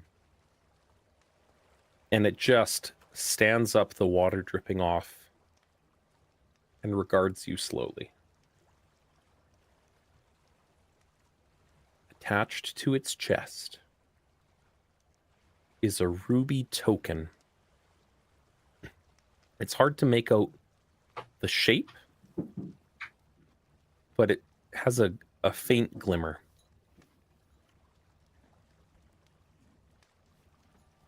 Doesn't approach. It doesn't cackle wildly and come sailing through the sky at you. It just regards you. Hello? Doesn't respond. Real quick lore DM reminder, when we were told of this, like, what was the circumstances around that again? Of this this creature specifically? Or just like we had like a vision or something, or someone told us to come to this this lake. So Lydia's mom specifically mentioned something was nice, but she wasn't able to think, and everything was feeling foggy in her brain, and she just couldn't think. And Jack had shared that the area here is overseen by someone known as the Nickel-Plated Emperor. Okay. Yeah. So I In think the country of Winky. he might know where your mom is. There was a mention as well of Gloma the Good Witch being taken by the Nickel-Plated Emperor. Oh. And this whole country hasn't been in good shape since he took her. Oh, this guy. I don't think this is the nickel-plated emperor, because nickels are small and they have a beaver on them, and this guy's just got that shiny metal all over him. Yeah, Oh, I clearly love that. not the same guy. Do you know where my Gonna mom kill is? me, Chris. Sorry, Lydia? When I was that age, I didn't know what nickel was. Do you know where my mom is? If you hadn't seen this thing just stand up and move, you'd almost be forgiven for thinking it's a statue. All right, that's that. Don't worry, I'll find out. And I'll step into the water, see how deep it is. Comes about up to your knees. Okay. If it gets deeper, I know how to swim. I've taken lessons. As you take a step, Bradagast, make me a charisma saving throw, please. Uh-oh. Oh no. That's my worst. That's a 10. It raises its hand like this, and all of you, in perfect mimicry, you see Bradagast raise his hand like this. Ooh. And it Radagast, why starts- are you copying it? Do I know why I'm copying it? You feel almost like a puppet on a string. Okay. You felt your arm move, and like you go to put it down, and it feels like there's something holding it there. Thumbs hold my arm. Radagast, as you get closer, you notice that roughly where it's standing, there seems to be some kind of a stone platform in the water underneath it.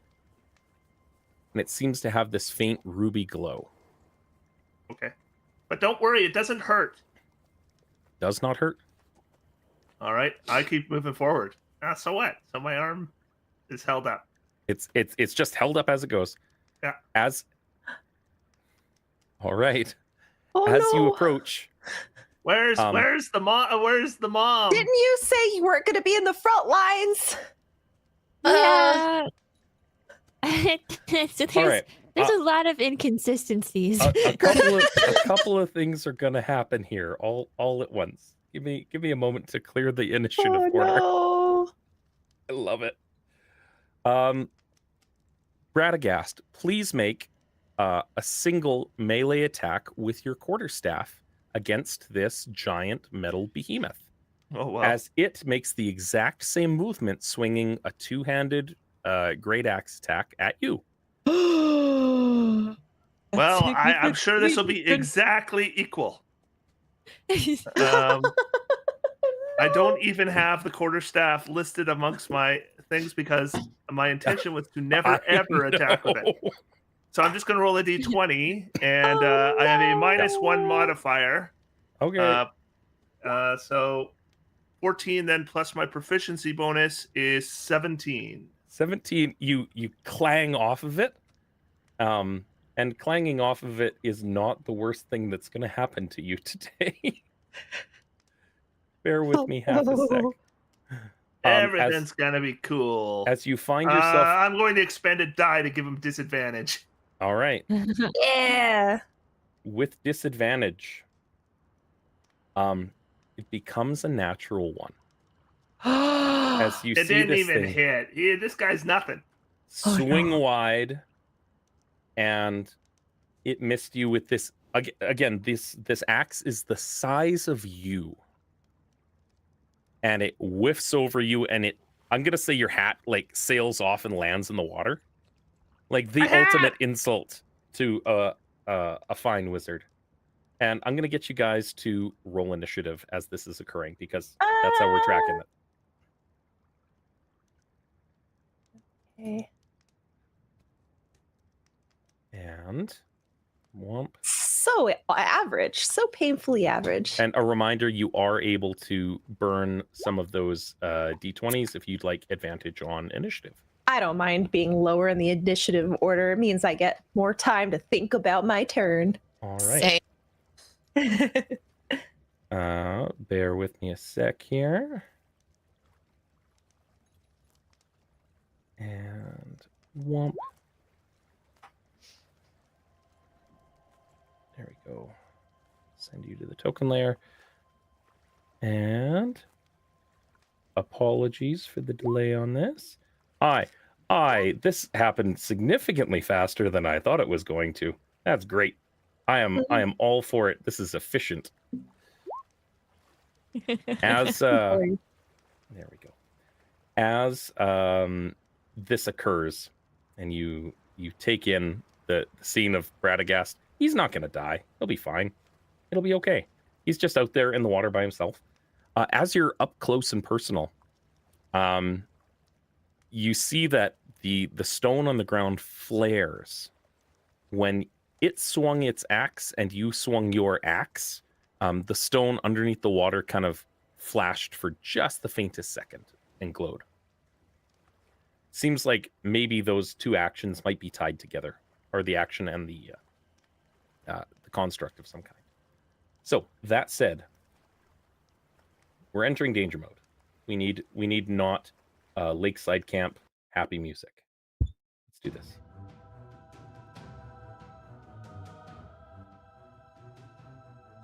As you see this scene occur, and you see Radagast's hat fly off into the water, and all of you are taken aback, like, what's going on?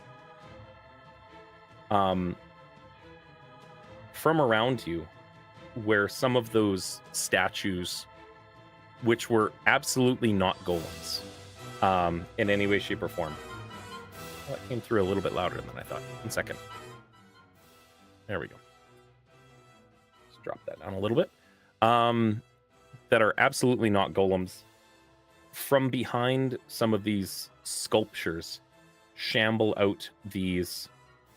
In a similar vein, they look almost like munchkins, but slightly different aesthetic, and not made of corn this time. It looks like parts of them have been replaced with carved metal and wood, held together with bits of the forest. And one starts approaching from the trees, and it's fast. It is way faster than anything the size of you has a right to be, including like the kitty that you're dealing with. And it bursts through, and it comes in and approaches your wizard. Scarlet. Yes. As it comes up, it reaches out at you with an embrace. Is it an attack roll? It is an attack roll. I'm gonna cast shield. Gonna cast shield. Okay. You don't technically have to do that until I tell you if it hits. Oh, okay. Yeah. I wasn't sure. Do I you was want to trying to get us- reduce its capabilities? Yeah, do you guys think we have enough? Yeah, we have like 12. That's right. We're just gonna use them until we reach 5. All right. Okay, cool. So with I'm going to use my disadvantage, reaction too after you resolve this. it swings out. It goes wide on the first attack. Go ahead First? and use your reaction, sir. Yeah, I'm going to use Sentinel since it Yep. made an attack against someone other than me within 5 feet. That is A 25 totally hits. cool. I like duck on my little feathers go. Oh, it already rolled the bludgeoning. Sorry. Yep. Okay. I keep forgetting that it does that. Okay, so 10 bludgeoning from that. And again, because you have that blade on one side, butt on the other, you can choose bludgeoning or slashing. Just tell Mhm. me when you're rolling. I'll just go with bludgeoning. As you hit into this thing, it sinks in and bounces off. It seems to have a resistance against bludgeoning. And the vines just kind of like mold around it and take shape and kick it back. It takes 5 in this case, despite being from a magical weapon. Thanks, Kobold Press, for making cool monsters that fix problems. I like it. Thanks, Um, Cobalt Press. You're cool, I guess. They are. They are 100% cool. That said, its secondary attack. It's going to take a swing at disadvantage because I'm burning a die, and this will hit you. Would you like to use shield?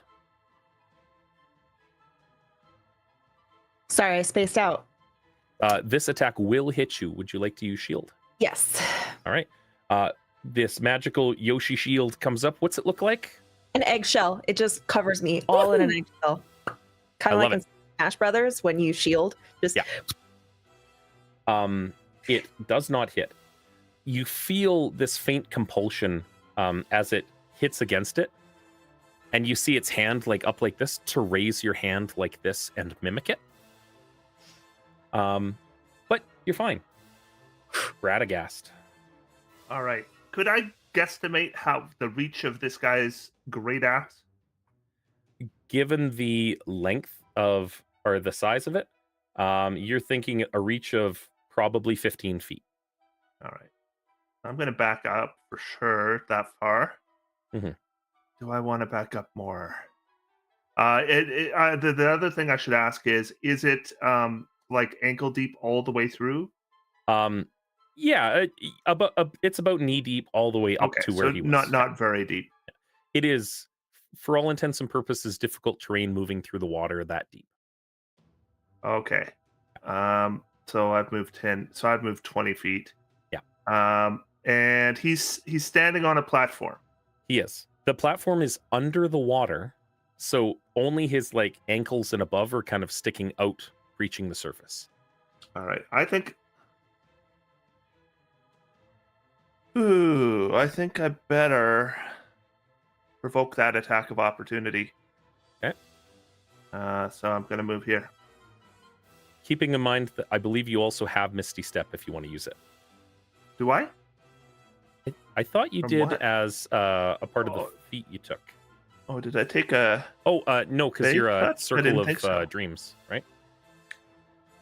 Yeah, I'm Circle of Dreams. I have Lucky, Alert, and Resilient. So Mhm. I did not take Stay Touched. I thought for some reason there was a teleporty thing from Circle of Dreams. I could be wrong. No, I have little healing blips. Yeah. Well. Maybe okay. you're thinking of Circle of Twilight. Yeah. It's the same thing. Yeah. So, as you step back, again, you feel yourself. You swing your stick at nothing. As he swings his giant, what looks to be an adamantine to your knowing D&D Disadvantage. eyes. Swinging at disadvantage, that makes it a natural 1. And Oh, you this do guy not sucks. take 36 points of damage. All You right. keep egging him on, man. This guy sucks. This guy's pathetic. All right. Pathetic and weak. I wonder if we're going to ever fight any tough monsters. And then I will cast Spike Growth now that I'm out of his range. All right. And I will go ahead and draw it on there.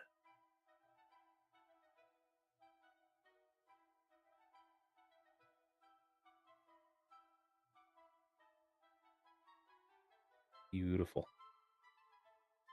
Oh, I like that.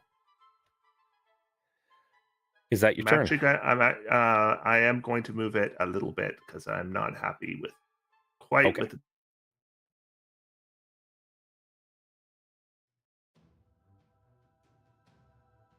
All right.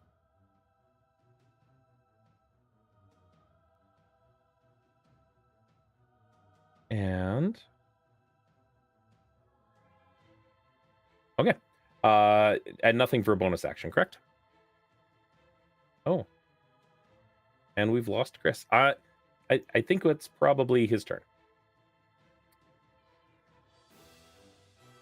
This golem starts working its way through the water. And there we go. There's Chris again. My Beautiful. turn is over. Just Beautiful. That matters. I jumped ahead to the next guy. Okay. This vine golem is starting to move forward, and that finishes its turn. The nickel-plated emperor. At the he'll begin. He bends his knees, He'll begin. I hate that. and you see this platform start to glow underneath him in the lake. And these sigils and runes all over his metal body seem to glow this ruby light. And wordlessly, there's a flash of light, and out erupting from his back is 3 blades on either side that take the form of these sinister-looking wings. And he's cast Fly on himself. Oh, he's casting a spell? He is casting a spell. Can I counterspell that? If you are within range of counterspelling that. I don't know. 60 feet, I believe. Yes, that you are. your- Yeah, yes, you're good. you are. Okay. I All throw right. an egg as he's like, I just. You have cast a 3rd level spell to counter a 3rd level spell. It unravels and fails.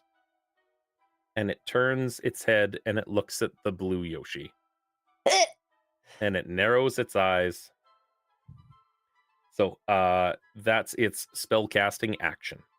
As a bonus action, it bends its knees and it does a charge attack. Directly at Radagast. It's not going to get a whole bunch of individuals. Go ahead and roll damage for the squares Sure. that it's rolling through on Spike Growth. Yep. This is magical piercing damage. Not very good. And beautiful. That's a lot of ones. That is a lot of ones. That's okay. And it charges in on you. Radagast, with a charge, Disadvantage. it is going to swing with disadvantage. Disadvantage brings it down to a 21 to hit you. Oh, that hits. Our poor right. DM is like, okay, I get it. It's disadvantage. Hey, it's my system. It's good. It works. As it hits you, all of these bladed protrusions around its body crunch into you, and you take 19 points of slashing damage, 11 points of force damage, and 14 points of slashing damage on top of that. So 44 damage. I am at 0. You're also knocked back 10 feet and knocked... Well, you're prone anyway, but he is a big, slow, dumb cannonball. Well, maybe not dumb, because he knows magic now. Well, good thing he can't fly this turn. Radagast, do you notice that the shape of the thing I know on I his don't. chest, I'm unconscious. as it was charging towards you, you're like, oh, that's what that is. It's a light bulb. It's in the Okay. shape of a light bulb, as though the Tin Man suddenly also has a brain instead of a heart and can suddenly do magic. And it knocks him down. Off he goes. With that, it's the end of the nickel-plated Emperor's turn. Yoshi! I don't have healing at all. So just thought I'd point that out. Oh, there's a little guy next to me, huh? There is. Okay. Taffy has healing. Taffy's got healing. That's good. I'm gonna cast. That's it. I'm casting mirror image on myself. That is a sensible move. Yep. And so I just kind of like, I'm still hiding in my egg. I no longer, there's all like different colors. There's me, and then a green one, and then a red one, and a yellow one. And we all like do a dance. We're all confusing. Yeah. So I had a question and I've already forgotten the question. I need to some help from chat. So we need some entropy injected into this. We've already said that Lambos is going to be lambs, but for a $200 donation, we need to help the party out. That also puts us past our threshold for getting a long rest. So you have a token available that any of you can use as an action to grant everybody a long rest. Excellent. Chris needs to have at least a single hit point to benefit from this. Right. Because resting. Oh, I was going to ask, is my reaction reset because now Yes. it's my turn? Yep. Okay. Good to know. All right. Well, now that I am mirror imaged, I don't have. Oh, I do have Misty Step, Mhm. but I can't cast that. And you can cast it. Oh wait, sorry, Misty Step. You cannot. A level spell. I was Yeah. getting a little excited. Yeah. No, I'm just gonna stay put. I don't want to like. I'm actually gonna move, but I'm not gonna move out of range. I'm just gonna like get to the other side. Circle. So now in circle. So now our Chitara mommy is flanking. Yeah. And now we've just got 4 the most cutest little Yoshis going la la la la la la la la, and we're just doing a little Yoshi Island dance. I like it. Okay, that's my turn. All right, Lydia. Okay. I agree. I want to try something. I don't know how well this is going to work, but I want to give it a shot. I'm going to First- give you a gimme for something because there's some chaos and entropy injected in for however many spell slots that you would have used at the start of your day, because that's when you cast Goodberry. how many would you have made? I probably, okay, realistically, with Lydia Brain, I would have made, how many of us is there? I would It's have made 10 per 5. casting. Oh, 10 per casting? Yeah, you get 10 berries per Okay. casting of it. Then yeah, I would have done one. I would have just done the 10. Okay. So we'll say because of the donation from chat, you had the forethought to cast Goodberry earlier today. Okay. You've thanks. got them on your I s- person. I- You guys make me so smart. Thank you. So Okay. I need to figure. I gotta do some measuring real fast. And then. Oh, perfect. Okay, I'm going to shimmy on over there. Yep. And then fly up a little bit. yeah, so you vertical hypotenuse flight. And then I'm going to try this and hope the dice are nice to me. I'm going to have you do disadvantage with your saving throw for this. Okay. I'm going to cast Reduce on Big Guy. Okay. Let me double check because I Make him a think little guy.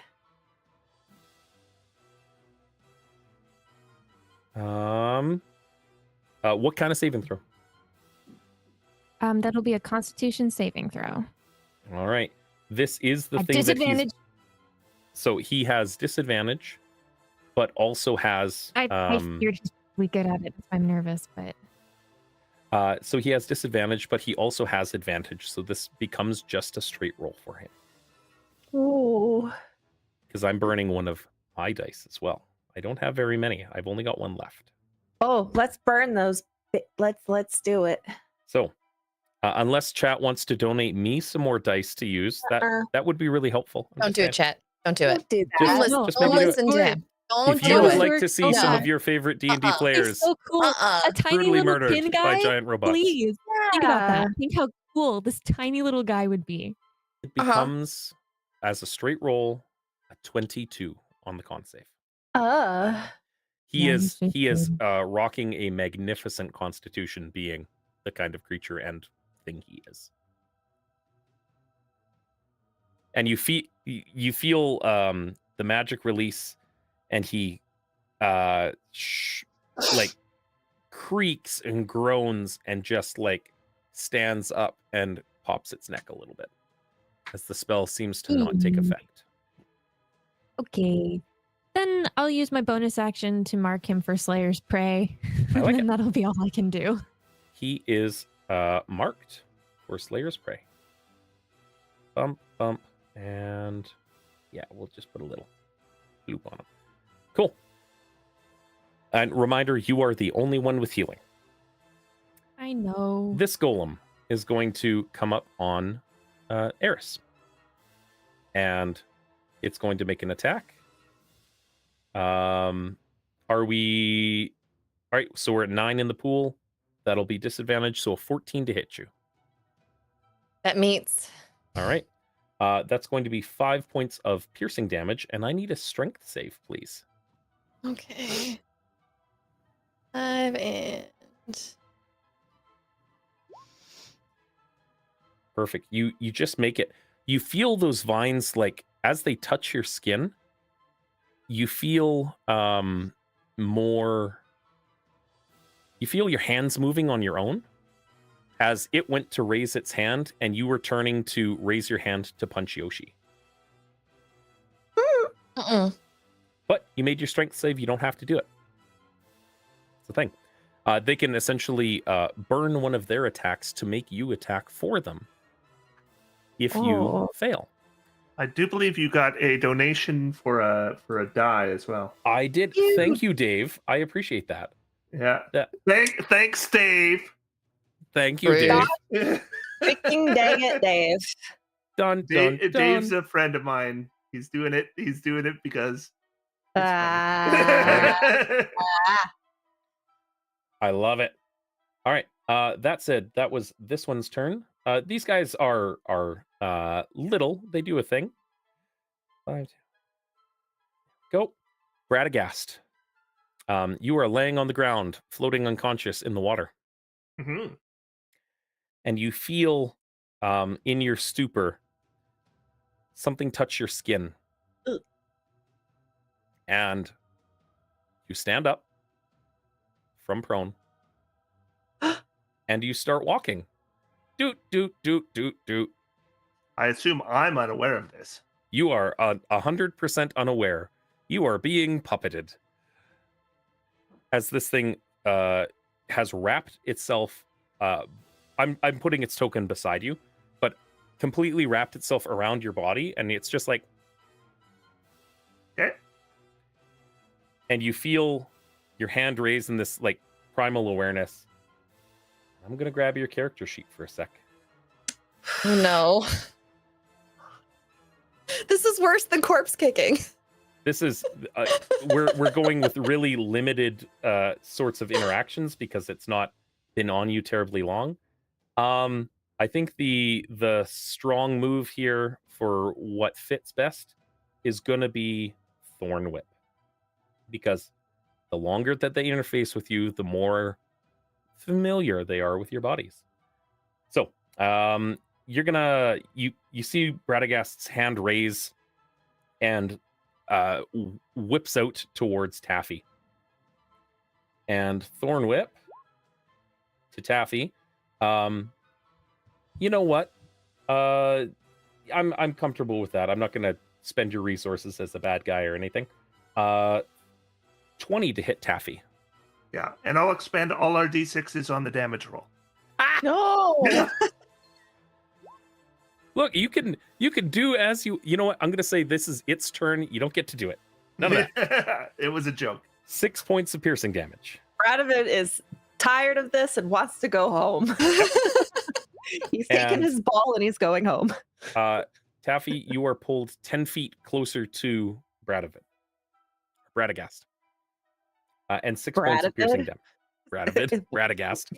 Yeah. You are pulled right up front and center with Radagast, and you take 6 points of piercing. That said, That's mean. Oh Eris, no. you're Yeah, up. I am. Are there any homebrew rules around flanking? We hadn't stipulated that we're using Okay. flanking for advantage, Okay. so Cool. Aw. Then I will burn a die on my first attack to get advantage on it. okay. I'm gonna do my unarmed strike Okay. for a 25 to hit. 25 absolutely hits. All right, that's 10 bludgeoning. So you already noticed before that bludgeoning wasn't effective against Oh them, right, but but I being a saved my tabaxi, claws. you absolutely rake through it, and that's the one to the north of you.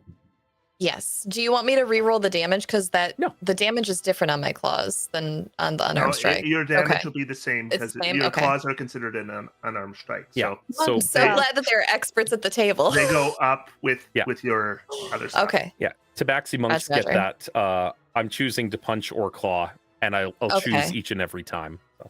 Fabulous. You are good. Okay. You notice that the slashing damage that you do to this thing seems particularly effective, and it takes 20 points of slashing damage. Okay, Eris starts purring as she goes to make the second attack. I like it. I'm not gonna do advantage on this one. Is a 18 to hit? 18 absolutely hits. Fantastic. So that'll be 6. 5. It already fine. rolled your that's damage right. as It a part of rolled the- for. I am so used to having to roll, like, click the second thing that I just do it automatically. Okay, yeah. Okay. So that would be 5 slashing. 10 slashing as you're starting Yeah. to just round into it. Do you want a flurry of paws? I would love to flurry of paws. I like it. Let me. There was something else that I was looking at, and then I forgot. But that's fine. What's my flurry of blows? That's 2 flurry of blows attacks. So first one. No, I'm not gonna go for advantage. Just see what I get. Okay, so that's 22 Yeah, and 8 points. yeah. So 16 sticking to the slashing. Is it still up? It's still up. Okay. Second one. 19 to hit. 10 points. It is still standing, but it is looking wrecked. Okay. These guys, they seem pretty stout, given that they're half made of wood. Eris is just going at this thing like it's a scratching pole, Ah, and she needs to get some anxiety out. to chat's comment, it's not flurry of blows, it's furry of blows. Oh. Rare indeed. All right. Anything else for you this turn? You want to move? You want to stay put? Ooh, that could be useful. You know what? I'm going to move. Just hang on. I'm gonna move out of reach of the one next to Yoshi and trigger Okay. that opportunity attack, just in case you want to move away yourself. Understood. So I'll go ahead and what's the roll on them? Can I force them to roll it at a disadvantage? You can. Disadvantage. All right. We'll drop that counter down. Rolling at a disadvantage is a 15 against you. Oh yeah, that hits. All right. I need you to roll me a strength saving throw. Oh, Fine. 14. All right. You have failed. As it hits you for 10 points of piercing damage, you feel its bits just kind of like latch onto your shoulders and down into your biceps. Mhm. And on its next turn, there's a length of vine connecting the two of you. On its next turn, it can attack as though it were you, I think you if stepped it's away. still alive. Yeah. it's Get away still from it, Yoshi. Hmm. So, the next vine golem, its turn, the one that you've been beating on. It's going to you've moved out of reach. There's no getting you to attack something else. It's just going to try and wail on Yoshi. So the first Okay. attack with its hand, it's going Um, to take a swing at your mirror image. Yeah, I have to roll a d20, right? Yep. All right. It hits one of my little mirror images. It has Yep. to, if I roll on a 6 or under, then it hits me. It swings and it absolutely takes out one of the mirrors. Does it? It still has to roll against my AC. The AC is 10 plus your dex mod for each of the images. Oh, it's not my AC. Yeah. Okay. Which Oh. with a 17, it managed to hit. Yeah, it did. So which Yoshi have you sacrificed? I think the red one just went Always. It's It the turned least into a useful li- of all Yoshis. turned into a little egg. It's just I love it. The second attack, it's Oh. not going to make because it's keeping its vine inside, or like latched onto Eris. Oh, So it's okay. gonna- So it's it's Not Go ahead. going to swing at you. Eris isn't in a position to attack somebody at its beck and call. So, I see. but it is going to step away from you And I and like start. hit it with my wand. Oh wait, no, I don't. Never mind. I don't want to take a reaction. Okay. It walks away, and Eris, it starts stepping around you. Did you have your signal? It doesn't leave your threat range as it's coming through. Radagast, I need you to make me a death saving throw at advantage. Okay. Did make a difference. A 13 is all good. Normally we roll death saves privately, so the rest of the party doesn't know how many you have, but we don't do that when we do these events. So, you made it an advantage because you have something reasonably alive puppeting you. Okay. On your turn, you start to feel something's going on around you. It's like being deep asleep and being aware of like somebody in another room dropped something, or it's you're in a stupor. But being unconscious, that is the end of your turn. Yep. The vine golem that's out in the middle of the water is still just gonna like keep sloshing through from the other side of the lake, doing everything he can to get to you guys. It is the nickel-plated Emperor's turn, and it has kept all of its legendary actions up to this point, aside from a single thing. And it's going to, you know what? Yeah, it's going to reach a hand down and start to glow again. And once again, it's going to try and cast Fly on itself. Guys, do I burn this final tier 3 or third level spell slot, or do I save it to fireball all these little wooden guys all around us? I would fireball them because they honestly seem to be the bigger issue. Okay, I will let it cast Fly. It casts Fly on itself at 3rd level. And you see the spiky wings shoot out of its back. Very Lord of Blades style. And so this is occurring at the no, I missed the opportunity for that. He burns his action to cast Fly on himself, and then as a bonus action, now having the ability of flight, he's going to use his charge on Taffy. Taffy. Oh no. Oh no. Blade dash. Incoming. Given the number of d6s that you have, do you want to give it disadvantage? Or, sorry, number of d20s? Yeah.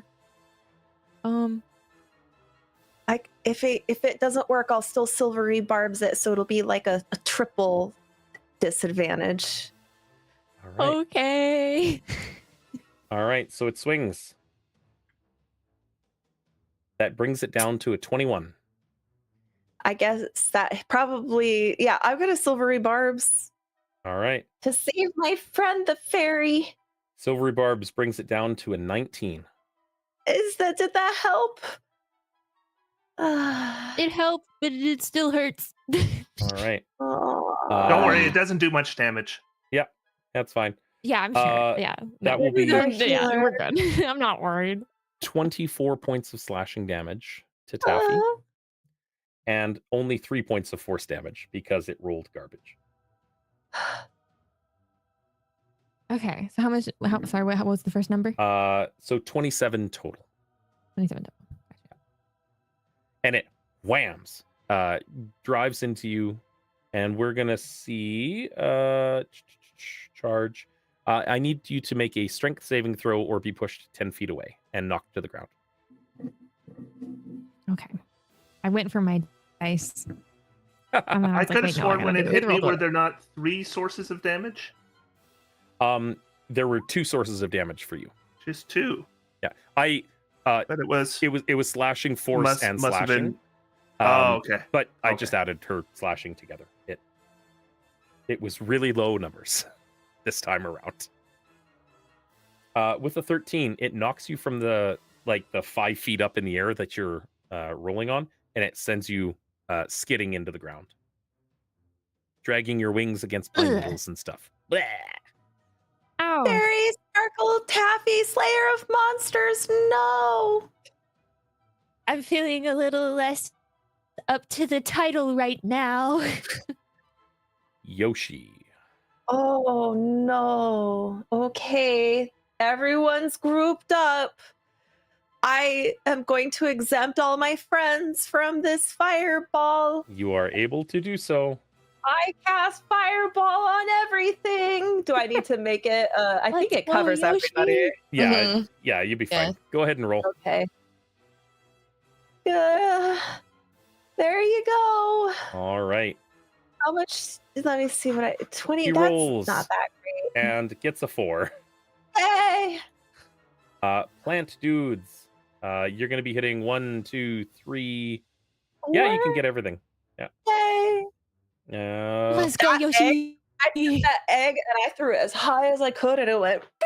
The highest one rolled a 15. Oh, they all fail. They are all taking 29 points of fire damage. You just got bullet filled. The one, Eris, the one that had a hand on you, Huh? just like shrivels through, all of the plant matter burns away, and there is the muted form of a small person that crumples to the ground. Oh, Oh, right now I feel bad. All of them take that full 29. It is not more effective against these vine creatures. Oh, that's stupid. There we go. Oh, Oh, wait, before you go, I'm gonna fly into this wooded area if I Yep. can. that'll Just kinda, give you about half cover or so. So Okay, like a yeah. +2 to your AC. I'm just kind of like getting away so I'm not like close to everybody and just kind of like in the shrubbery. So you said +2 to my AC? Yep. Okay. Yeah, I'll track that for stuff. You Thank don't you. need to modify anything. All right. At the end of your turn, the nickel-plated emperor raises a hand and points it at you, and you see that ruby glow from the light bulb, signifying that they've increased intelligence or ideas. And you see fire boil from its fingertip and shoot out at you, no. Yoshi. Oh, And I- it casts firebolt at you. firebolt. Bolt. Okay. Cantrip. Legendary Yeah. action, burn a cantrip. I just was trying because I have advantage on spell saves, but not spell attacks. Not- Oh, but not I against do spell have attacks. to roll my mirror image. Ah, yes. So, My mirror images also have a +2. this takes you down to 5. Yeah, I'd say your mirror images also have a +2. So I have to roll an 11 or I have to roll higher than an 11. I think is what the Yeah. 11 or higher. 11 or So, higher. for running mirror image, you have 2 duplicates left. So I it's think an I have 8 or higher. I have 3. I only lost 1. Yeah, You but you start with 3. Oh yeah. But I have to roll an 11, right? No, an 8.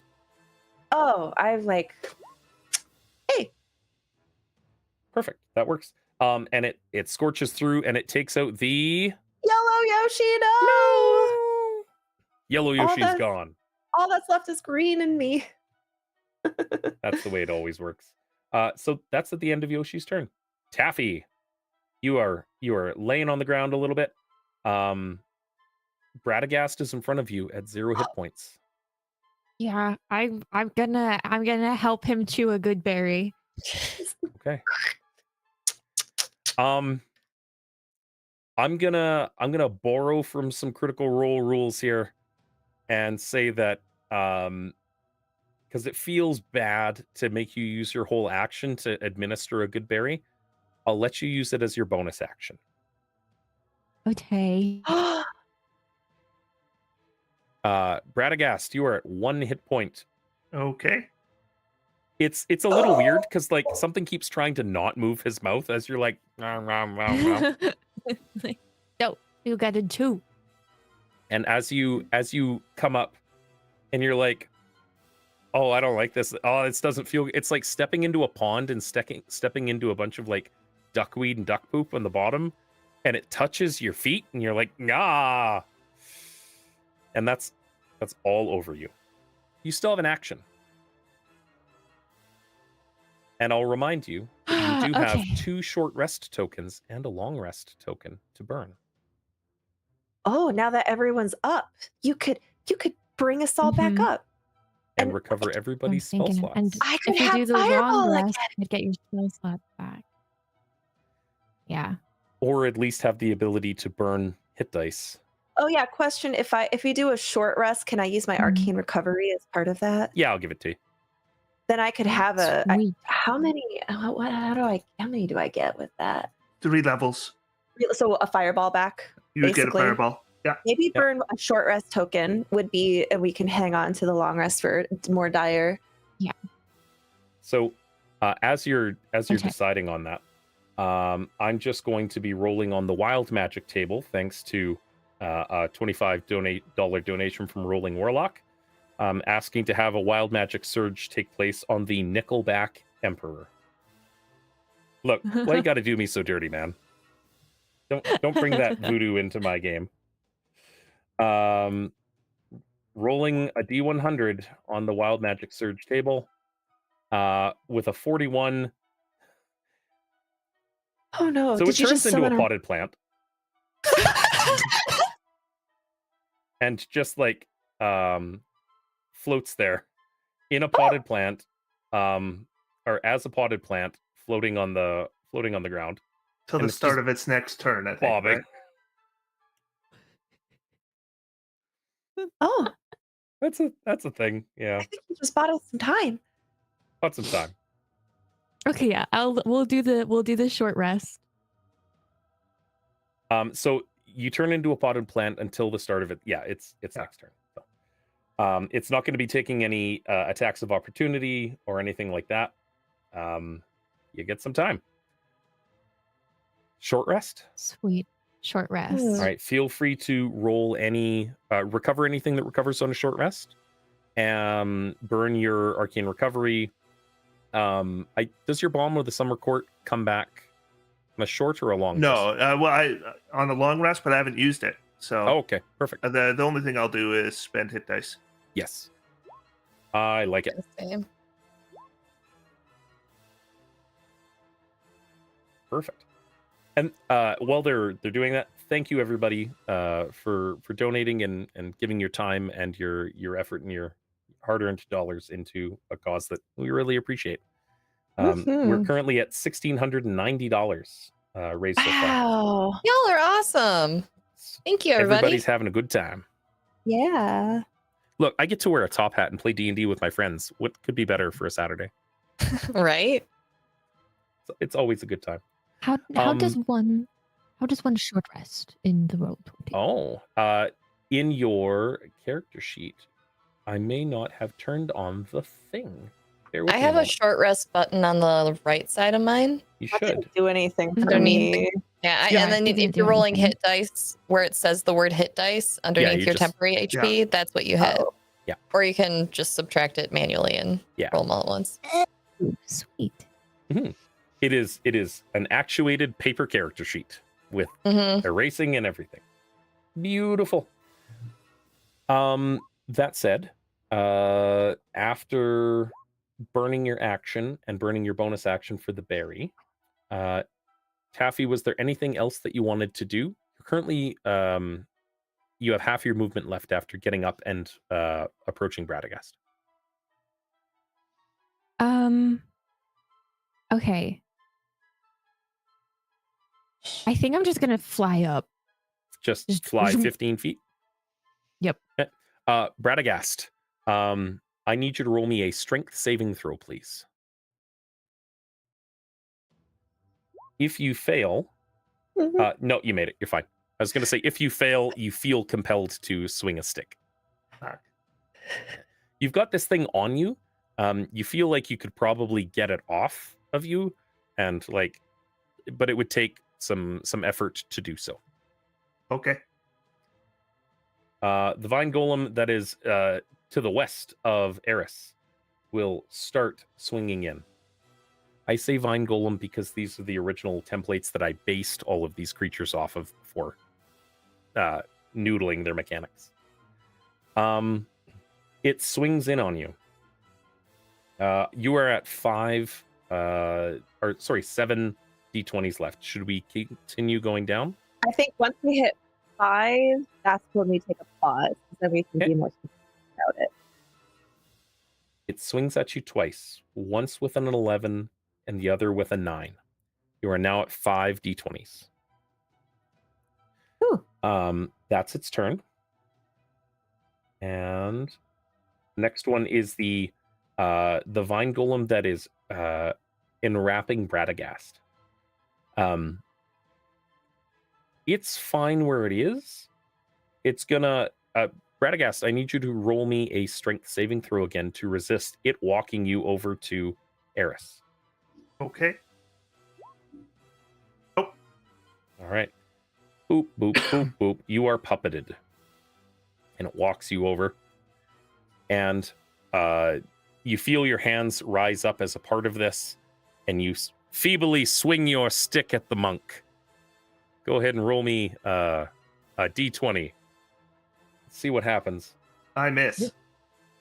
Eris, you see this coming from a mile away as he's just like, ha, ha, ha, ha, ha. Is that the sound he makes when he does it? It is.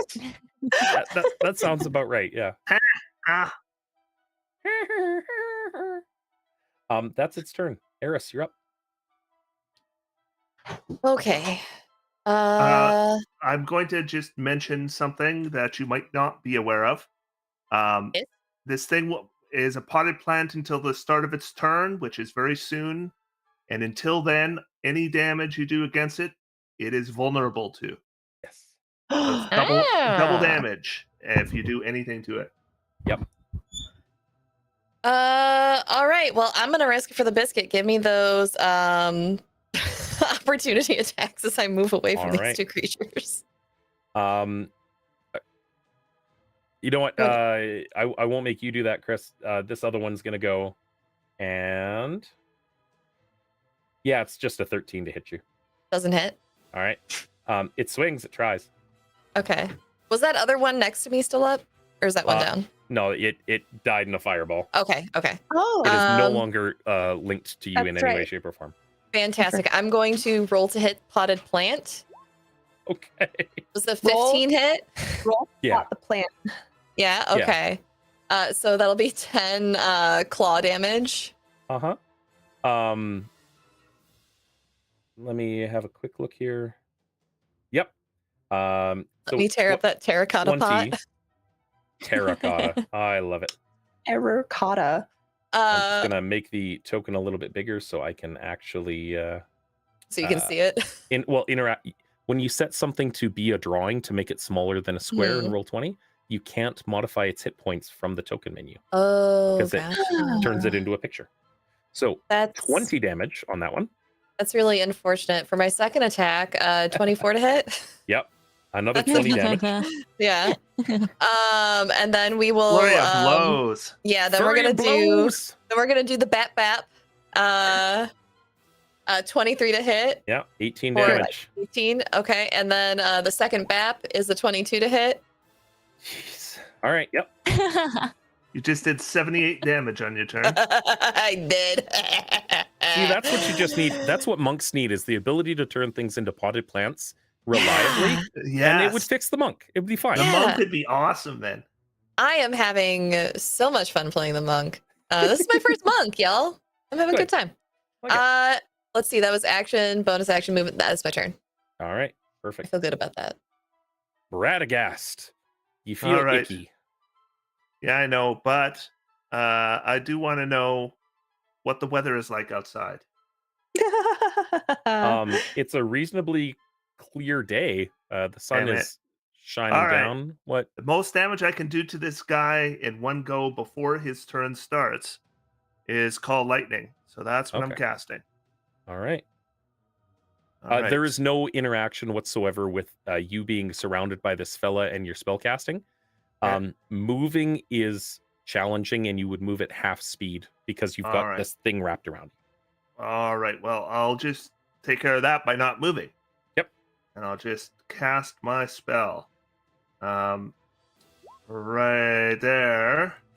And I need him to make a dexterity saving throw. Yes, you do. Does it get And- to make dex saves as a potted plant? I am just double checking. I think it just Um, says he's incapacitated, Yeah. which means he can. The do, do, plant do, just do, goes, do. boop. The plant just falls over. Like, He has yep. That's a 5. Nice. Yep. 40 points of damage. Lightning. Do you want to add any of your D6 pool? How many d6s we got left? Do it. You currently have 21 D6s left. Wait, does he take double damage from those d6s, or is He's vulnerable. take all of them? Yeah, All of 20. these. Okay, I will Please. do 21 d6s. Every single one. Yeah. Can't wait to see this roll. oh it's- my I'm one. going to out damage the monk. All That's right, here we fine. So we'll add 152 points to that. So 192 points altogether. 192 points against a potted plant. Yeah. That's the thing. He didn't have 192 points left.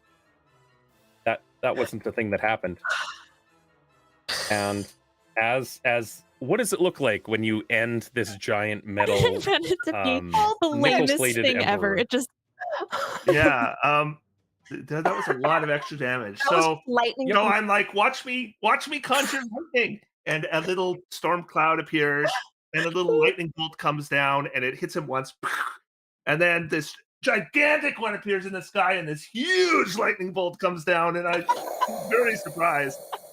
I love that you're very surprised. I didn't do it. I didn't do it. So I'd like to point something out. So Math Guy Dave on YouTube just pointed out that each of those D6s represents a $15 donation from somebody. You just spent $315 on a spell. we just spent $315 on a plant. That's exactly what I'd expect. You know Math what? Guy Dave to say. We're gonna get more. We're gonna get more dice before the end of this. So Absolutely. That said, that was money well spent. absolutely, 100%. As that happens, you see the vine golems slowly start wilting down, Yeah, and get me, stupid. one pulls itself off you and starts wilting down into the ground. And you end up no longer assailed. And in front of you, there is the shattered form of a giant terracotta pot and a massive iron creature like laid out on its back in front. I am going laid out on its back, so I'm going to climb up on its chest and look at its chest. And this red glittering round object is sitting there. And as you interact with it, Taffy, you hear a soft voice echoing out that's familiar to you, but not necessarily to the others, unless they heard your mom at drop-off sometime. I had almost forgotten. But you shouldn't be here. Why are you here? You need to get away from here and save yourself. Oh, I wonder what they're doing with that little dog. And the My object dog? Ooh. the object tinkles and blows to the north. guys, They're I think hurting a someone dog. kidnapped our, We gotta go. kidnapped our families. Don't worry. have my dog. My mom doesn't know that I am a fairy monster hunter extraordinaire, sparkle expert, queen of the forest, friend of all except my enemies yet. I haven't told her about that yet. So I need that on a shirt. I think that's 100% going in the Logomancy need- store, and it's just I need a all of sticker. that.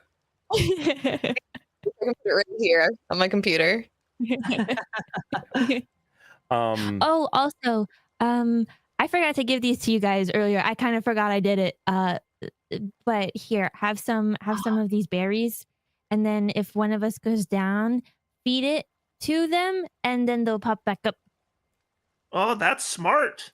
As you were saying that, I was just about I should do the put it in same my- thing, and I'll also do a good berry and hand them out. Okay.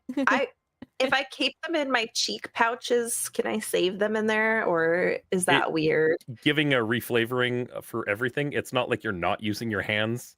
It's fine. It's basically the same as pulling it from your pocket. I Okay. love that. How many do we get? I have 9 left, so I think you all get 2, and then I have I have 3. Okay. And then how many did we get from Bradagast?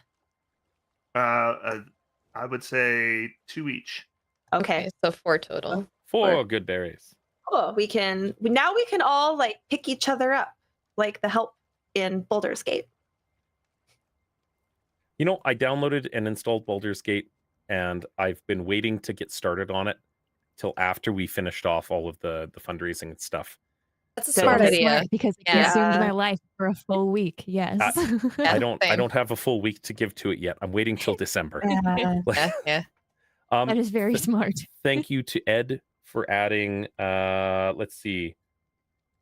A handful of D6s into the pool. Sick. Those are fun to use in a big bundle. Yeah. Like rather than Everybody just, like, likes little rolling a lot of dice. This is why rogues are as fun as they are. They're like they're just fun, middle of the road sort of like characters to play, but it's nice throwing a fistful of dice at stuff. Mhm. Thank you, Ed, for the $75. That actually brings us up to $1,765 for the event. That said, as we look out at the wind and you see this ruby shattered and blow away, a vision appears in all four of your minds of a tube full of shattered glass, some ruby, some silver, and a shield and a light bulb and a heart inside those tubes. And off to the side, a small dog slowly shifting from its kind of ruddy gray color to a black and white as a long fingered hand strokes it, sapping the color from it. And the wind blows out, and you see off in the distance that opalescent or pearlescent dome that was surrounding that far off mountain range city. Because you guys are in a whole different country now. Yellow Brick Road is some TARDIS level shenanigans on travel. And you see it wink, sputter, and slowly drain off to the ground.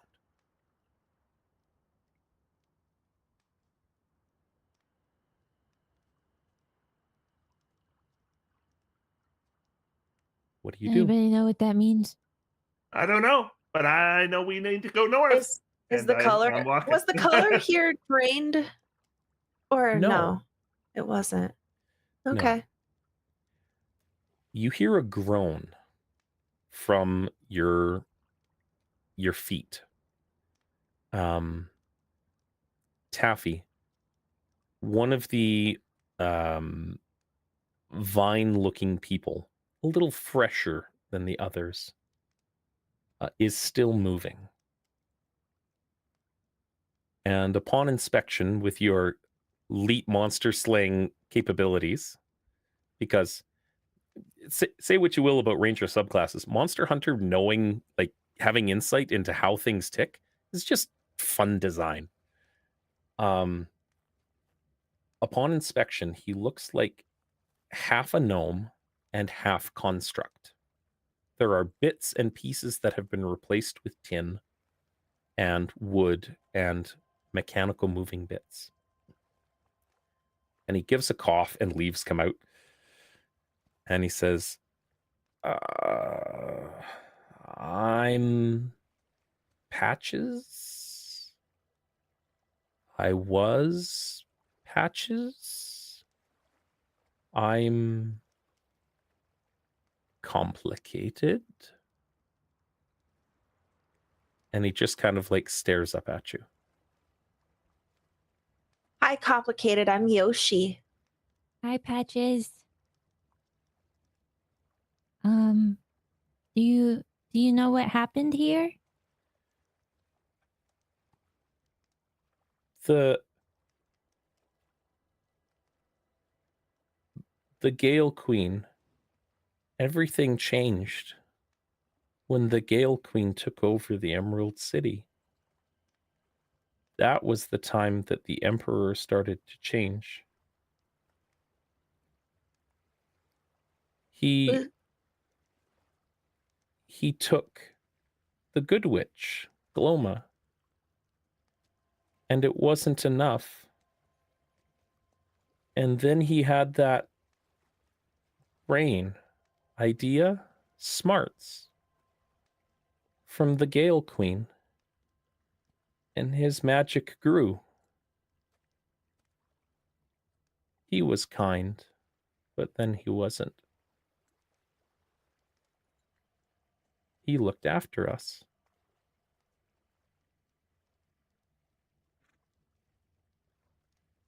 Well, he's dead now. He genuinely looks kinda sad dark. at the prospect. Oh, well, You- he's at peace. He's a plant. I love that it's coming directly from exactly how a 7-year-old would have approached it. And he says, You can probably build him back. You just need some tools Yeah. Or "We're- and, wait, and an oil can. does anyone else here grant wish it? You're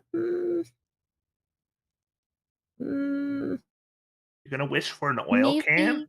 No. We should Look, wait. you What if we guys do wait? what you Wait, need to wait. do with those wishes. You We should choose to wait. do what you They, want to they do. could just go and buy some at Canadian Tire. I didn't We think should wait until we fix whatever caused him to go all evil first, and then we'll bring him back, and we'll wish him back like we did with. we can like wish for a mass resurrection and save. We could wish that all Yeah. of this lady's like all of her victims come back unharmed. There's Yeah. the emblem that he was given was a link to something she has. I believe she gave it to all of her friends.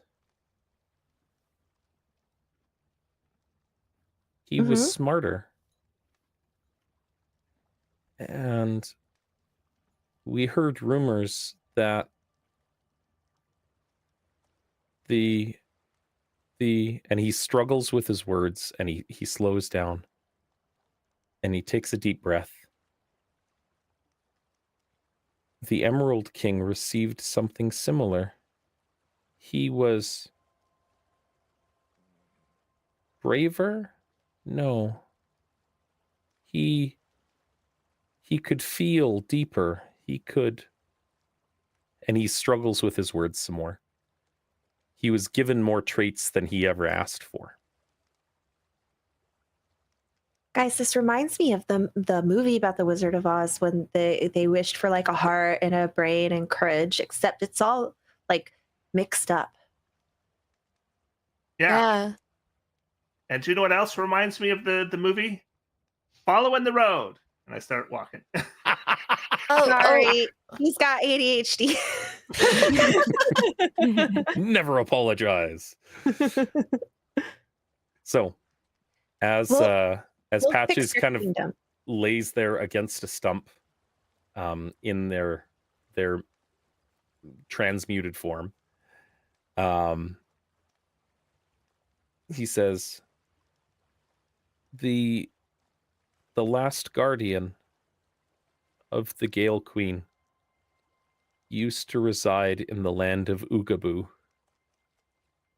where everything of value grows on the trees, passing the treacherous mountains. But I don't think he's there anymore. I think, yes. You see this like look as though there's some kind of communication and recognition between his form and the Tin Man. They were kind of a hive mind sort of thing, and he's just reliving flashes. The Kalida is in the Emerald City. Beware if you find yourself there.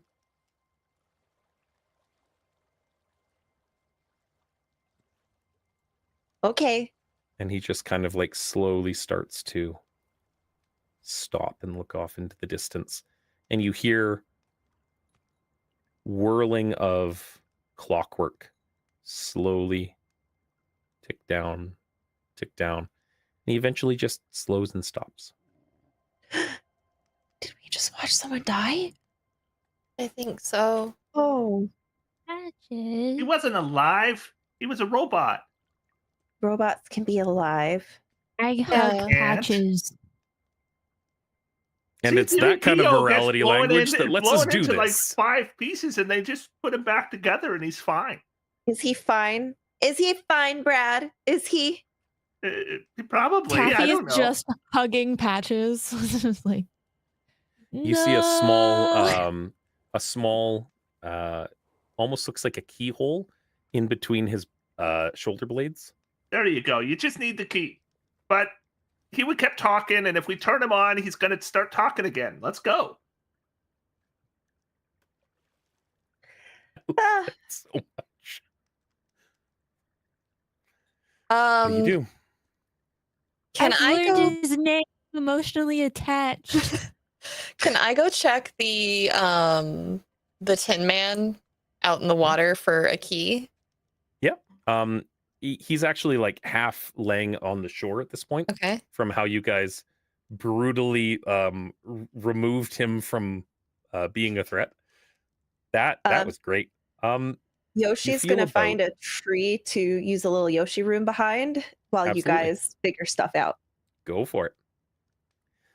As you feel around, he's got in a small satchel on his person, there's a dusty old oil can that looks like it hasn't been used in forever.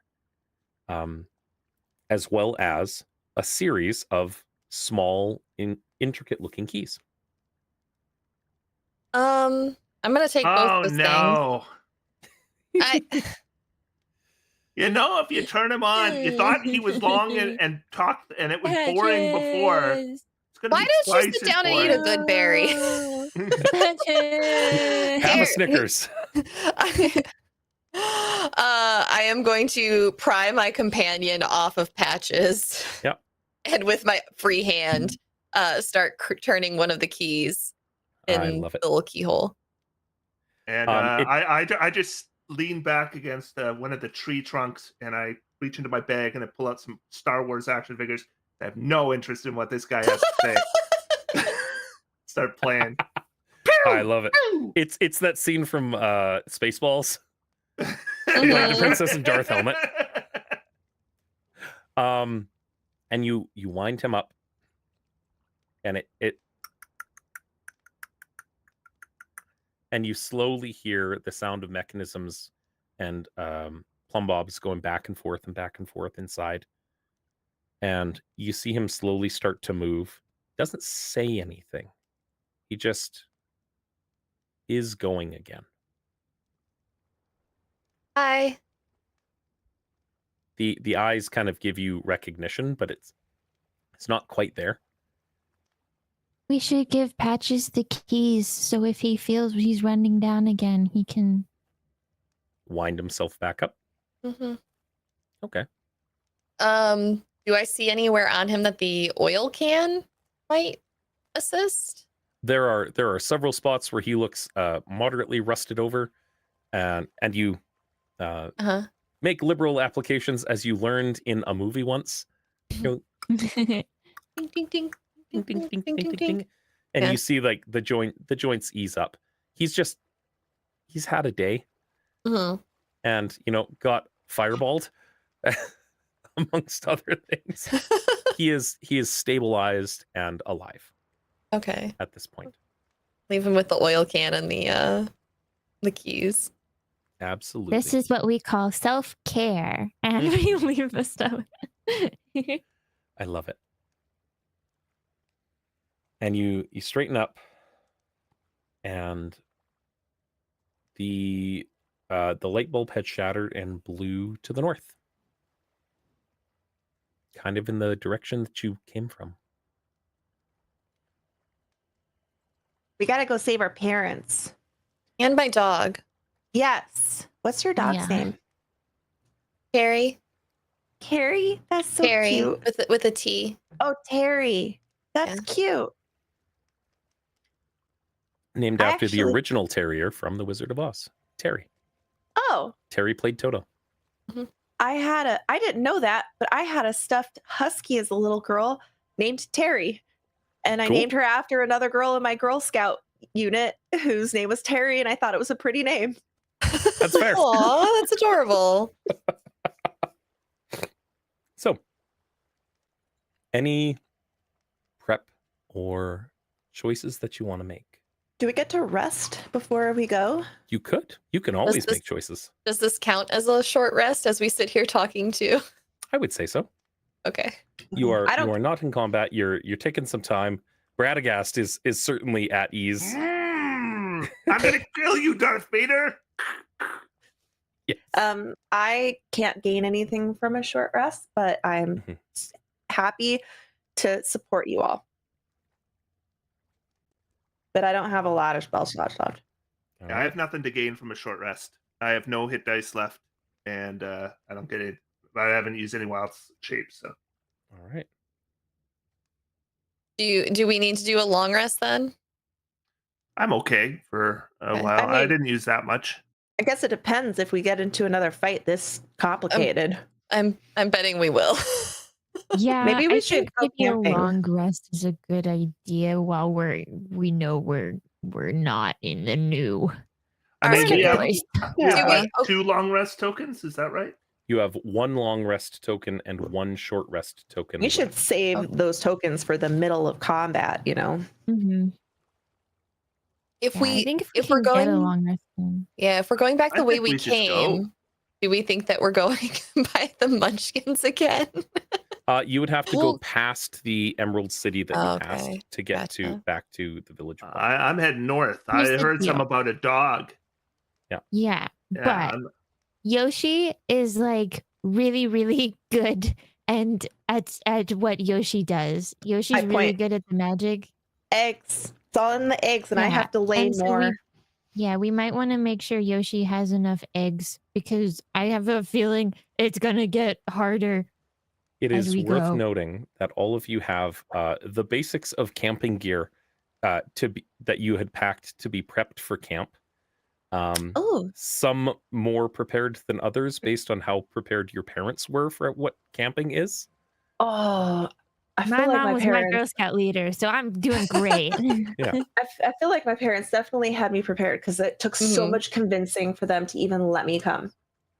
I can also, well, I don't have it prepared, but I could have always get Leomund's tiny hut. Well, it's a ritual spell, so you don't have to. prepare it. if you I don't have have to have it it in your prepared? spell book, Yep. then you Really? could. Yeah. Yep. Oh, I can make Wizards- us a house. But it's Yoshi's house from like Super Mario Brothers. Yeah, for the Super Nintendo. Yeah, Yeah, it's So like it's a Yoshi's house dome-shaped brick with house. fruits. Let's I do love it. that. Okay, I got to do the ritual, and then I just start making for like 10 minutes, and then finally, it was like I was pushing out the biggest egg. An egg pops out and it rolls along the ground and goes, and a house comes out. Whoa! It's like That's so cool. y'all need fiber. Um, Yes. You find yourself sitting down for a long rest. You have your patchwork blankets all laid out in a little circle. It's warm, it's comfy. The water from the pond there is surprisingly clean. Like you're in a beautiful place of nature for where you're at. And you have some time. The night is yours. What do you do? What are you feeling? I want to get under a blanket for it and talk about cats and fairies and, Yeah. Yeah. and wizards. Oh, I know everything about fairies. Who do you think we're gonna fight next? Is it gonna be a lion, a giant lion? Oh, that would Ooh. line up with Lions the, hate dogs, right? Because it's Do cat. they? Yeah, cats and dogs like to fight. Oh, But Maybe a giant lion is doing something to the dog right now. but Eris is a cat. yeah. Is my dog gonna hate me? Well, we're gonna save it tomorrow. You look more like a really tall lady that has like a cat. Like, you know, when you go to the carnival and you get your face painted Uh-huh. like a cat? Yeah, That's I don't kinda think Okay. I don't think you're and the you kind wear of cat that dogs hate. Okay. like Well, you that's look like good. you're also a camp counselor. Oh, because I'm tall. Because you look like a grown-up. Oh, But a cat. yeah. When we get back to the actual camp, will you paint my face? I don't know how to do that, but I'll try. Okay. I'm sure you'll do great. You think Taffy thinks about the Sharpies that she has in her bag? Oh, Taffy is definitely thinking about the Sharpies. No regard for how long those Sharpies stay on your face. But My mom told me not to draw on myself with them, so maybe not my Sharpies. as But my you mom s- also isn't here right now. You know what? That's If true. you could I have white cheeks. They're perfect. You could draw like whiskers or maybe like a swirly mustache or little hearts or little butterflies. doesn't having a twirly mustache mean that you're a bad guy, though? Maybe we can pretend that I'm the bad guy and we could trick the real bad guys. And I could be like, hello, fellow bad guy. I have come to the bad guy meeting to hear the plans. I'm This- totally on this your is- side. This is the This is best a plan great I've heard all idea. day. Yeah. I see absolutely nothing that will possibly go works. wrong with this line of thinking. It works because I believe in it. Okay, I'm gonna sit like crisscross applesauce and put my cheeks out and close my eyes. My cheeks are in your hands, and as if you're gonna draw on them, you're gonna feel the two berries in each side that are being kept in my little mouth pouches. Wait, Taffy, go ahead and I roll have- a performance check. hold on. I have an even better idea. Hmm? And she's gonna take one of Yoshi's like 3 fingers and is gonna draw the mustache on the finger. And is gonna draw it on Taffy's finger as well. So we have little mustache fingers. So then if we need to drop the disguise so the good guys know we're good guys, we just do that. That's We're bad guys? Oh, we're really good guys. Oh, we're bad guys? Oh, we're good guys. well, but we're bad guys We're so again. smart. We're bad guys. No, we're not. No. Yeah, we are. No, we're not. We are 7. You most certainly We're are. so good at this. See, I'm just thinking about what I have to look forward to with my own children soon. This is gonna be a Sam? daily thing. When I went to refill my water, my son's rolled up in a giant bed-sized blanket. He's 2, drinking his bottle, rolled with his little legs sticking straight up in the air, kind of like Yep. up. Yeah, it's just Burrito life is best life. yeah. thing. As you guys enjoy yourself and relax a little bit after something less daunting than it could have been. Potted plants. Jeez. Scarlet. As Yoshi curls up and goes to sleep, you're hit with a vision. And you hear a voice. It's familiar.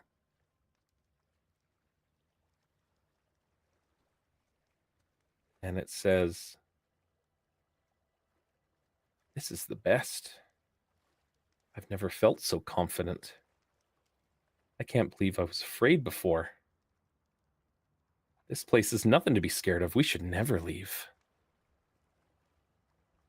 And it's your dad. Dad was scared? Dad's never scared. Your dad has often given you lessons and like affirming stories that fear isn't something that you shy away from. Fear is a natural response to very real danger. It's like a hot stove and getting burned, right? When you feel the heat, it lets you know that maybe something's wrong. And you've never heard him specifically say, like, he's the bravest person that you know, most courageous. But you've never heard him say that there's nothing to be scared of.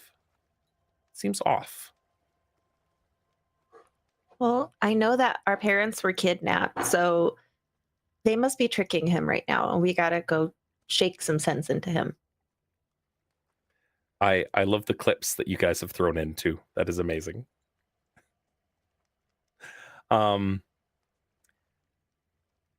It kind of sticks with you a little bit. And as it's fitful through the night, you still rest. And the rest of you probably notice the Yoshi like kicking its little Yoshi legs out and just it's having a hard time. And you get another vision, and it says almost more clear than it was before. I was wrong. You shouldn't be here. None of us should be here. There are 3 of us in this tube.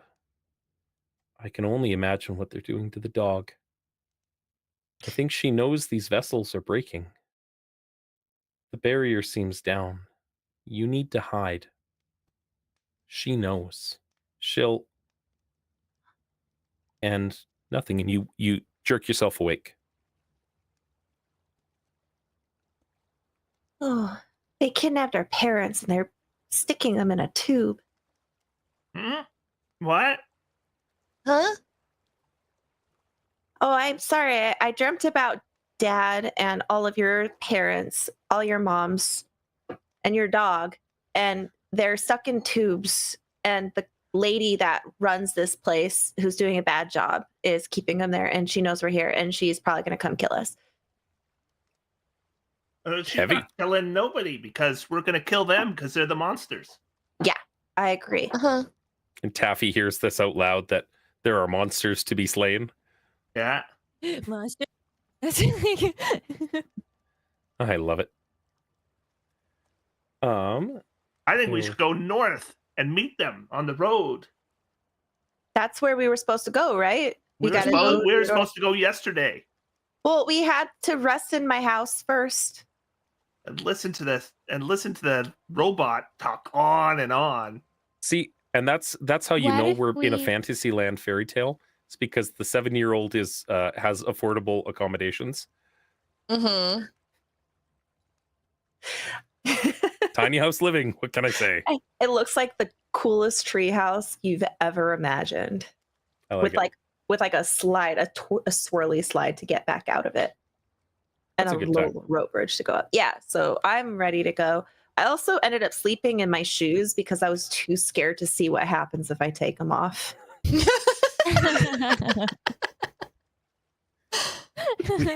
We don't need to know what Yoshi feet canonically look like. I don't want to know. Just one big toe. Painfully detailed. All right, I'm A not knuckle? googling that. I'm It's not. like a knuckle on the toe. I hate it. I didn't take my shoes off. I didn't want to see. Yeah. Am I supposed to like trim my beard or something in the morning? I If don't you know. want. My dad doesn't have a I have beard. craft I don't scissors. know how it works. Craft scissors are the best way to cut hair. I used to cut my hair with craft scissors. Like My dad 2 has years an ago. electric Me shaver. too. Once the beard I gets to don't a have certain that. level, you don't have to cut it anymore. I don't know anything about this. It doesn't feel any longer than yesterday. I don't think. It's like touching the floor. Yeah, but it was pretty long yesterday too. Yeah. You could I- like braid it so it's out of your way. Oh, no, braids are All for of- girls. Oh, Uh-uh. we all Yeah, run up and start braiding. Haven't Leave you me ever alone. seen, haven't Leave you me ever seen the alone. way that dwarves braid their hair? Yeah. Yeah. Yeah. Oh, this is dwarf anti dwarf. Somebody quotes Gimli from the Lord of the Rings. I started Um, running. We're gonna chase him Non-consensual beard braiding. I all like the it. way to the north. The whole time he's running, and we're like, "Come on, I have ribbons and I have beads. You Taffy's can got put glue flowers and in it. supplies. I have colored chalk that makes your hair pretty colors. Stop Pastels." it! Stop it! We cut to a scene later walking down the yellow brick road, and one of two things happened. Either Bradagast got his way and everybody left him alone, or he's just got clown makeup. Just no, the whole time. Something. I love And, the and he idea of the looks whole really upset about it. As you carry on down the road, Yoshi, it's really hard to shake the feelings that you got, and you're working your way back towards the Emerald City. Again, you're following that same path that you did before, and you look up as you spend the better part of the day on the road. And that dome that was surrounding the city before is gone. And up ahead, you see dozens and dozens of winged shapes soaring through the sky, with hands and feet flailing about, but also wings. It's very strange. And it's before you. You're still on the road. The city itself is in shambles. As you can make out more details now. But in the center of it are wide, green, cylindrical towers, positioned in such a way to look like an opulent palace. And a faint ruby glow from the tallest tower of the palace. Is it time to move on? I'm gonna do a couple things here 'Kay. because we've had a long rest. Yes. So I'm casting Goodberry again, and I'll give everyone 2 good berries. Oh yeah, I'll Okay. swallow the ones that are probably not good anymore and take the 2. And I'm going to take 3 fuzzy balls out of the bag of tricks and throw them on the ground one All after right. another. The first one is a lamb, a sheep, if you will. Because chaos. And we'll say for a stat block, half a sec. A brown bear, right? I was thinking like a polar bear. What color did I say it was? Keep me honest. Rust. Rust. Beautiful. Yeah, we'll say it's a goat. We'll say the lamb is a goat for all intents and purposes. High low, you can roll. If it's evens, it's a giant goat. If it's odds, it's a regular goat.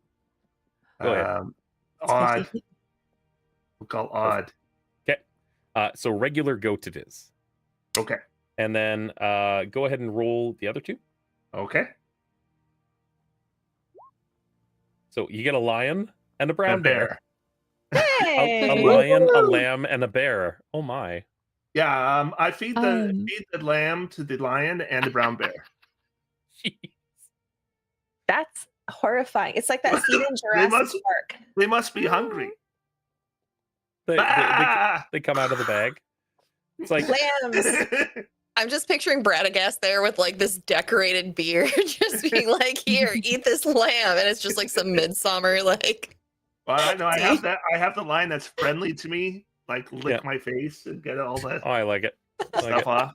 There, that's better. it. With that, As we go to enter, I would like to do Pass Without a Trace on Oh. our group. okay. So as long as We everybody's within 30 feet of you as you go, Sneak in Um, a little. this glittery shadow emanates out from Taffy, and all of you stealth that much better. Hearing the warning that the blue Yoshi had shared with all of you, that seems prudent. Oh, and Bradagast also like reaches out a hand, and a big owl comes swooping out of the trees and lands, and he's just like, menagerie. And I say, Owl, here's 2 good berries. Hold on to those. Okay. And the owl's like, sure thing, boss. If anyone goes down, you go ahead and regurgitate those into their mouth. We've proved canonically that if players can do it, owls can do it. I like it. Baby Robin that. It's a good time. Bleh. Blech. Yay. Yeah, exactly. That's exactly how it works. Yeah, that's right. So, Oops, that was an accident. that's fine. As you approach the Emerald City, being safe, the township all around you and all of the buildings are busted. There's no citizenry. And it almost seems like everything seems to change as you enter the city proper. The sky overhead has a gray haze. The weather turns. And you slink from shadow to shadow, making your way towards this large, opulent building. And oh wait, there we go. It's kind of like a ghost town in here. In the sky, there's winged creatures just swirling and spiraling. You get a good look at. Bet you they're monkeys. I remember that now. Indeed. You get a reasonable look at one of them perched up on a tree. And it looks like this. That's not very nice looking. That hardly looks like a monkey at all. Yeah. It's twisted, warped. It looks like it started with the face of a monkey and then just started getting feathers. Something was changing it. And everybody roll me stealth. Okay. Keep in mind that you have some d20s. The mirror that plus 10 on this. Got a 24. 25. Okay. 36. Oh. Monk. Good on you, monk. All right. Lowest being the druid. Can you also roll me 3d6s, Chris, for your animals? Oh, yes. Oh yeah, the menagerie.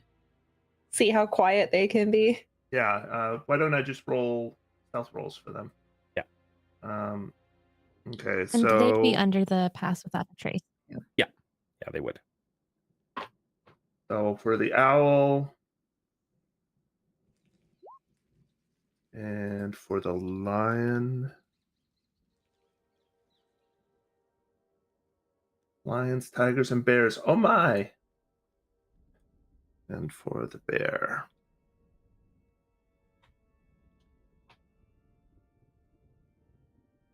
Well, this is the only one that's not proficient. 19. All right. 19 or 29. Isn't it plus 10? Yeah. Okay. I didn't see the last roll come through. The last one. Oh, there it is. the last one is a 9, so Oh, okay. 19. Yeah. The lion and the brown bear just hadn't ticked until now. All right. So the lowest being a 19 in the party, you successfully managed to navigate the Emerald City and approach the Gale Queen's domain. That said, it's time for a break. So we're gonna step away. This will be the last break that we take tonight. So given everybody's energy levels and everything, we're gonna take about 15-20 minutes or so, have a stretch. We'll break a couple of minutes early, and we'll come back in for what is sure to be a menagerie of combat. because there are now more things on the board. It'll be a good time. For everybody, thank you for all of your donations. Every dollar that you're spending goes towards Make-A-Wish International. We're trying to raise as much as we possibly can for this campaign to help as many kids as we can. The campaign overall, with your help today so far, has raised $14,180 this month. And our final goal just keeps getting pushed out for it. We have a personal goal this time around of $5,000 for today. And there are milestones and rewards that you can cash in on, including you can purchase a seat for a one-shot with some of our players, commissioned artwork for some of our players, depending on the donation level that you pick. As well, everyone that puts in any amount of money will be entered into raffles for digital merchandise from Kobold Press, Roll20, and Demiplane. So we'll be back in a little bit. Got to do what humans do, and we'll see you soon, folks. What can I tell you of the world when I know I've still got so much to learn? How will I keep you safe? How will you find your place? What can I tell you of the world? I want you to have it all. Want you to trust yourself and fear no fall. Want you to turn out to be so much better than me. I want you to have it all. Oh, the places you'll go with your eyes so wide, with your heart in your hands and your sword at your side. Oh, the mountains you'll move, oh, the tears you'll cry, oh, the places you'll go. Little love of mine.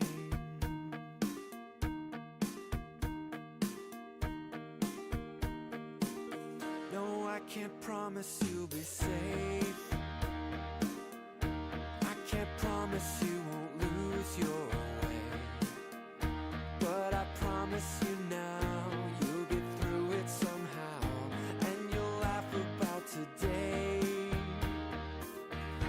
I can offer you this song for you to listen to when things go wrong. And then maybe you'll know how I love you so, and find a way to stay strong. Oh, the places you go with your eyes so wide, with your heart in your hand and your sword at your side. Oh, the mountains you'll move, oh, the tears you'll cry, oh, the places you'll go.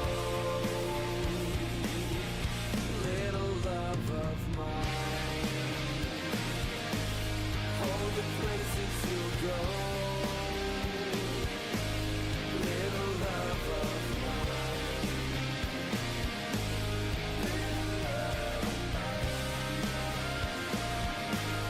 Oh, the places you'll go with your eyes so wide, with your heart in your hand and your sword at your side. Oh, the mountains you'll move, oh, the tears you'll cry, oh, the places you'll go. Oh, the places you'll go with your eyes so wide, with your heart in your hand and your sword at your side. Oh, the mountains you'll move, oh, the tears you'll cry, oh, the places you'll go. Little love of mine.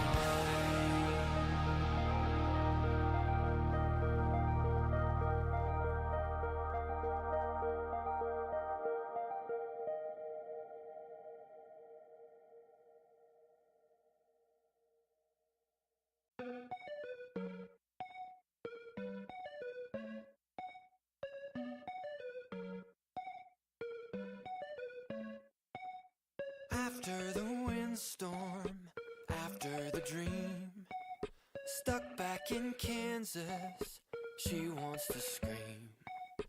They say she's crazy, and maybe the right. Far worse than lions and bears. She's cursed with visions at night. They tell her you've got a destiny, somebody you're supposed to be. Far from the small town, there's answers waiting to be found. So she lies awake, thinking there's been some mistake, crying her eyes out, begging for help. She's shouting, I want a new brain, I want a new heart. I'm sick of feeling, failing and falling apart. I want the courage to make a new start. Time after time I flip from fine to failing and falling apart. I want a new brain, I want a new heart. I want the courage. Time after time I flip from fine to failing and falling apart.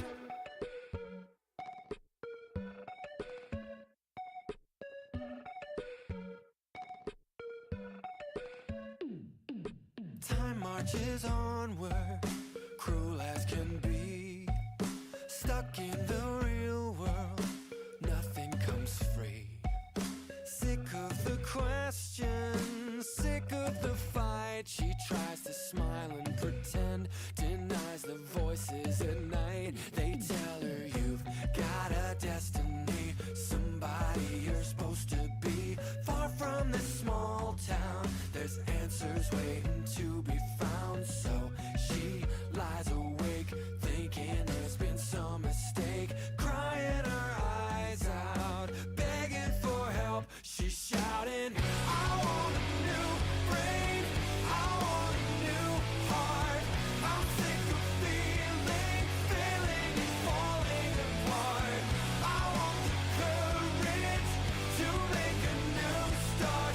Time after time I flip from fine to failing and falling apart.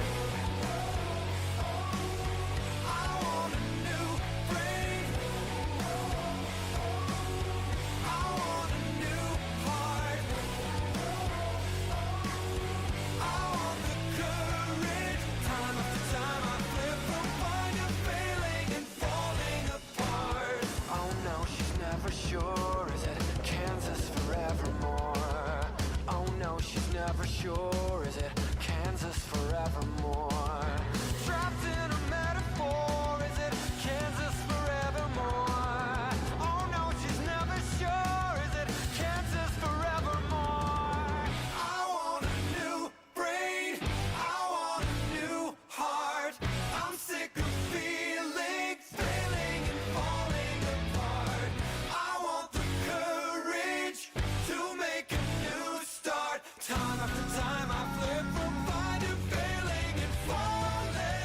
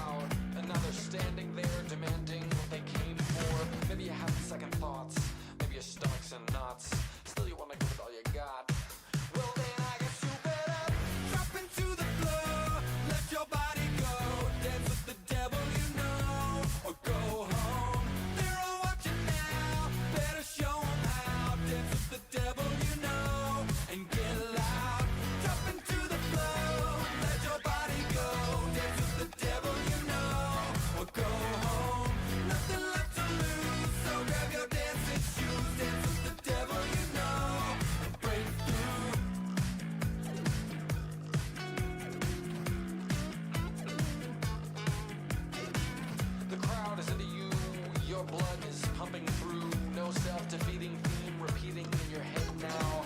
You smile and take a breath, check if there's something left. And when you find it, you're reminded what it's all about. Maybe you want to back down, maybe you want to bail out, maybe just one more round. Then one more time you'll better drop into the floor, let your body go, dance with the devil you know, or go home.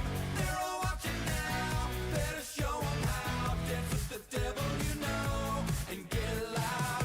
Drop into the floor, let your body go, dance with the devil you know, or go home. Nothing left to lose, so grab your dancing shoes. Dance with the devil you know, and break through.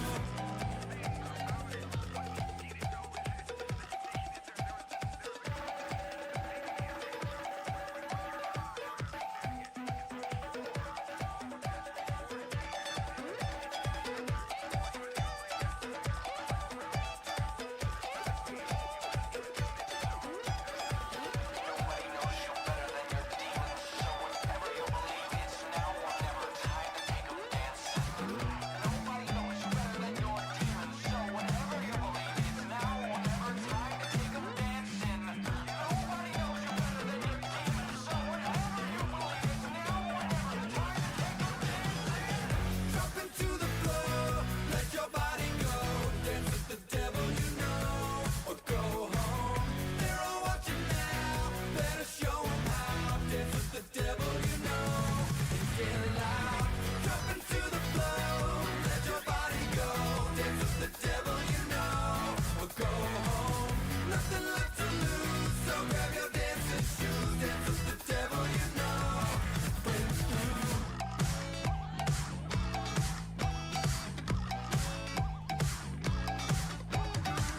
Nobody knows you better than your demons, so dance with the devil you know, or go home. Nobody knows you better than your demons, so dance with the devil you know, or go home. Nobody knows you better than your demons, so dance with the devil you know, or go home.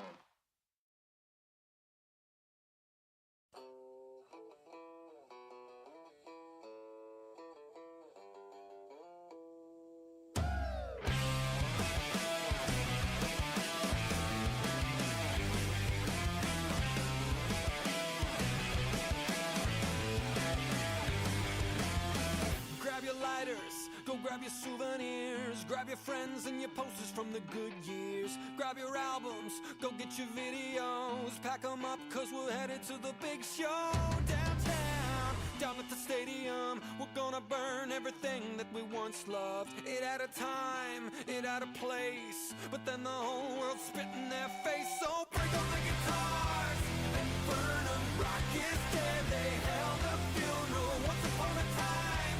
They made it, now the DJs just replay it.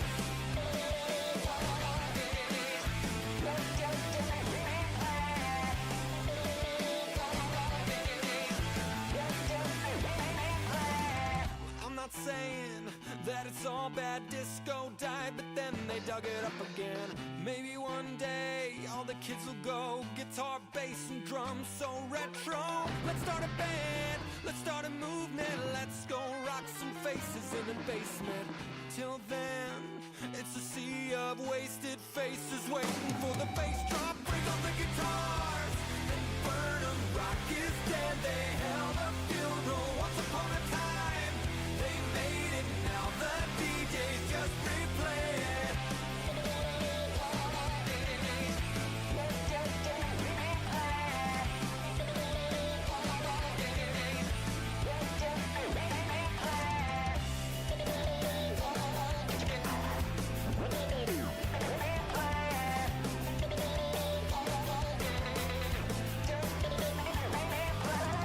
I am an artifact, I am a dinosaur. I was alive before we started fighting Gulf Wars. So chalk it up to nostalgia. I don't give a cause I'm still gonna tell you. Bring on the guitars and burn 'em. Rock is dead, they held a funeral once upon a time. They made it, now the DJs just replay it. Break on the guitars and burn 'em. Rock is dead, they held a funeral once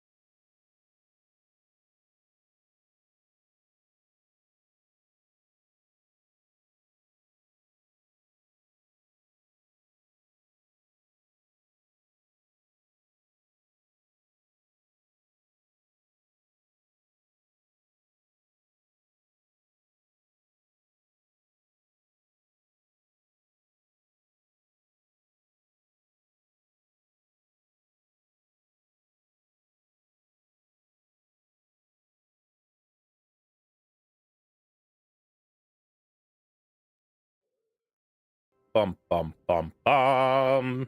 We are back. Oh, I need to make my headset drastically more uncomfortable for a moment.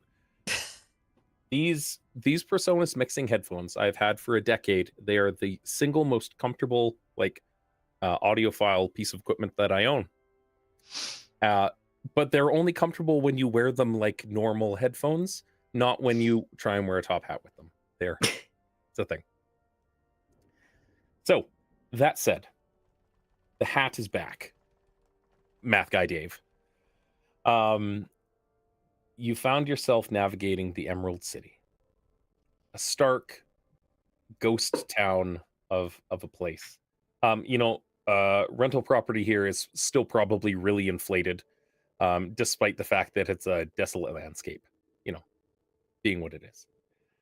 You work your way forward through shattered windows and doors of the Emerald City to the Grand Palace. There are no barred doors here. Large round entryways hang half open. With the benefit of your pass without a trace, you carry forward. I'm just gonna double check something here quick. Perfect. Yeah. You start walking through long hallways. Your footsteps would be echoing on the tiled floor if not for the benefit of your magic.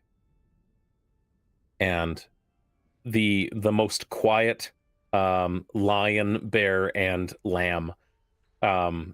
There's no lamb. Oh, that's right. The lamb is gone. Okay. There is no lamb. Owl. Yeah. The owl wasn't making a whole lot of noise. There might be parts of the lamb left in their mouths as we go. Sorry, Lambo. They have bonded. The lion thing. and the bear have bonded over their shared meal. This is such a 7-year-old stream. It's great. You work your way forward to a grand hall, and before you lies a large set of doors that are closed. There's a mighty ring on either door. It looks like you would thrust them open. It's a push door, not a pull door. And you find yourselves outside, currently seemingly still shrouded. What do you want to do? Look around. We know Wait, where we're we- supposed to go. Did that robot say something when I wasn't listening, which was the entire time he was talking?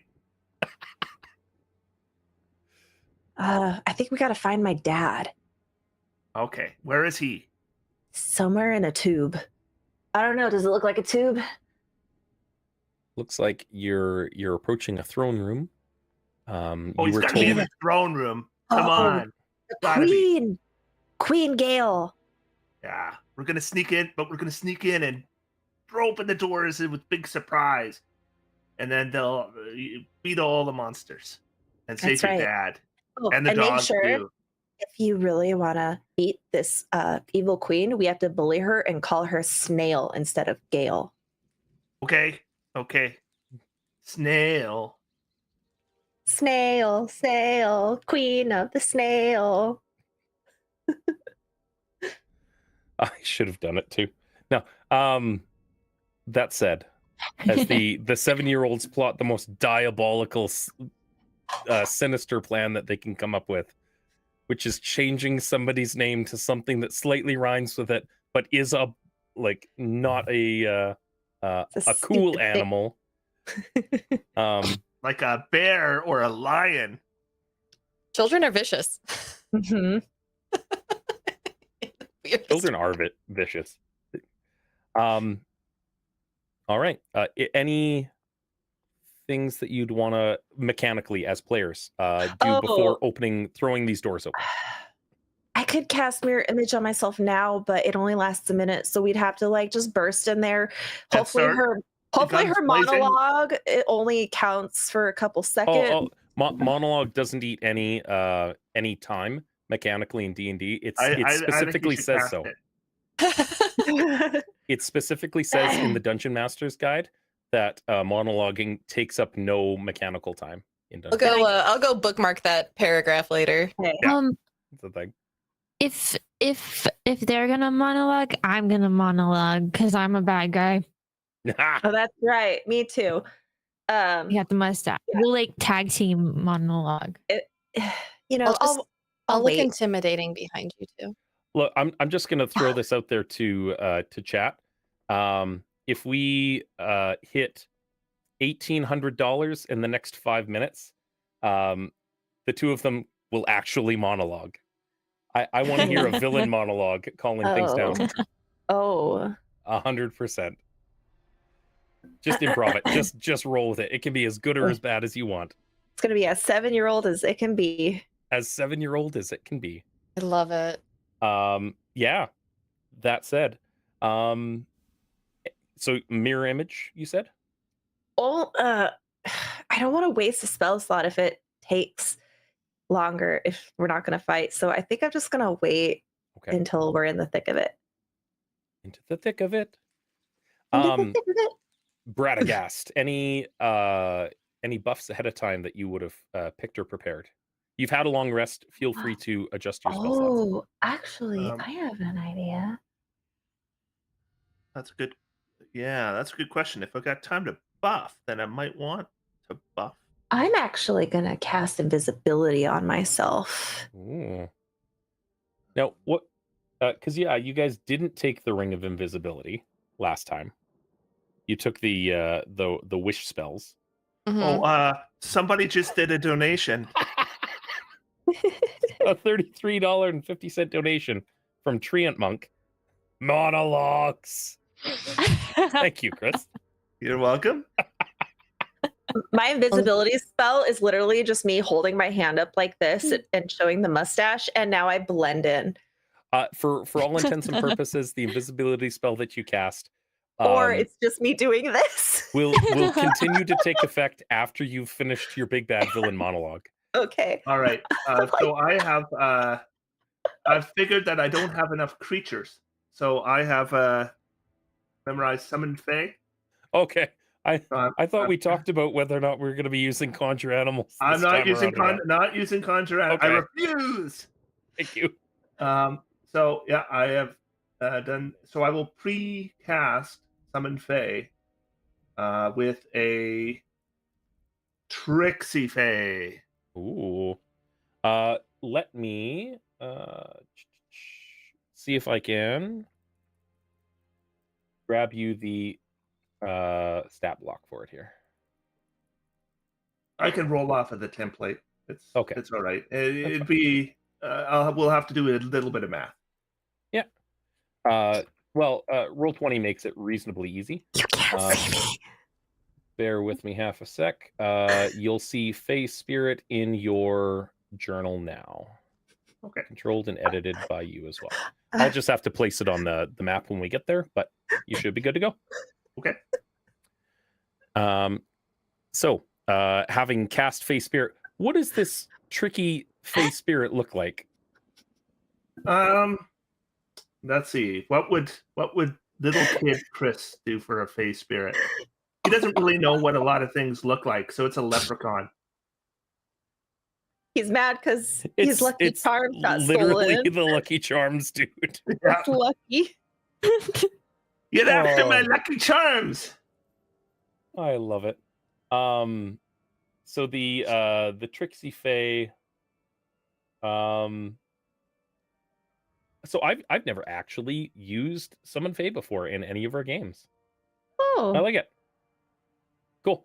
Yeah, you have access to the spell sheet. You should be good to go.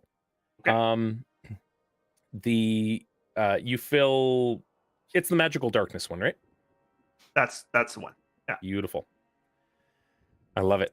And to chat's point, Scarlet is now John Cena because she's invisible. you can't see me. You summon up a bunch of bestial creatures and fey creatures, and you're just surrounding yourself with friends. I don't need to make friends at camp. I make my own from this bag. That is so That's right. sadly in character. It is Yep. really a point. That said, This is the best camp ever. I got Yeah. 3 friends. I got a lion, a bear, an owl. Oh, and now I got a leprechaun. 4 friends. there it is. You would have had 5 friends, but they were hungry. So, as you carry on, it's time. You open the door. Open the door. Bam! And Taffy Twinkle boots the door open in the way that only a swirling I'm like cape flying mustache. and just like kick it open. You've got you've got your patch blanket as a swooping cape, and you like behind you billowing like a villain with a mustache. Yeah, there it is. I love it. That's beautiful. And you kick in I the look door. just like them, guys. That's great. I'm gonna drop you guys onto a map here quick. And bear with me a second. We're gonna get a lion. And come on. Come on, roll 20, catch up. There we go. Chris, I'll toss you the lion. Okay. And you get a brown bear, I believe, as well. Yep. They're so big. Yep. Brown It bear. looks like Assland.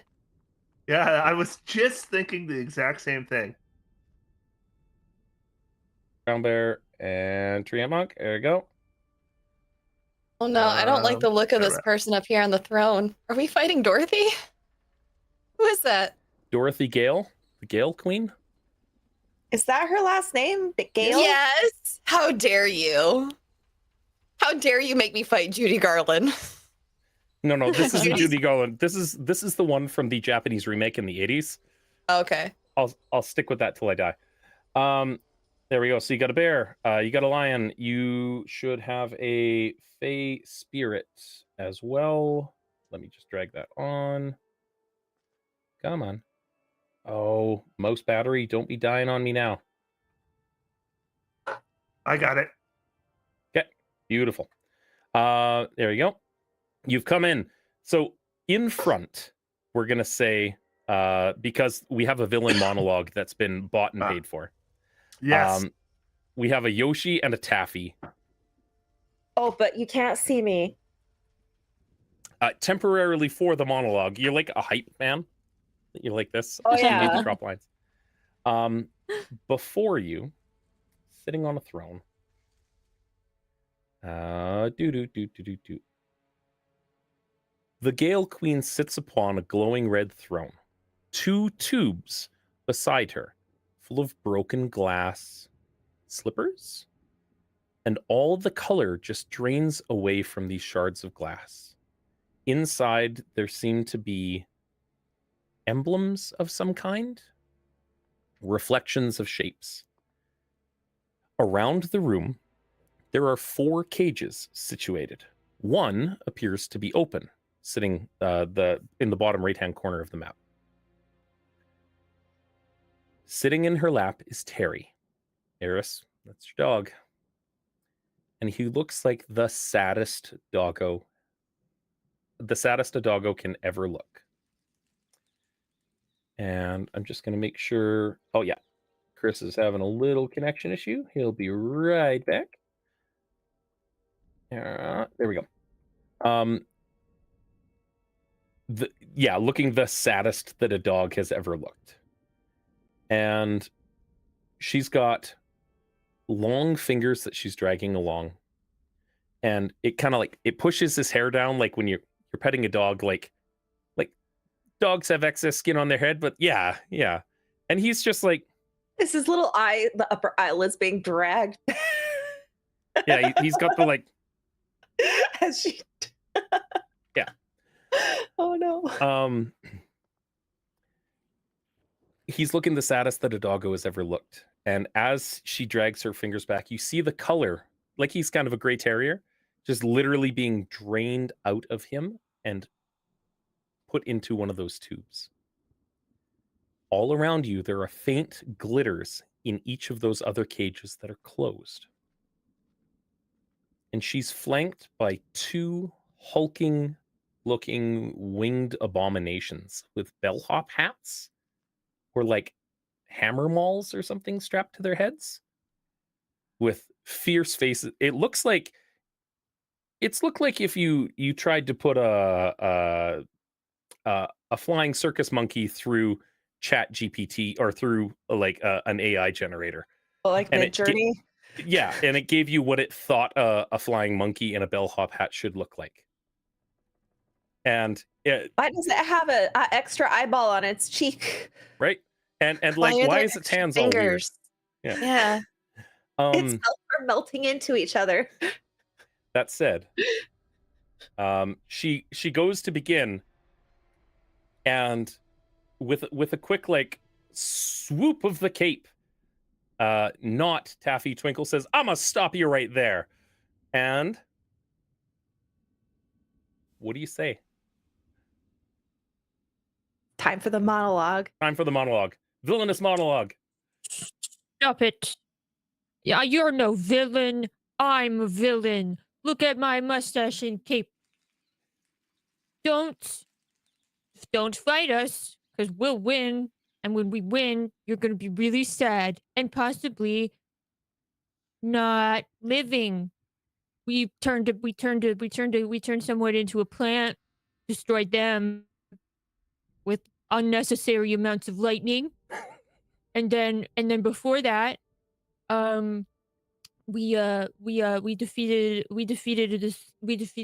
another guy by like smashing a pumpkin, but we fixed that. But we didn't actually, because we're bad guys, so we didn't fix anything. We just made everything worse. And we're gonna make everything even more worse. Now. Okay. Anything else, Yoshi? 'Cause I'm like looking, where'd Yoshi go?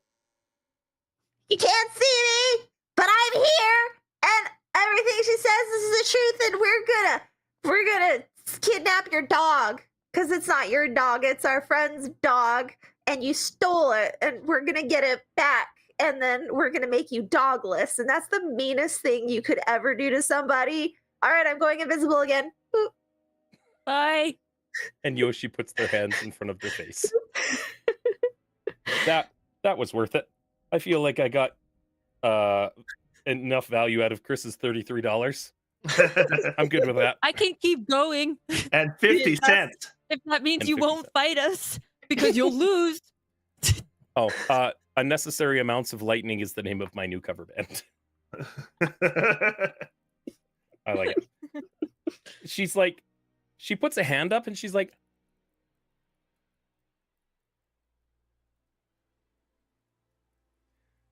"Are we the bad guys?" Are we the Quick, baddies? somebody- No. It's the children who are wrong. I don't see any children. I have facial hair. Oh, speaking as a one of those boys that had to start shaving in elementary school, that happens. That is a thing that happens. You didn't grow out a beard, so all the other kids had to respect you? No, because when you're in the 6th grade, any beard that you're growing is not respectful in any Oh. way, shape, or form. It's wispy. It's peachy. And she leans back and she's like, cracks her long witchy hands. For the audience at home, so these were all done based on Ahmed Abir's artwork. He's the one that did the work on all of our Oz characters. It's all based on the Grimm Fairy Tales Return to Oz comic series. And Dorothy is a facsimile of this, sitting on her throne. Striped stockings, again, very similar to Lydia's style. No, I don't know about stockings, but the armbands at least, or the striped shirt. And she cracks her knuckles a little bit, and she thinks to herself, and she says, "So you're the ones foolish enough to meddle." And she starts like, her hand drifts to her mouth for some reason to do this, and she doesn't know why. I know why. It's because we got Chaos and Entropy donated into chat. So she does the whole monologue while doing this. "I figured it out, you see. All it takes is a few simple inborn traits from the unassuming, combined with a little bit of love and manipulation, showing them you lot were held hostage. How did you break free and come here? You should be asleep. Well, no We're matter. 7-year-olds. We don't sleep when we're told. Yeah. I've There's been no sleeping this rest whole for the time. wicked. New plan.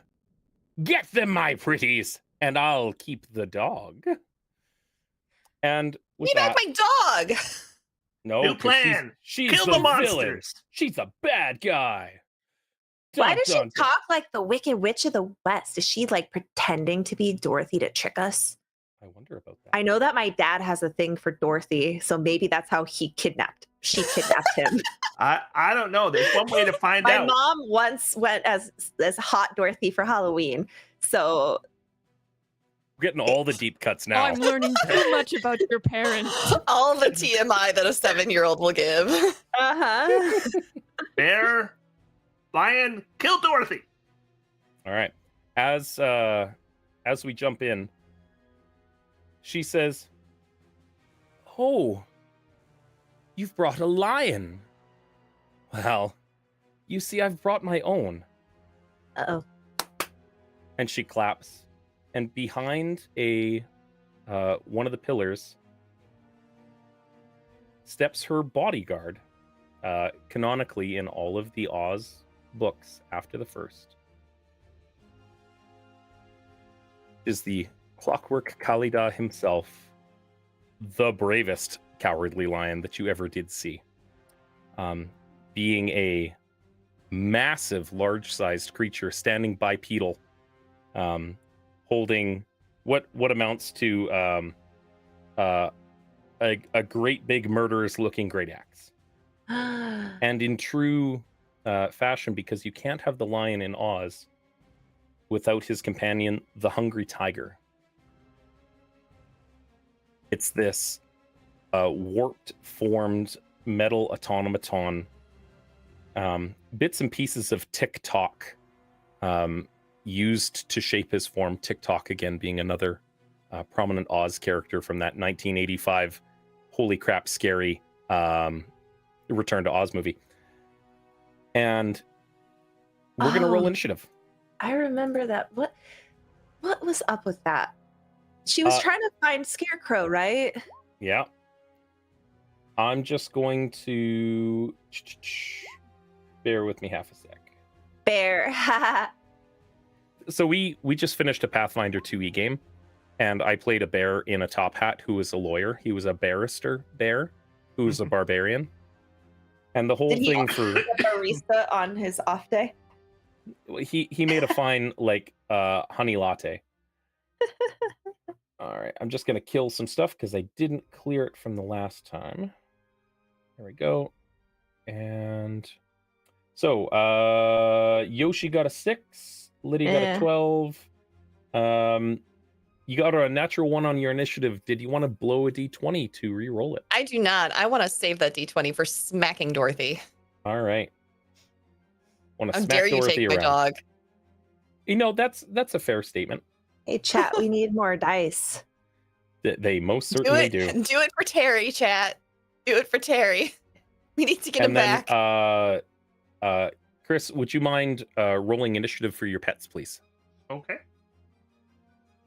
Or if you want, you can choose one initiative that they all go on for Okay. ease of use. You decide. Manage your resources.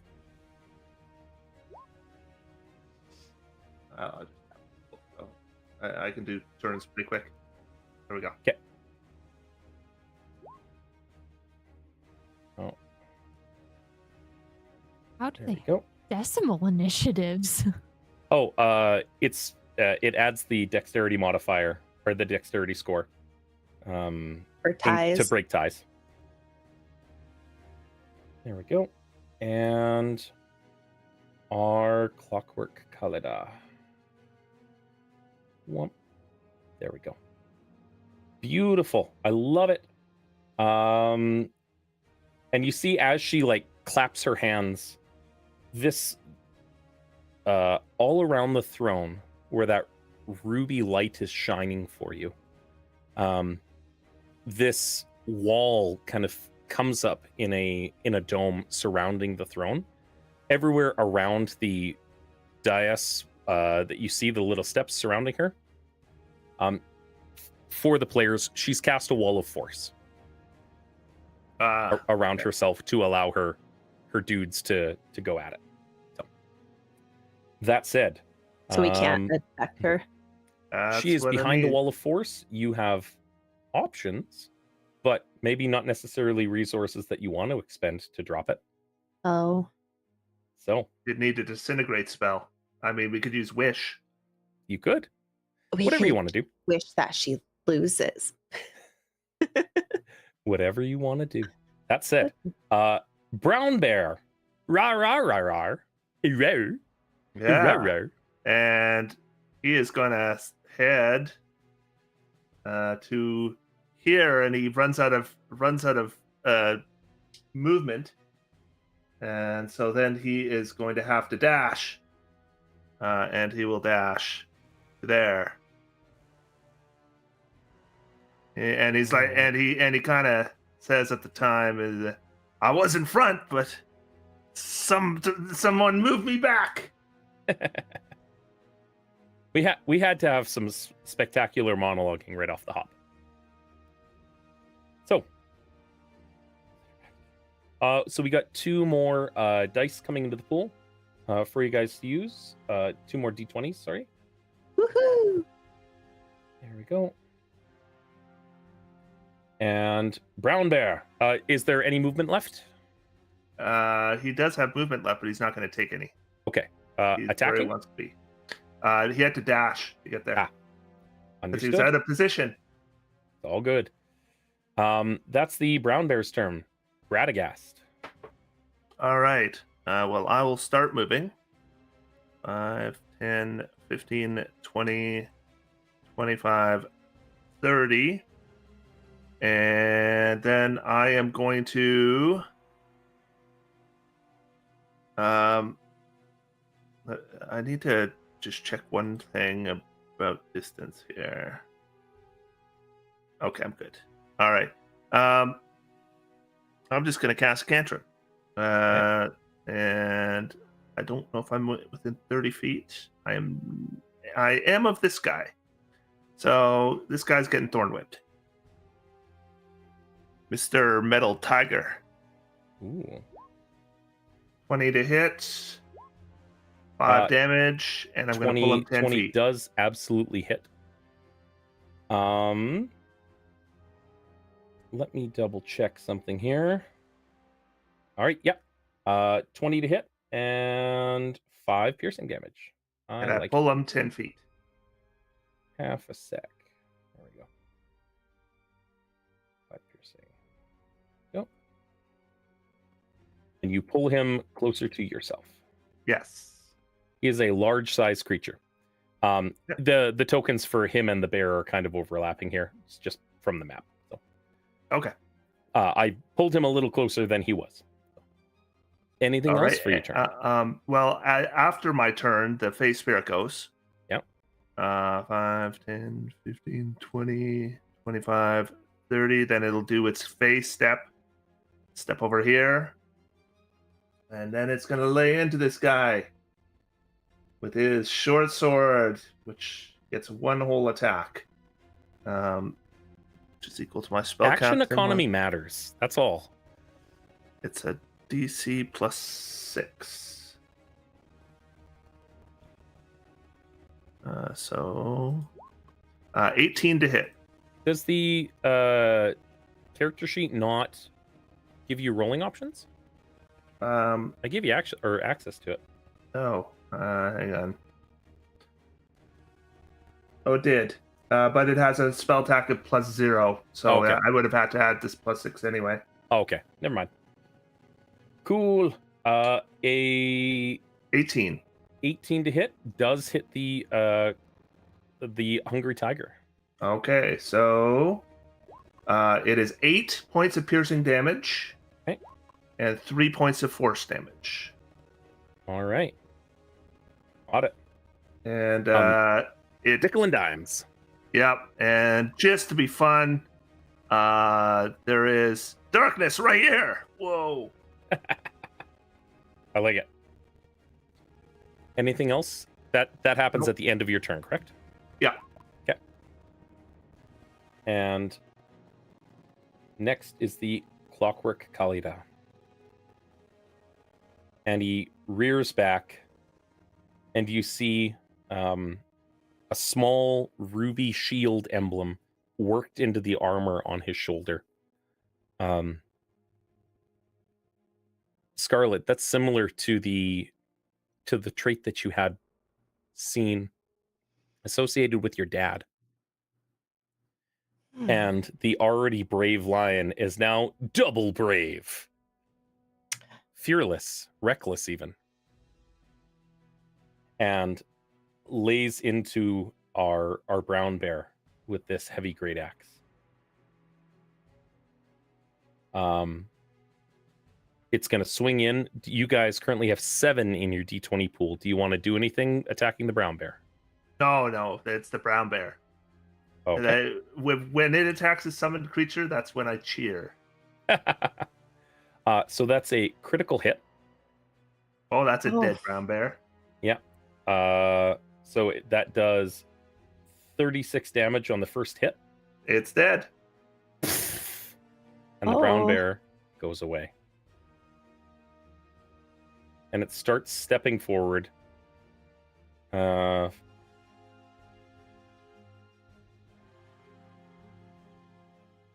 It's going to be using its... Oh, yeah. I like it. Yeah, it moves forward, just slowly walking.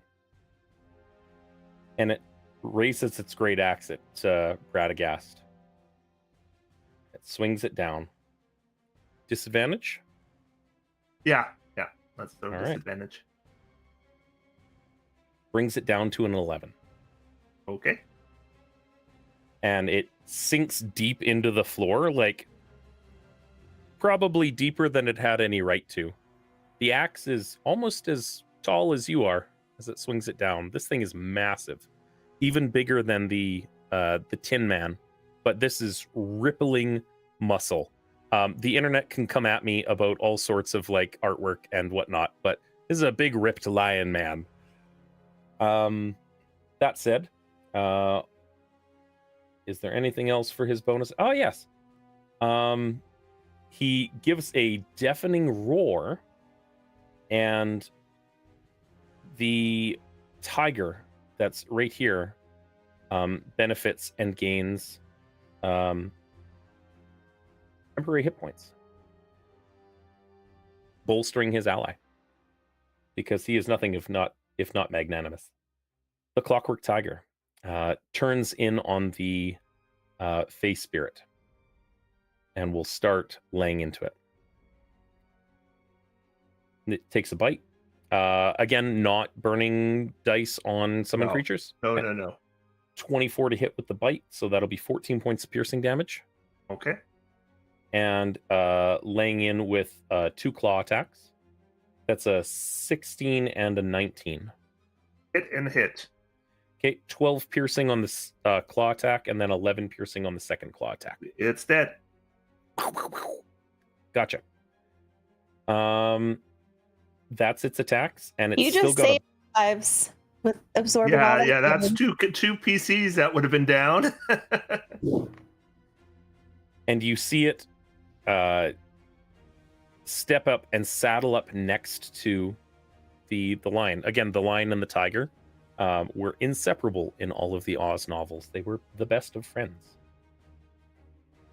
Taffy,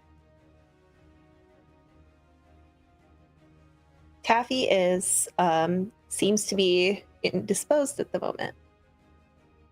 Yeah. She does seem to be indisposed at the moment. Let's see. We can push her turn. Yeah, let's do the lion first and then come back to Taffy. Okay.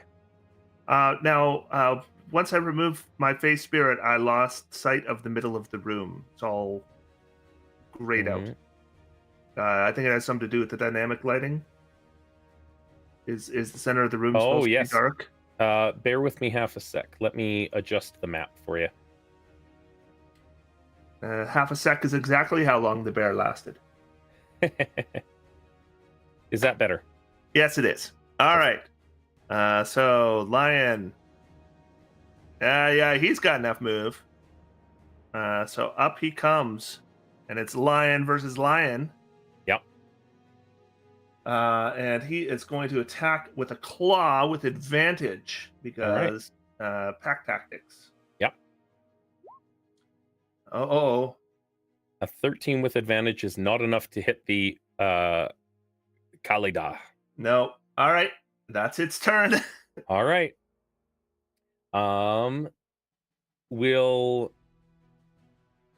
Let's take Yoshi's turn and then we'll come back to Taffy. If Taffy's not back by then, I'll just run her as an NPC for this one round. Go ahead, Yoshi. Okay, invisible Yoshi is going to fly up 30 feet into the air, straight up. Mhm. And if I cast a ranged spell attack as I'm invisible, will I get advantage? Yes. Okay, I am going to one cast... time. Yeah, because then I pop out of Yeah. being. So I am going to pick an egg, and I am going to cast Chromatic Orb, and I'm going to choose acid damage at the metal-looking tiger. I'm going Okay. to try to melt its gears with my acid thing. I like it. So, wait, why does it say spell save DC? I feel like it's a range spell attack. What is the save is. for? Oh, that's just telling me what my save is. Okay, let me go ahead and open up my thing. Chromatic Orb. All right. 14. So that was an 11 that you Oh. rolled to hit it. I mean, I had Oh, advantage. sorry, a 14. Yeah. A 14 does not hit its armor. Okay. Well, We have a that's Taffy. all I can do. I just threw the egg and it like landed next to him and just went and then everyone just looks and there's a little Yoshi flying and I go, you can't see me. I like it. That's my turn. Taffy. Oh,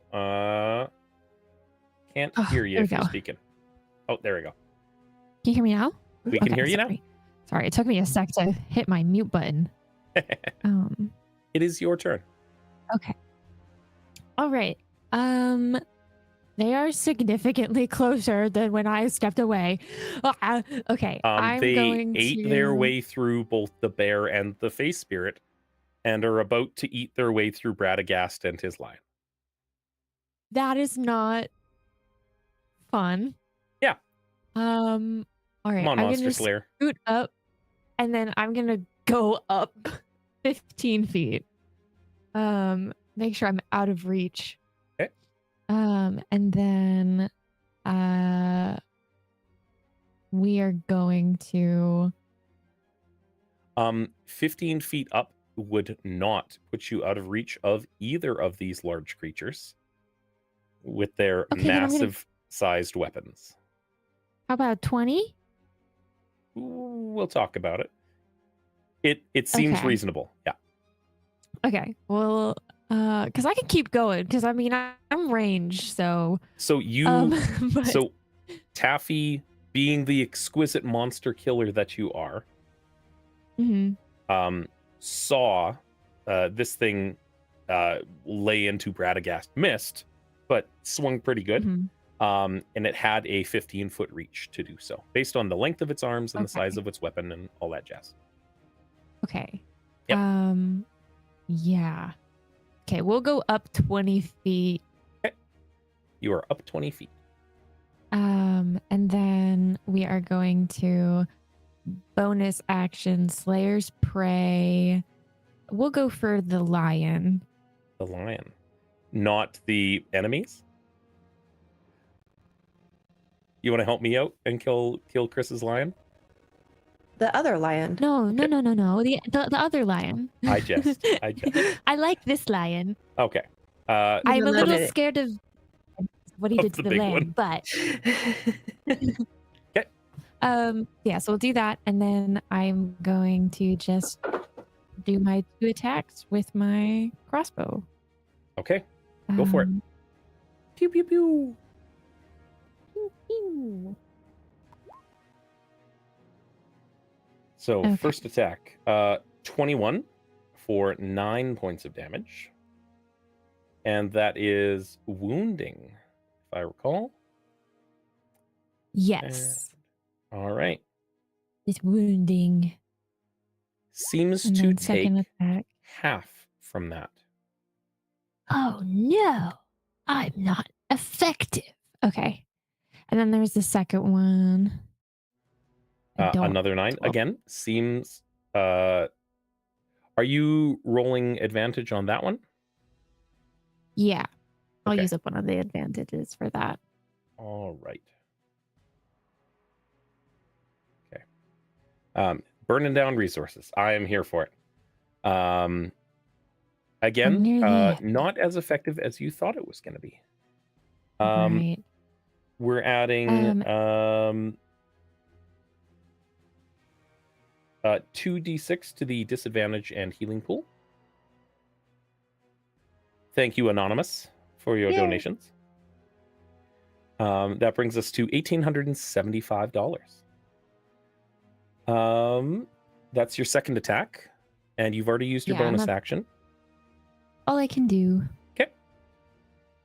We'll jump ahead. It is Eris's turn because we went to the people under you in initiative temporarily. Eris, Eris there's a lot is of cats in here. Eris is pissed. That is my dog. I don't like these other creatures. Eris is going to puff up all of her fur, and she scoots around Yoshi, running up the back of our ally lion, holding her quarterstaff high in the air, and points at Dorothy, saying, "Gale Witch, I wish all of your friends would turn on you and fight for me now." I would like all 4 of her allies to be our allies. I believe Burning 2 of them are trapped in the dome with her.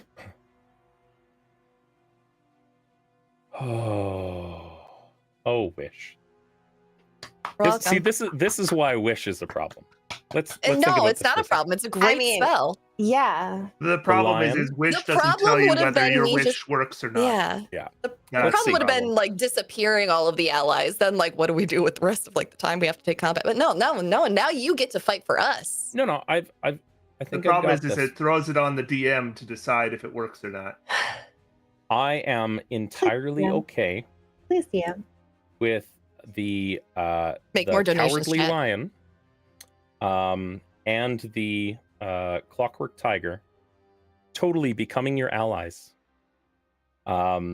Emboldened by the power of Wish, their compulsions and their need to rely on the witch or the Gale Queen is broken, and they kind of like hold their heads for a moment, and the tiger does a face paw, so to Mhm. speak, and you see the frustration on the Gale Witch's face.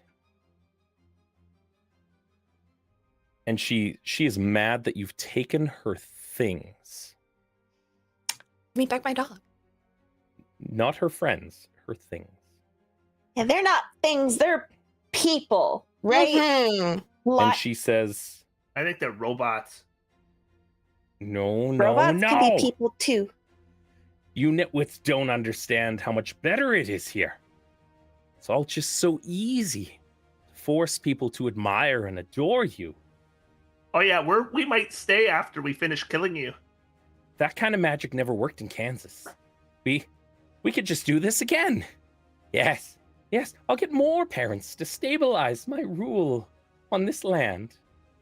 You did Pretties. kidnap her parents. Come to me. And 3 of the cages burst open, and you see 2 more of these hulking flying monkeys with this mercurial sort of inky form jet around her and swirl. And she rises up off the ground with her Dorothy dress like intact. And you see all of the flying monkeys around her morph and twist and change. And inside the protection of this ruby dome that Dorothy was once there, these monkeys go away. And next to them, in their place, stands an amalgamation of Dorothy and flying monkeys. She's like Voltron. She's like She's- Voltron.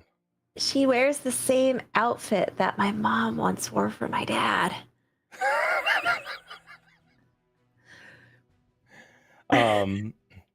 And as you, I'm just going to roll her into initiative here. Into the Scylla of Oz. And there we go. That's what I wanted. And as she steps forward, we're just gonna redo initiative. So this is on initiative 4 that this is happening. So I'm just gonna dump this ahead. I'm gonna say that Burning Wish took your action. That's That fine by me. seems like a reasonable action economy thing to take. I don't think Yeah. anyone's arguing with that. No. So, anything else on your turn, Monk? I don't think I have anything that would work for distance on a bonus action, so no. You don't have Step of the Wind? I do, but I don't want to get too close to her yet. It's interesting that aside from Flurry of Blows, as a monk, I haven't seen you use your key points for anything else. Yeah, I mean, I could use it for Step of the Wind, but I don't want to get close enough to her yet. I want Patient our new defense. allies to go in. Patient defense? What's Take that a one? dodge action as a bonus action. Something that absolutely should not cost key, but does. Yeah, that is weird. I'll use that. All right. You assume a kung fu pose that you saw on a Saturday morning cartoon show once. Do you yell Thundercats ho? Yes. I'm just perched on top of our lion, just 1 foot up. The crane. Doing like a Charlie's Angels sort of pose. It's like, hooray. Charlie's Angels on top of a lion. It's like a weird pyramid happening right now. As that ends, Bradagast. All right. So lots has changed. I'm guessing that the Wall of Force has gone down. The Wall of Force has been absorbed into her body as this ruby light seems to be empowering her. All right. I am going to cast a 3rd level Moonbeam. Okay. And it is going to just be like right on her for now. Okay.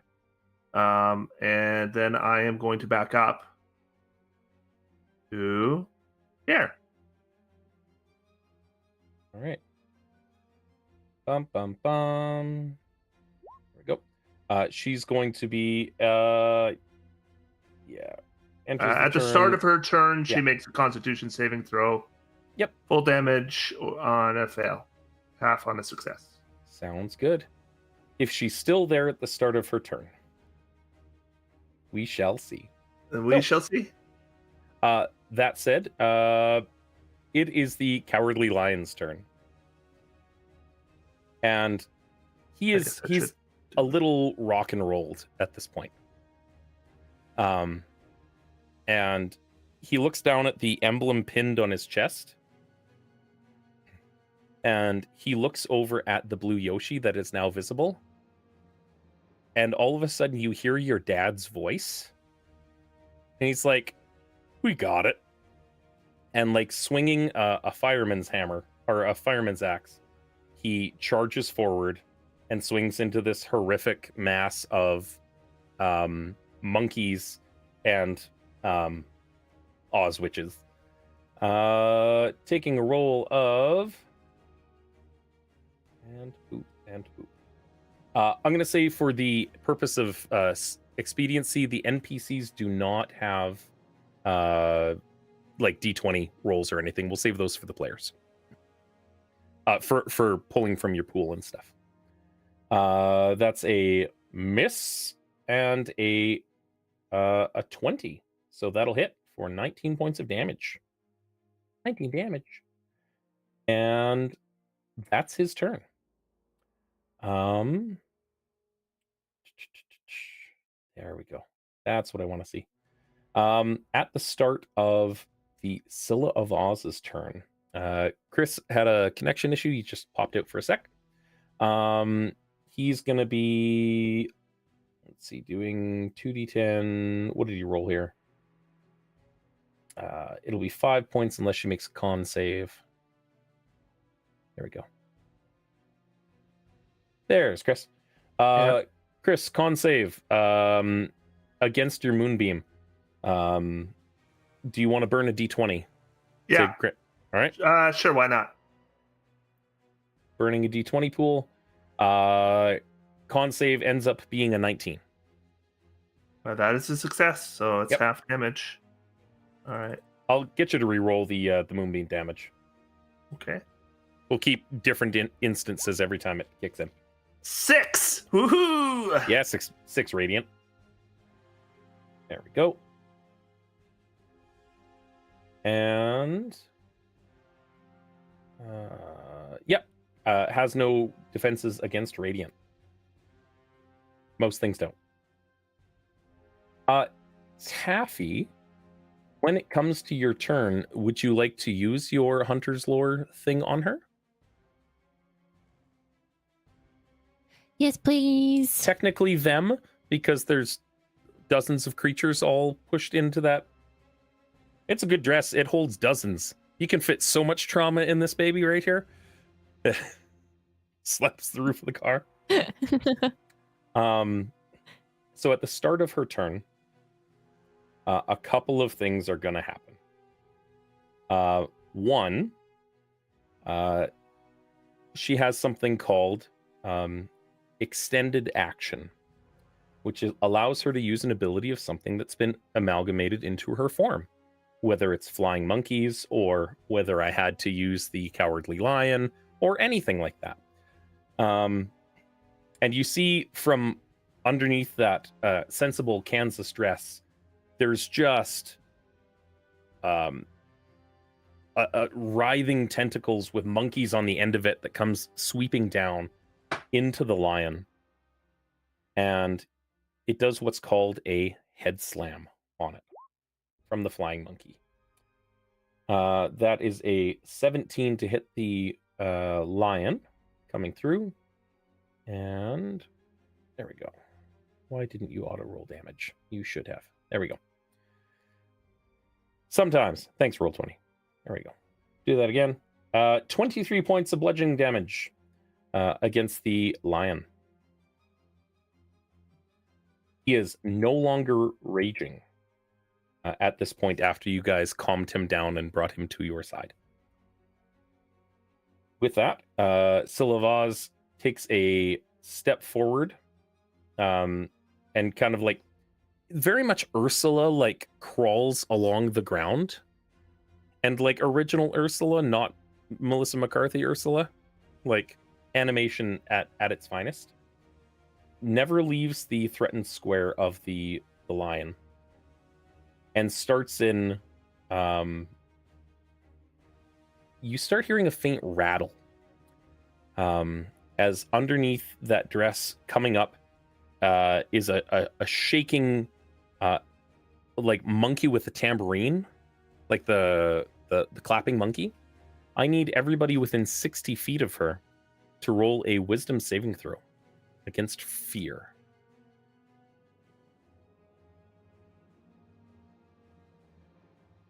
That would be, I believe, all of you. If I'm 30 feet in the air and 40 feet away, am I You are 40 feet range? in a straight line away from her. okay? So you would still end up rolling it. This is not a spell. This is an ability Okay, what for was the purpose save? of your mantle. Wisdom. Okay. Bradagast made it. Hype Goblin made it. Lydia failed. And Yoshi made it. Wow. Taffy, you are terrified of this thing. You have the frightened condition until the start of your next turn. And now she's going to start laying into your allies. Continuing on with the Clockwork Kalida, the Cowardly Lion. That tail that was rattling up brings itself down into the neck of that of the Cowardly Lion. That's a 23 to hit and 19 bludgeoning and 14 poison. Wow. I'm glad they're And- fighting her. Uh-huh. That is what summoned allies are all about. Yep. And then claw attacks on the tiger. That has a boatload of hit points. So that's a 30 to hit and a 25 to hit. 15 slashing and 8 acid and 9 slashing and 10 acid. They are looking reasonably rough. Most of those temporary hit points that it got doled out ate the majority of that blow. It's the Clockwork Tiger's turn. Do you guys just want it laying into her? It's your ally. Mm-hmm. It does a bite and 2 claw attacks. There we go. That's an 18 to hit, which hits her. A crit and a 25. So 18, 2, There's something 48 just points so of damage. satisfying about these allies just laying into her right now. Why do the work when you can Right? just have your allies do the work? It works. Yeah, she's Um, floating, like kind of like she's in the air, but it looks like she's like floating on a lazy river with her hand behind her back and just like swings. Well, this is how true villains work. Like you have Right. minions do things for you, like the Cowardly Lion and Brad. Thanks, Brad. Taffy, you're up. You are frightened, as per the condition. Okay. So So disadvantage and on ability checks and attack rolls. Well, you can see Big Mean Dorothy, and you can't get any closer to her than you already are. gotcha. Yeah, so I'll just make my attacks and the dice are in my favor with the disadvantage. All right. Okay, Are you gonna first one. even those out with burning some of these d20s in the pool? I'm gonna say no. I'm gonna save it for my other friends because I already know my stuff wasn't effective for super effective for the Cowardly Lion. Mm-hmm. So I'll save that for them Okay. because they have more variety. So yeah, with the Unfortunately, a disadvantage. 10 will not hit. Gotcha. All right, this next one, fingers crossed. No, An 11 does not hit. I'm too afraid. There's a lot happened today. And again, for your ability, I just want to double check here. Oh, all right. Hunter Sense is an action. That's why. That seems really dissatisfying. That seems like it shouldn't be something that takes an action. But All right. Anything else on your turn? Oh, I believe I have. Yeah, You have I'm a bo- gonna do my bonus action to do Hunter's Mark. Okay. Honor. Casting a spell. And that'll be There we go. it. And you designated the other one as, or the Cowardly Lion as your foe before. Your slayers. Yes, but then I was able to move it. Hold You on. have. I think it's a bonus action to move it. Okay, if it's a bonus action, then I'm just gonna, instead of doing Hunter's Mark, I'm just gonna move it over to Dorothy. Understood. Okay. Okay. Cool. Lion's turn. The summoned lion's turn. Yeah, I didn't catch whether you announced whether his save had made it or not. Oh, the lion save. Let me double check. It was the first roll. A 12 does not do it. All right, so he's the new Cowardly Lion. Yeah, he is. Rewriting And canon here. that's right, and he is going to dodge on his turn I see. and stay in place, and he'll make little nervous mews. I love it. Wait, doesn't he go? And I if I was a king.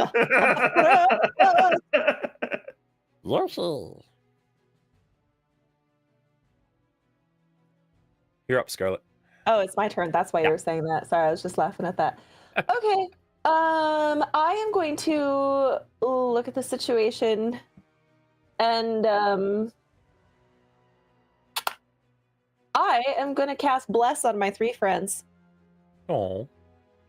A very good use of concentration slot. While I'm not concentrating on anything else, so That's fair. I drop some eggs on y'all, and when they land on your head, I don't know, the little mushroom or the Yoshi kind of goes, and you all have a D4 to add to your attack rolls and saving throws, which hopefully would be enough to just kind of make a Mhm. difference. And then I'm gonna flutter behind this pillar, but I'm still up high in the air. Bless is just always a good solid choice. It is worth the concentration slot. Yeah. You said you fluttered up? Are you still hovering above the ground? Do you want to be higher? 30 feet. I'll remain 30 feet. I'm just going behind this pillar. I'm trying to just break. I'm trying to figure out where I can stand. So I'm hiding behind it. There we that go. works. I can't see anything. All right. With that, Eris.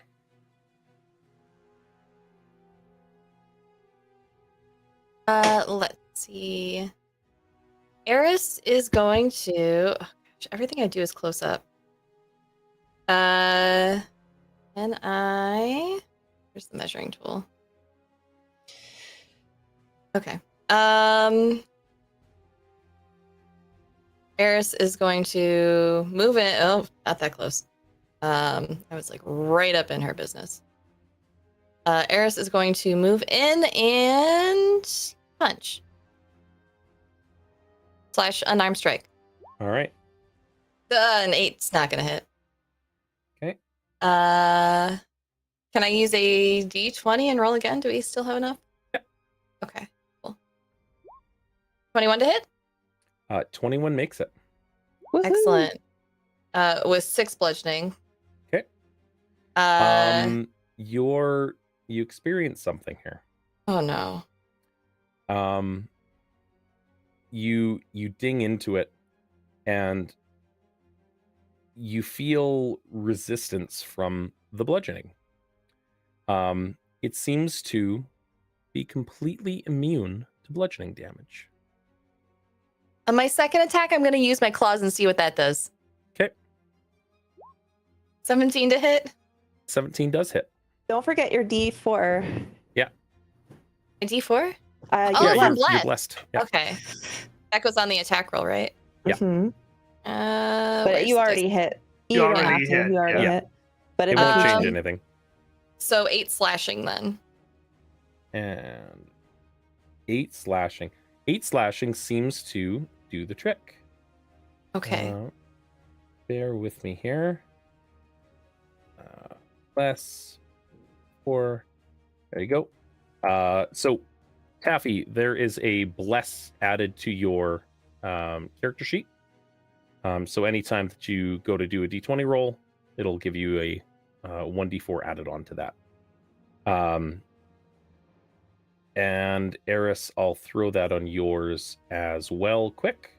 Okay. Is there anything you want to do with your bonus action? I'm going to spend a key point to Step of the Wind and disengage. Do I see my dog? You don't. Actually, roll me perception. 16. You've got your staff out and blade out, and you're looking, and you see curled up, wrapped up under her arm in this, like, it looks kind of like a poodle, like a purse dog, but the purse is made of monkeys. I hate it. And there is Terry, just like sitting there, being held by the belly, just not having a good time. He is the saddest looking doggo you have ever seen. Okay, I can move to here after disengaging. And I will just kind of use this pillar to, like, I can't see you, so you can't see me. Yep, Peekaboo. that is how she I'm goes. learning from Yoshi. That'll be my turn. Radagast. All right, I use my action. Moonbeam goes here. And Okay. I will move 5, 10, 15, 20, 25, 30. And is there anything in these cages? Not anymore. Okay. It There was a faint twinkling light that was in it with all of the monkeys, and it all seemed to get absorbed. Okay. Yeah. Then that will end my turn. All right. Because moving Moonbeam, life is good. Cool. The Clockwork Khalida swings his axe. It is the thing that he can do. That is a 26 and an 11. He hits. And swings him twice. It's her turn. And with her extended action, First, she makes a Constitution save. start of her turn. That's a 17. That is a success. Okay. She takes half a 23. 11 radiant. She seems to be doing okay. Give me half a sec here. My token just moved. Was there a reason for that? Oh, I hit Control Z for a second. Oh, okay. Because I immediately wiped out all of her hit points with a typo. Yep. it must That's what happened. Yep. The Moonbeam really rocked her. Just really, I really mean, knocked her for the- maybe there was a wish spell cast somewhere else in the world, and she's just dead now. I mean, you didn't wish for her to just go away, so it worked. I like it. So at the start of her turn, after taking a little bit of damage from the Moonbeam, she's gonna start. You know what? She reaches tentacles out and sends them towards. Yeah, Eris. She's going to start moving towards you. She doesn't have a line of sight to attack you from where she is, but she's going to take the attack of opportunity. She's mad that you got rid of her things, her toys, her pets. And she saddles up. And again, it's that lumbering Ursula walk that is just, it seems almost bereft of thought. I hope my dog bites her in the elbow. Right? Right in the crook, where it's really uncomfortable. Attack missed from the lion. And she leans down and is like, "You'll make a new pet. You'll do." and she starts laying into you. First things first. Yeah, that's great. You see the back of her dress lift up, and this long, almost scorpion-like tail appear that is just on the end of it is this howling monkey baboon's face, and it Ew. opens its mouth Eva Gorgon. Sorry. and it screams at you. And I need you to make a dexterity saving throw With bless. with bless, and I'm also gonna need, it's a cone for 60 feet. So- My dex save was 26. I'm hiding. Am I not hiding? Oh, I I'll see give her you now. advantage on the dex save for being behind the pillar for this. I already have advantage if it's a spell. It's not a spell, it's an ability. Okay. Chris, I'll get you to roll for the lion, but you are safe Yeah. being where you're at. Woohoo! Wisdom, did you say? Dexterity. Dexterity. So a 28. Yeah, that's save. a 28 with bliss. The lion fails with a 13. Oh, Lion. Yoshi fails. Yoshi. no. Taffy? Dexterity saving throw from you, Taffy. Oh no. 18. 18 matches. So you take half.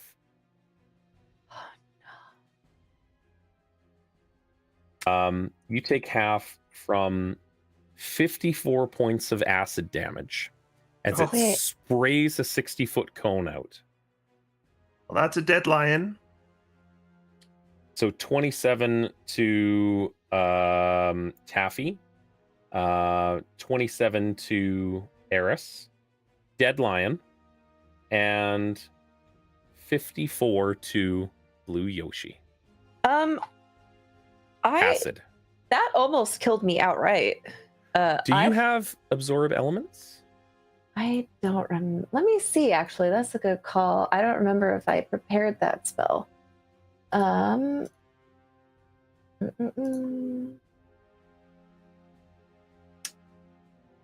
Nope. I don't know why I didn't take that spell. I thought I meant to, but nope. Okay, I fall to the ground. You hear a. Dun, dun, dun, dun, dun, dun, dun, dun, dun. Da-da-da-da-da-da-da-dun. Now, for the rest of her turn, after moving, using, this is a recharge ability, one of those 5 and 6 abilities. Oh, Mhm. man. That is her turn, taking her full action to do that. And Clockwork Tiger's turn. Seeing what it did, it's gonna saddle in right here and attack from this side. And show me potato salad with a bite and a claw and a claw. The bite misses, the claw hits, and the second claw misses. 16 points of damage on her. She is a horrific, monstrous beast. Taffy, you just saw Yoshi get rocked. Yeah. Okay.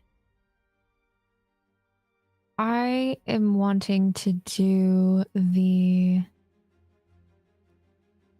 Goodberry short rest thing. Do we have a long rest Um, token still?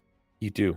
You have Yeah. one short rest and one long rest token. I mean, I haven't really spent a lot of spell slots just yet, but Yeah. unless you guys think a long rest would be helpful. Whatever I you guys think what- choose to do. Yeah, I think what I'm gonna do is I'm gonna use my action to do Hunter's Sense. So we can figure out if she has any vulnerabilities. All right. And you, with holding up the mustache momentarily, it's like, only a true villain knows that you're vulnerable and weak too. And you activate your ability and you learn that Vasilla of Oz has immunities to acid, cold, and bludgeoning damage, period, and resistances to fire, lightning, and piercing and slashing from non-magical attacks, and a damage immunity from poison and psychic as well, Okay. and a boatload of conditional immunities because that's how bosses work. What was the immunities again? Just acid and or Immunities poison. are poison, psychic, acid, cold, and bludgeoning. Immune to all of that. Immune to all of that. Okay, what is it not immune to or It is resistant not to? immune to. It is resistant to acid, fire, lightning, piercing, and slashing from non-magical attacks. So of that list of things that's neither immune nor resistant to, necrotic, radiant, and force. Oops, I keep accidentally casting spells. Sorry. It's all good. I'm just And trying to then- look at it. If you're Mm. opening it up, click the little eye beside it, and it'll Yeah. open it up. That's what I Was meant. it- to. Was it immune to slash or resistant to slashing? It is. It would not be from yours because yours is Okay. magical Okay. because of your Right. tattoo All and right, and your then remind me- magic slashy staff. Rah, rah. Who went down? Yoshi, the wizard. Okay. I would like. Well, am I able to? Oh, That's the question. Also, bless is gone. Oh. You cannot Um, keep that bless going when you're a puddle. Oh, yeah, I totally can. Okay, I'm gonna go over. I'm gonna pop a little good berry in Yoshi's mouth. So as we ruled on earlier, that'll be a bonus action to do so. Mm. I'll be like, are- wait. I like peek one eye open. Stand a little bit far back. Okay, right there. Let them. Conscious enough to do that. Yeah, I like open an eye and then pretend to be dead again. I was joking with Scarlett before we got started on this when she said she wanted to be a blue Yoshi about the sheer amount of commentary on the internet about what that tongue do. It eats good berries. It eats good berries. That's what that tongue does, does. internet. Anything else on your turn? I believe that's all I can do. So that was your bonus action. Yeah. Oh, and then your my action was to the- review. Yeah, okay. Mhm. Yoshi. You're up. Okay. Wow. Holy crap, my head. Okay. I'm up. Thank you. Let's see. Well, does she tell me what the resistances and all that Oh, stuff you, is? you are aware for all intents Okay. and purposes. Yep. I'm gonna like reach out a little hand and I'm gonna say, I cast, or I'm gonna throw a stinky egg for my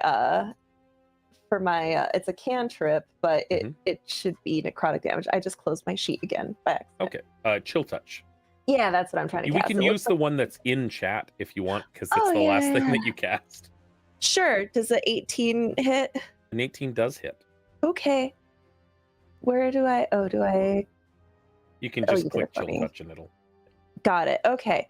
9 necrotic damage. That also prevents her from regaining any of the hit points that she's been doing every turn. Oh. Good. Oh, okay. And then I'm This gonna like turn. slowly stand up, and then I'm gonna say, I'm gonna stand right here, and I'm Mhm. gonna like hide behind the pillar again. All right. Eris. And that's my turn. Also, we're at $1,900 for donations. I just wanted Amazing. to let Thank y'all you, know. everybody. I like even numbers. Thanks, everybody. Something in me needed that.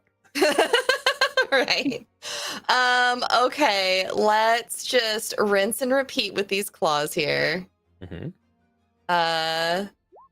20 to hit, 20 hits, so that'll be 9 claw damage. 9 claw damage. Second attack, 27 to hit, and that's a critical. Yep. So that's 8 plus 4. Do you want to be adding any of your d6s into this? How many d6s do we have? You have 11. Just I would like to add them all. Okay. Yeah. Might as Roll well. 11 d6.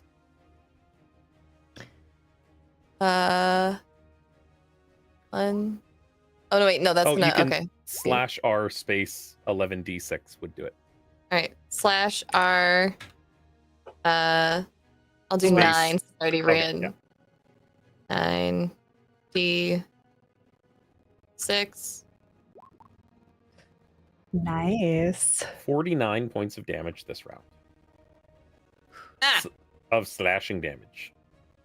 key point, flurry of blows. All right. Thank you for not just trying to dump things into stunning strike on things that can just resist it. I Yeah, appreciate the heckin' out of that. So I got a 12. Can I use a D20? Yeah. We still have D20s? Okay. You have 7 of them left. I got a 13. Does a 13 hit? A 13 unfortunately does not. Okay. Second attack. Go again. 25 to hit? 25 totally hits. Word, that's 10. She is not looking super great. Give me back my dog. Doesn't want to. It's her dog now. The dog likes her better. That's all. I'm just gonna I'm gonna whistle my special whistle for Terry. So Terry knows it's me, but I'm just a cat right now. You see like the faintest little like snout raise. like he's had no treats.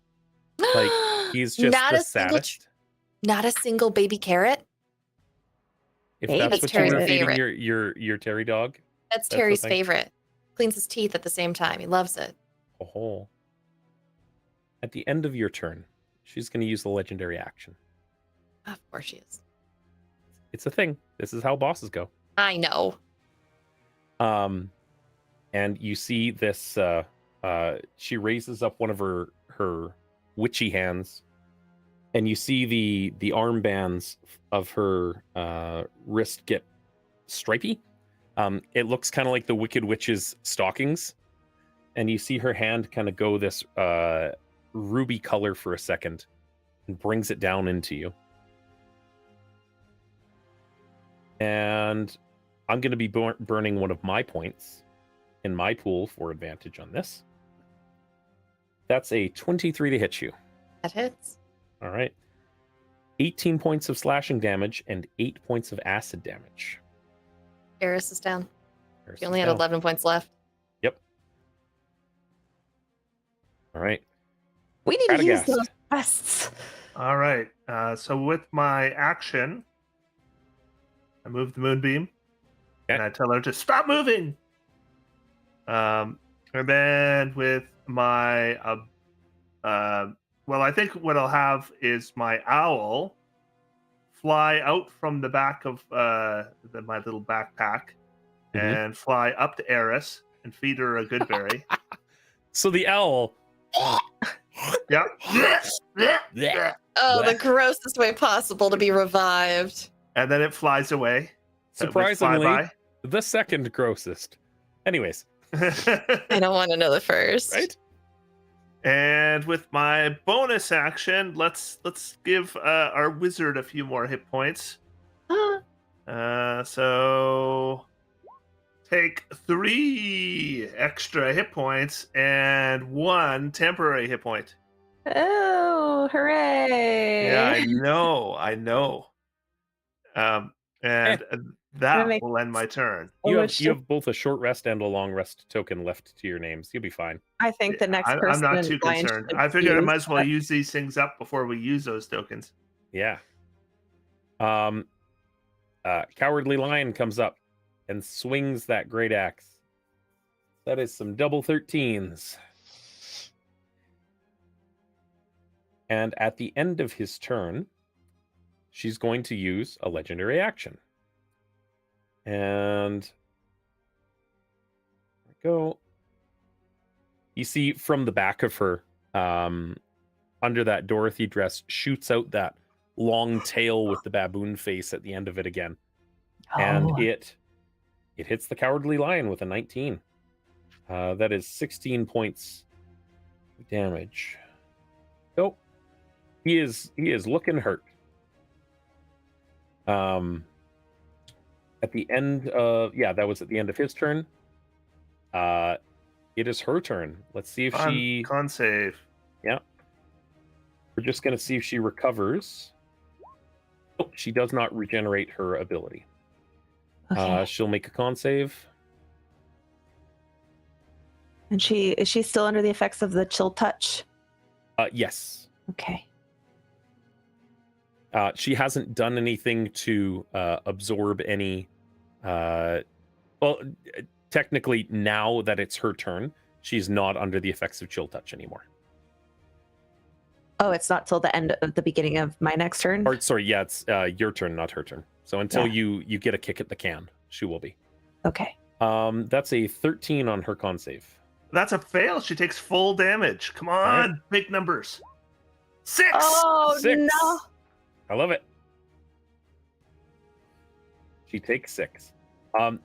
You have successfully dropped her below half hit points. Uh-oh. She's just now below half.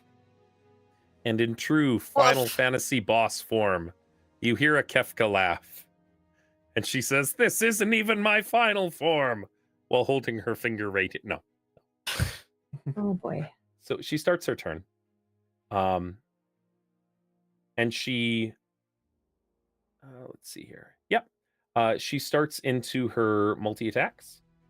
So she's going to dig into the lion. Boop, boop. Oh, that's a crit. And Bye-bye, lion.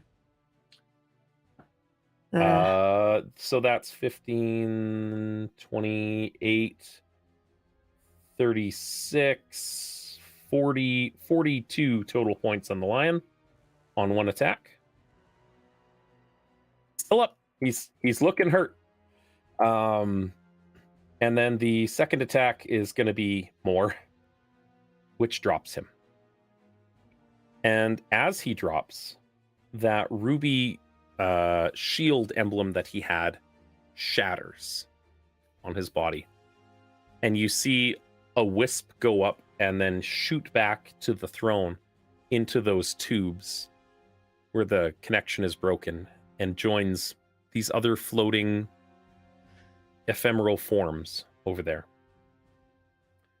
So that was her second claw attack, and now her tail is a 18 on the Clockwork Tiger. It has not been able to use any of its defensive abilities for most of this. People weren't attacking the big guy. Yeah, the Scylla of Oz she migrates over here and circles around Eris, getting away from that moonbeam. Ah! Clockwork Tiger, enraged, jumps on this thing. Bite, claw, miss, crit, and a hit. 22 points of piercing damage. And 6 points of piercing damage. Beautiful. Love it. Taffy, you're up. Yoshi, you're on deck. Okay. Maybe I we could keep one of those rests. If I take another hit, I'm dead. Like, Yep. not even recoverable. Yeah. One of the big ones, yep. Is anybody like down? Nope. Everybody's have at least 1 hit point. Except for the Every- Cowardly I Lion. think we should Yeah. use that long rest token. I think so too. All right. Yeah. So you hold up your hand and you wish real hard, and the power of Oz responds, and all of a sudden everybody pulls a long rest out of their butts. Yay. You've recovered all your spell slots, all of your abilities and hit points. Thank and you, you're up. but Thank you, but Hey, I usually pull stuff out of my butt. there is that. oh, the Norm- eggs. Okay. I know, like, rules is written. That took me way too long. I'm so sorry. I was just being silent because somebody's gonna clip that and post it on your Discord. Good. It's okay. So rules is written like you have to meditate to get your key back. Can I just have my key points back? This that I've is a spent? part of a long rest. Okay, cool. It's a gimme. Yeah. I'm not going to punish the monk further. Like, Leave the monk alone. It's good. Just needs friends. I just need my dog. I just my dog. So that was your action. Hmm. Is there anything else you'd like to do? You have a bonus action. I do have a bonus action. Let me see. I think I.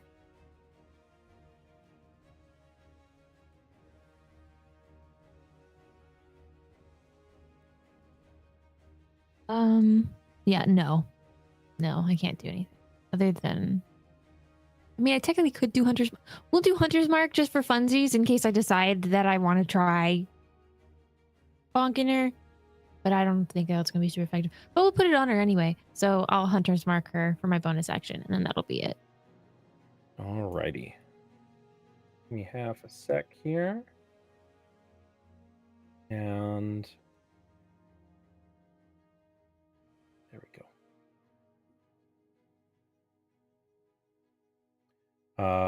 Sorry, bear with me one sec. Just answering a thing quick. So Hunter's Mark on her. And any movement at all? Yeah, I'm gonna fly back behind here. Oh, Okay. hi. Hey, I just Paddling came to the other side. Gonna hide in her hat. Oh, Yeah. I was I love thinking it. about moving so that we're spread out more in case she breathes on us all again. That's okay. I'll come with you. Love No, I'm trying to split us up so two of us don't get hit. No, I'm scared. Oh I don't- gosh. Myself. Okay. Let's That all is- huddle together and see what happens. We're at $1,950, by the way. We're just shy of our $2,000 mark. We don't have a milestone for that, but it always helps to have nice round numbers. So, Yoshi, you're up. Okay, I fly up with the fairy in my hat. 50 or let me see how many what I want to do. Oh, I'm not gonna fly. I'm just gonna go there. Okay. But before I finish, so like right here, I am gonna cast Chill Touch again. Mhm. To try to just get, because everything else I have isn't really gonna do anything Okay. to her. Oh, can I use one of our D20s? Yeah. Do I just roll it again? Absolutely. Yeah, Okay. go for it. Oh God. Unfortunately, a 13 or a 12 isn't going to do it. Okay, I'm gonna sit here and yeah. Actually, I'm gonna use my fate my Misty Step. Okay. And I'm gonna pop right over here. I like it. Or right here. Okay. I'm like, Keeping a look, good I'm gonna, distance. yeah, and I'm checking out this. I'm gonna check out this throne. Did I get carried with the Misty Step? You're part of my Technically not. equipment right now. Yeah. You were inside her hat, so I'll say for the first bit, but Misty Step Gotcha. doesn't allow carrying partners. That's Dimension Door. You're You in like a poop hat. out under me? No. You're like, I'm so safe, and then it's gone, and you're left bereft and alone by a Oh, pillar with a scary monster in It's front of you. probably safer this way because if I get attacked, we're screwed. But I can still see you from here, so like we're still in range. Make as much distance from the healer as you possibly can. This is exactly what I want. Yeah. So, Eris. It's How time to bad pay is the she piper. looking? Oh Because at the end of Blue Yoshi's turn, man. they get to take a legendary action and bring down an acidic claw on you. Oh. And as they do, Okay. we have hit our $2,000 goal anonymously. Ah! Thank Thank you, everybody. That's amazing. Ooh. I can't wait to Um, die for $2,000. Can't wait to die for $2,000. That's a 29 to hit you. Oh yeah, that hits. All right. That's going to be 18 points of slashing damage and 6 acid. And you see as she hits you, no longer under the effect of chill touch, she heals back a little bit. You see her form rips and tears that were on her dress and like little splashes. Oh, glass front crash. Hold on, I need to read this. We've got round numbers are better. That's awesome. We're at $2,200 now. Oh. So somebody has added in Ed, our reward, holding out for a hero. In the event that things get dire, a large ornate wooden crate with a glass front crashes to the floor as if deposited by some unseen tornado. On the side, a small hammer and plaque saying break glass in case of emergency or some such appears. So that happens. And as it does, I'm going to say that it lands on those glass tubes right by the door. And as they shatter, those objects inside, the emblems that were holding your parents' spirits, shatter open. And Scarlet, your dad's spirit was held in place earlier in the Cowardly Lion. So in this instance, it's Chris's mom and Lydia's mom. And they appear in front of you, in front of the throne, as two massive, shining guardian sentinels ready to throw down. Thank you, Ed. That's exactly what I needed to use against. No. And I'm just gonna roll initiative for the Righteous Sentinel. So these are appropriately CR9s, and they're on your side. Oh, thank goodness. There we go. Lawful good large constructs. Righteous Sentinels, though they're both going to go on a 16. So, Eris, it is now your turn.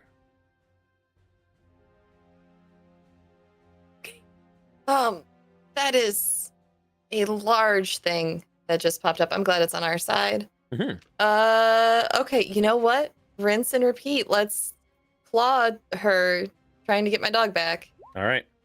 15 to hit. 15 does not hit. You got Second some dice attack. still. I will use the dice on the second one because the second time I rolled a 12, and I right. don't like that. So We'll keep the 22 from your second attack because you said it Okay. as you click the button. So. okay. So that'd be 6 points of slashing damage on her. And then, do I want to move away or do I want it again? You're at 12 hit points. I am at 12 hit points. How bad does she look to me? You'd certainly knocked her below half Mhm. earlier, and then she got whammied something fierce a couple of times. She is still in fighting form, but a bunch of her dress is torn. A bunch of those monkeys that are making up the bottom half of her form are kind of dragging lazily on the ground. She's hurt. Is there anything I could do to try and yank my dog away from her? It would take something that isn't necessarily an attack to do Mhm. so. Could I do like a weird dex thing where I'm just like, mine? You have attacked twice so far. Mhm. Okay. I'll tell you what. If you burn a key point to Flurry of Blows, Okay. I'll use that as a you distracted, and then you go to reach. But you gotta beat an opposed athletics check first. I will do that. Let's do it. All right. She's gonna roll athletics. Okay. This is technically an ability check. Does somebody want to use their d20s? Sure. I'll give a disadvantage. Okay.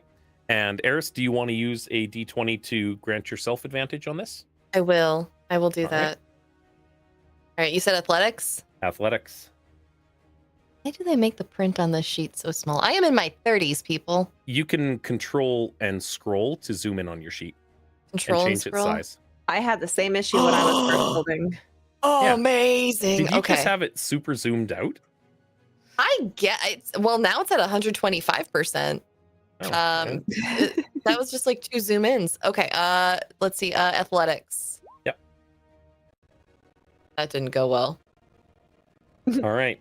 So her 25. For those listening at Oh, home, sorry, I rolled an She I rolled had an 8 and a disadvantage. 9. She had disadvantage, which brought her Mhm. to a 10. Oh, Yeah. you missed my one. No. She's really strong. But You go to reach, and she's like, silvery bars. Wait, just kidding. my little dog too. Ah! I believe that's your turn, unless you want to Yeah, move. it is. All No, right. it's my turn. Bradagast. All right, I'm tired of this stupid moonbeam, so I'm dropping concentration on it, Okay. and we'll get a spike growth instead. All right. 15, 20. I do love me some spike growth. Yeah, something like that. All right, that works. And then I'll just move there. And are there any more glass vials? They have shattered. They're gone. Okay, They so are there's they no are more. dealt with. The Do I spirits know of where the everybody- other parents are? Because that was only 2 of them, right? So the third one is floating ephemerally around the throne, Okay. having recently come out of the Cowardly Lion. Okay. Yeah. Alrighty. I don't see a need for a bonus action, so Okay. sticking to it. Eris is hurt. Oh, I didn't know that. All right. Well, let's throw 2 dice at Eris. All right. All right. Do you want to use so anything? Oh, you don't have anything in the D6 pool. We don't have Uh, anything, chat. 4? So heal 4 plus get 2 temporaries on top of that. All right. And the owl flies back and forth and shoves a good berry down your throat as well for another one. One more. A bird That's just right. came up to you, took one claw, pulled your mouth open, and went. Blah. What is with you with this owl? Oh, You're gonna get home after all of this and just have like what's the fear of birds? "Ew." Ornithophobia. yeah. Yeah. But after it regurgitates the good berry in your mouth, you feel so good. Years of I hate therapy those- later. I hate those words in that order, in that sentence. This is just great clips. I'm just saying. It's gonna be excellent. All right. Bradagast, is that the end of your turn? That is the end of my turn. At the end of your turn, the Scylla of Oz takes its 3rd legendary action. And it's gonna put a claw through the Clockwork Tiger. So that's 34 damage to the Clockwork Tiger. And she heals for 11.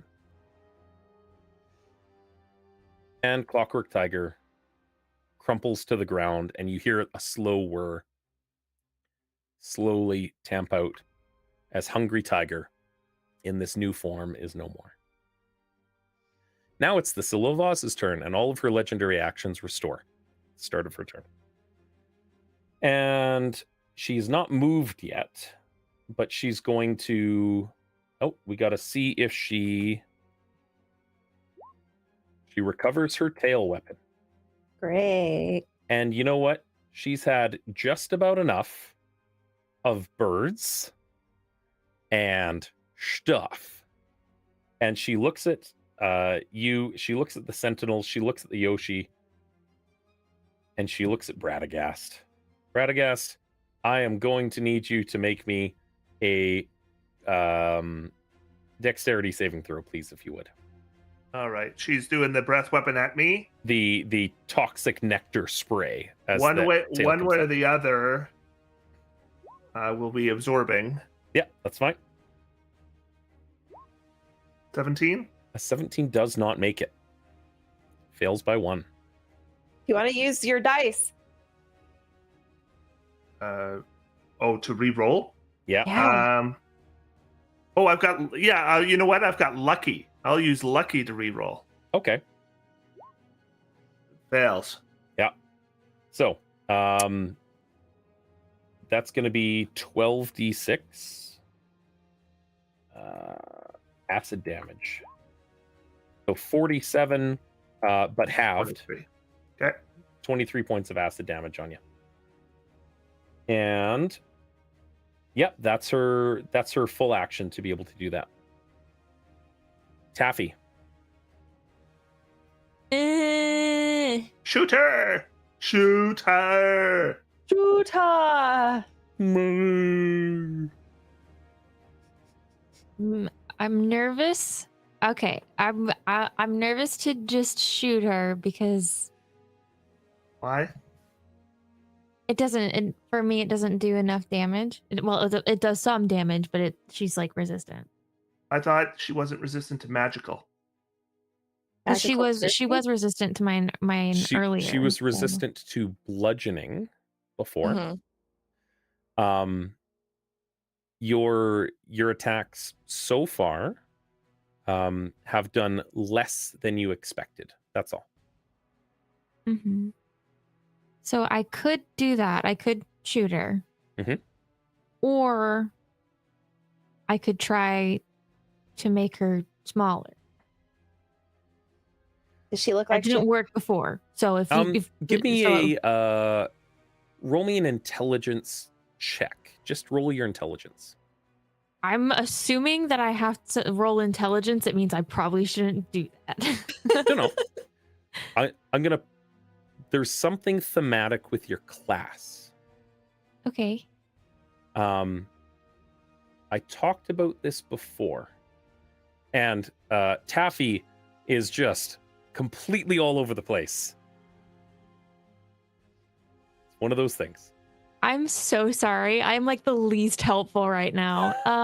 Okay. It's all good. It's all good. The thing about reduce is she's almost certainly going to make it, and then nothing happens. But even if she fails, all that happens is her damage is reduced by d4. Yeah. And she's doing like 50 points of damage. So Oh, yeah, it's not worth it's it. an irrelevant thing, and you have to concentrate on it. Yeah. So it's just really And not you're already I will concentrating just on Hunter's make- Mark. some shots. I am gonna move this way a little bit though. She had a thing that I told you before called immutable form, which prevents her form from being changed magically. That includes being increased in size or decreased in size. Oh, and Okay, she's immune. And she's immune.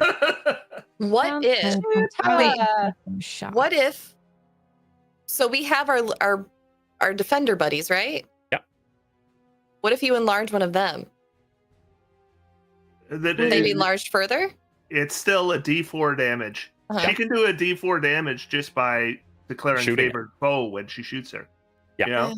Yeah. And it's just a free. I think it's And- d6 even. So,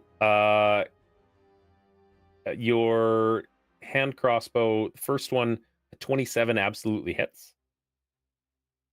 Have you made her a favored foe? Sorry, Hunter's Mark. Oh, you've got Hunter's Mark. Okay, so you're concentrating. Hunter's Mark and Hunter's Prey are both on it right now Okay. from earlier. So 17 points of damage. And a 27 absolutely hits for another Whoa. 12. And you're putting your wounding on it. And you're putting your wounding on it. Nice. And you have a bonus action attack too, because you're a crossbow expert. Okay. Dang. For 27. You really are a monster hunter. You were right. You should have cast Reduce. Should have cast Reduce.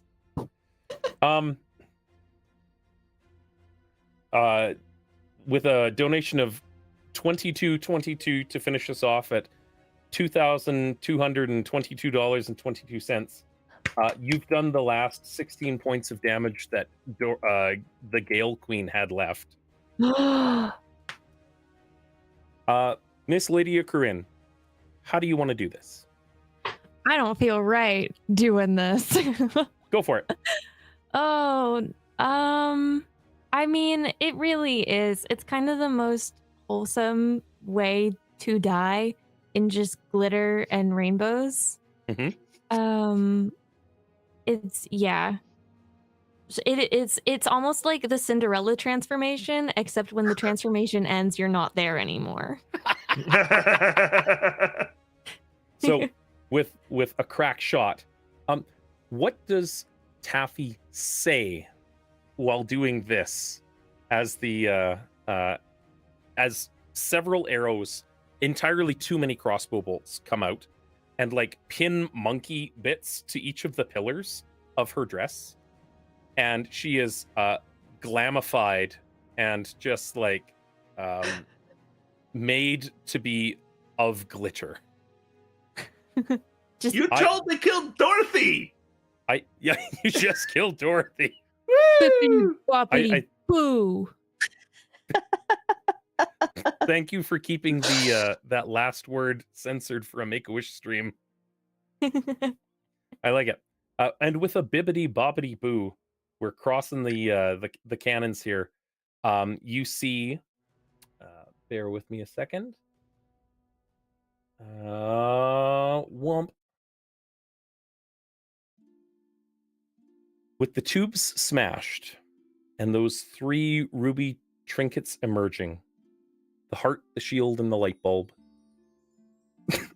excuse me, around Terry's neck, as Terry settles gently to the ground, a small red ribbon appears.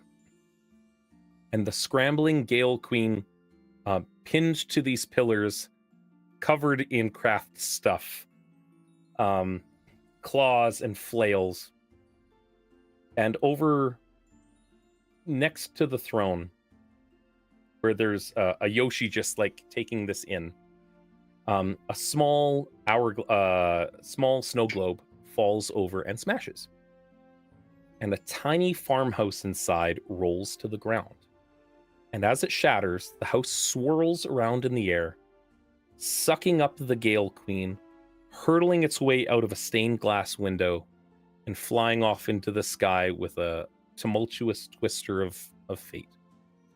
Who knows where Dorothy Gale will wind up next?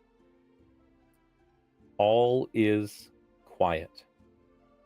And you see the hulking sentinel forms of 2 of your parents slowly shrink down back to the form that you know. And they glow in a ruby light, and sparkles all around that only a like 1920s movie can really replicate. And they fade out, and they say, "Have fun at camp." And the floating form of your dad appears as well. And he's like, "See? Nothing to be afraid of." And he fades away. I wasn't To- scared. You were scared. Brown. Everyone was scared but me. Toto, I was very scared. Terry comes up and gives you one look over and is like, "Yeah, all right then," and jumps into your arms. "I guess this'll do. This is fine," in the begrudging way that dogs and cats sometimes get along. And with that, peace comes back to Oz for this time around. You're heralded as heroes. All of the Munchkins and every other terribly sounding place in this whole forsaken land of Winkies and Oogaboos feast and celebrate the grand heroes of Oz. They totally, in true Oz fashion, offered to just make you immediately their leaders. And then somebody pointed out that like one of you probably let it slip that you're 7 years old. And they're like, "Oh, we're not doing that again. Ozma was terrible." No. And You don't 'Cause want it anyway because you don't even have any cool monsters anymore. they're like, "You've proven our point for us. Let's do this." and they say, after as much time as you like exploring Oz, a bubble comes, and she introduces herself as Gloma.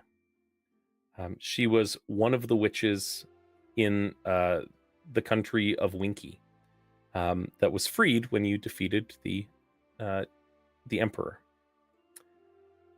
the nickel-plated Emperor. And she says to you, if you're ready, I can Yeah. send you home. Let's go. No monsters Yeah. here anymore. Aw, do I get to keep the wings? She kind of looks you up and down and says, you know, I like them myself. And she's got these little like fairy wings on the back of her massive poofy dress. And she says, you'll always have them every time you come to Oz. And she slides a foot out from underneath this big dress, and there's silver slippers appearing. Because unbeknownst to most folks, ruby slippers never existed in Oz. Mhm. It was only for the movie because they had to make it able to be shown on television. There were silver slippers in all the books. And she, rather than clicking her heels together, she taps her feet 1, 2, 3, and this silvery magic appears all around you, and a bubble lifts you up and sends you floating off into the sky to your next adventure, your destination. And as it lands, we'll find out what happens. If you guys really enjoyed this, we can have a talk and maybe make this an annual thing. We can put some stuff together and maybe do a sequel at some point for your next adventure. But you either land in another faraway land, or you land at summer camp. Which one's going to be more fun? Narnia. Oh, Narnia. Where are I'd the take most Narnia next time. monsters? Narnia has lots of monsters. Oh, All yeah. right. Thank you everybody for stopping by. This has been our production for you today. Again, I'm just gonna go through a few things with the cast here. This was our annual Roll for Wishes game for Make-A-Wish. Everyone that donated today it has been entered in for some fantastic prizes. There's digital content from Roll20, Kobold Press, and Demiplane. Donations will be open for another couple of days. I'm not going to close it off right away. So if you're going to watch the VOD and you still want to get in on stuff, you can. There's digital content. There's a chance at commissioned artwork. You can put in donations for a spot at a table to play in some one-shots with our cast. If you're able to, donate if you can, or at least share it with your friends. Again, we'll leave it open for a while. I want to thank all of our sponsors. There are a bunch: Roll20, Kobold Press, Reaper Miniatures, Demiplane, Artalia, Tabletop Audio, I Fight Dragons. They're a Chicago-based chiptune alt rock band that agreed to let us use their music. They're my favorite band, and they're like, hell yeah, go for it. For everybody as a cast member, I'll start with you, Sarah. Can you tell folks who you are and where folks can find you, please? Yeah, thanks for joining us today, everybody. I've been Sarah Roberts, aka Eris, aka the Hype Goblin on all social media. You can find me on most social media platforms under the name The Hype Goblin, or you can go to hypegoblin.com to find all of my links, my podcasts, and see my full live and streaming schedule on my event calendar. Beautiful. Scarlett? Hey, that was so much fun. Thank you for throwing this for us. Of course. And thank you to everyone in the chat who donated. I'm Scarlett64, dungeon master, artist, and creator of the Desert Dragons. And you can find me everywhere at Scarlett64. Love it. Chris? Yes, and thanks for running. But I am Treant Monk's Temple on YouTube, and I can be found on Twitter or X, and that's about it. So if you need to see me, that's where to go to look. I'd like to add in there, you can also find Treant Monk's excellent content on Giant in the Playground, where there's some of the best optimization guides put to keyboard. None within the last, No, I but don't know, 8-9 years. still, history matters. Lydia, our hero. Hi. By pure luck. But thank you guys that I'm looking at on my screen for an awesome game, for running an awesome game, for the opportunity to play, and then for getting to play with you guys. It was really, really, really fun. But you guys can find me everywhere on social medias at Lydia Koryn, Koryn. I make D&D content, and I also do D&D art. So if you ever in need of a cute little doodle, I got you. But yeah, thank you. Amazing. I have been your humble dungeon master and proverbial wizard behind the curtain. I'm James from Logomancy. You can find me on most social medias at Logomancy or at Ramshackle Wizard or Wiz for my personal one. You can catch us on this channel live streaming every Monday night, except for Canadian stat holidays. We always take time off for time with our families there. We feature a plethora of different TTRPG systems. We generally run a 4-arc story for each one that we're going to do, because sometimes getting into 20 or 30 episodes worth of a campaign is really daunting, and I like easily consumable content. So that's the kind of stuff that we make. Come January, you can find us also streaming on, I want to say, Wednesday nights with some of the other cast members that we have. I'm not going to be a part of that one because I do enough around here, we'll say. David's going to be running a brand new world within 5e with a bunch of homebrew stuff. You can also, if you're in the Alberta area, check us out at Tabletop YYCCon on November 18th and RPGA Con on November 19th. We'll be running a bunch of games, running some painting sessions sponsored by Reaper Miniatures. As well, if you're in the Calgary area, in any time in November, we're going to be putting on some Streaming 101 classes for young adults on folks that want to learn how to do this and the kinds of things that go into it. Equipment and how to pay your taxes and, you know, the risks and rewards for trying to be a digital content creator. So if that's the kind of thing you're interested in, come hang out. Join us on Discord. Links are in the doobly-doo, and our mods can post stuff in chat if it hasn't already been playing for the last 9 hours. I should really check chat. I think that's everything that we got.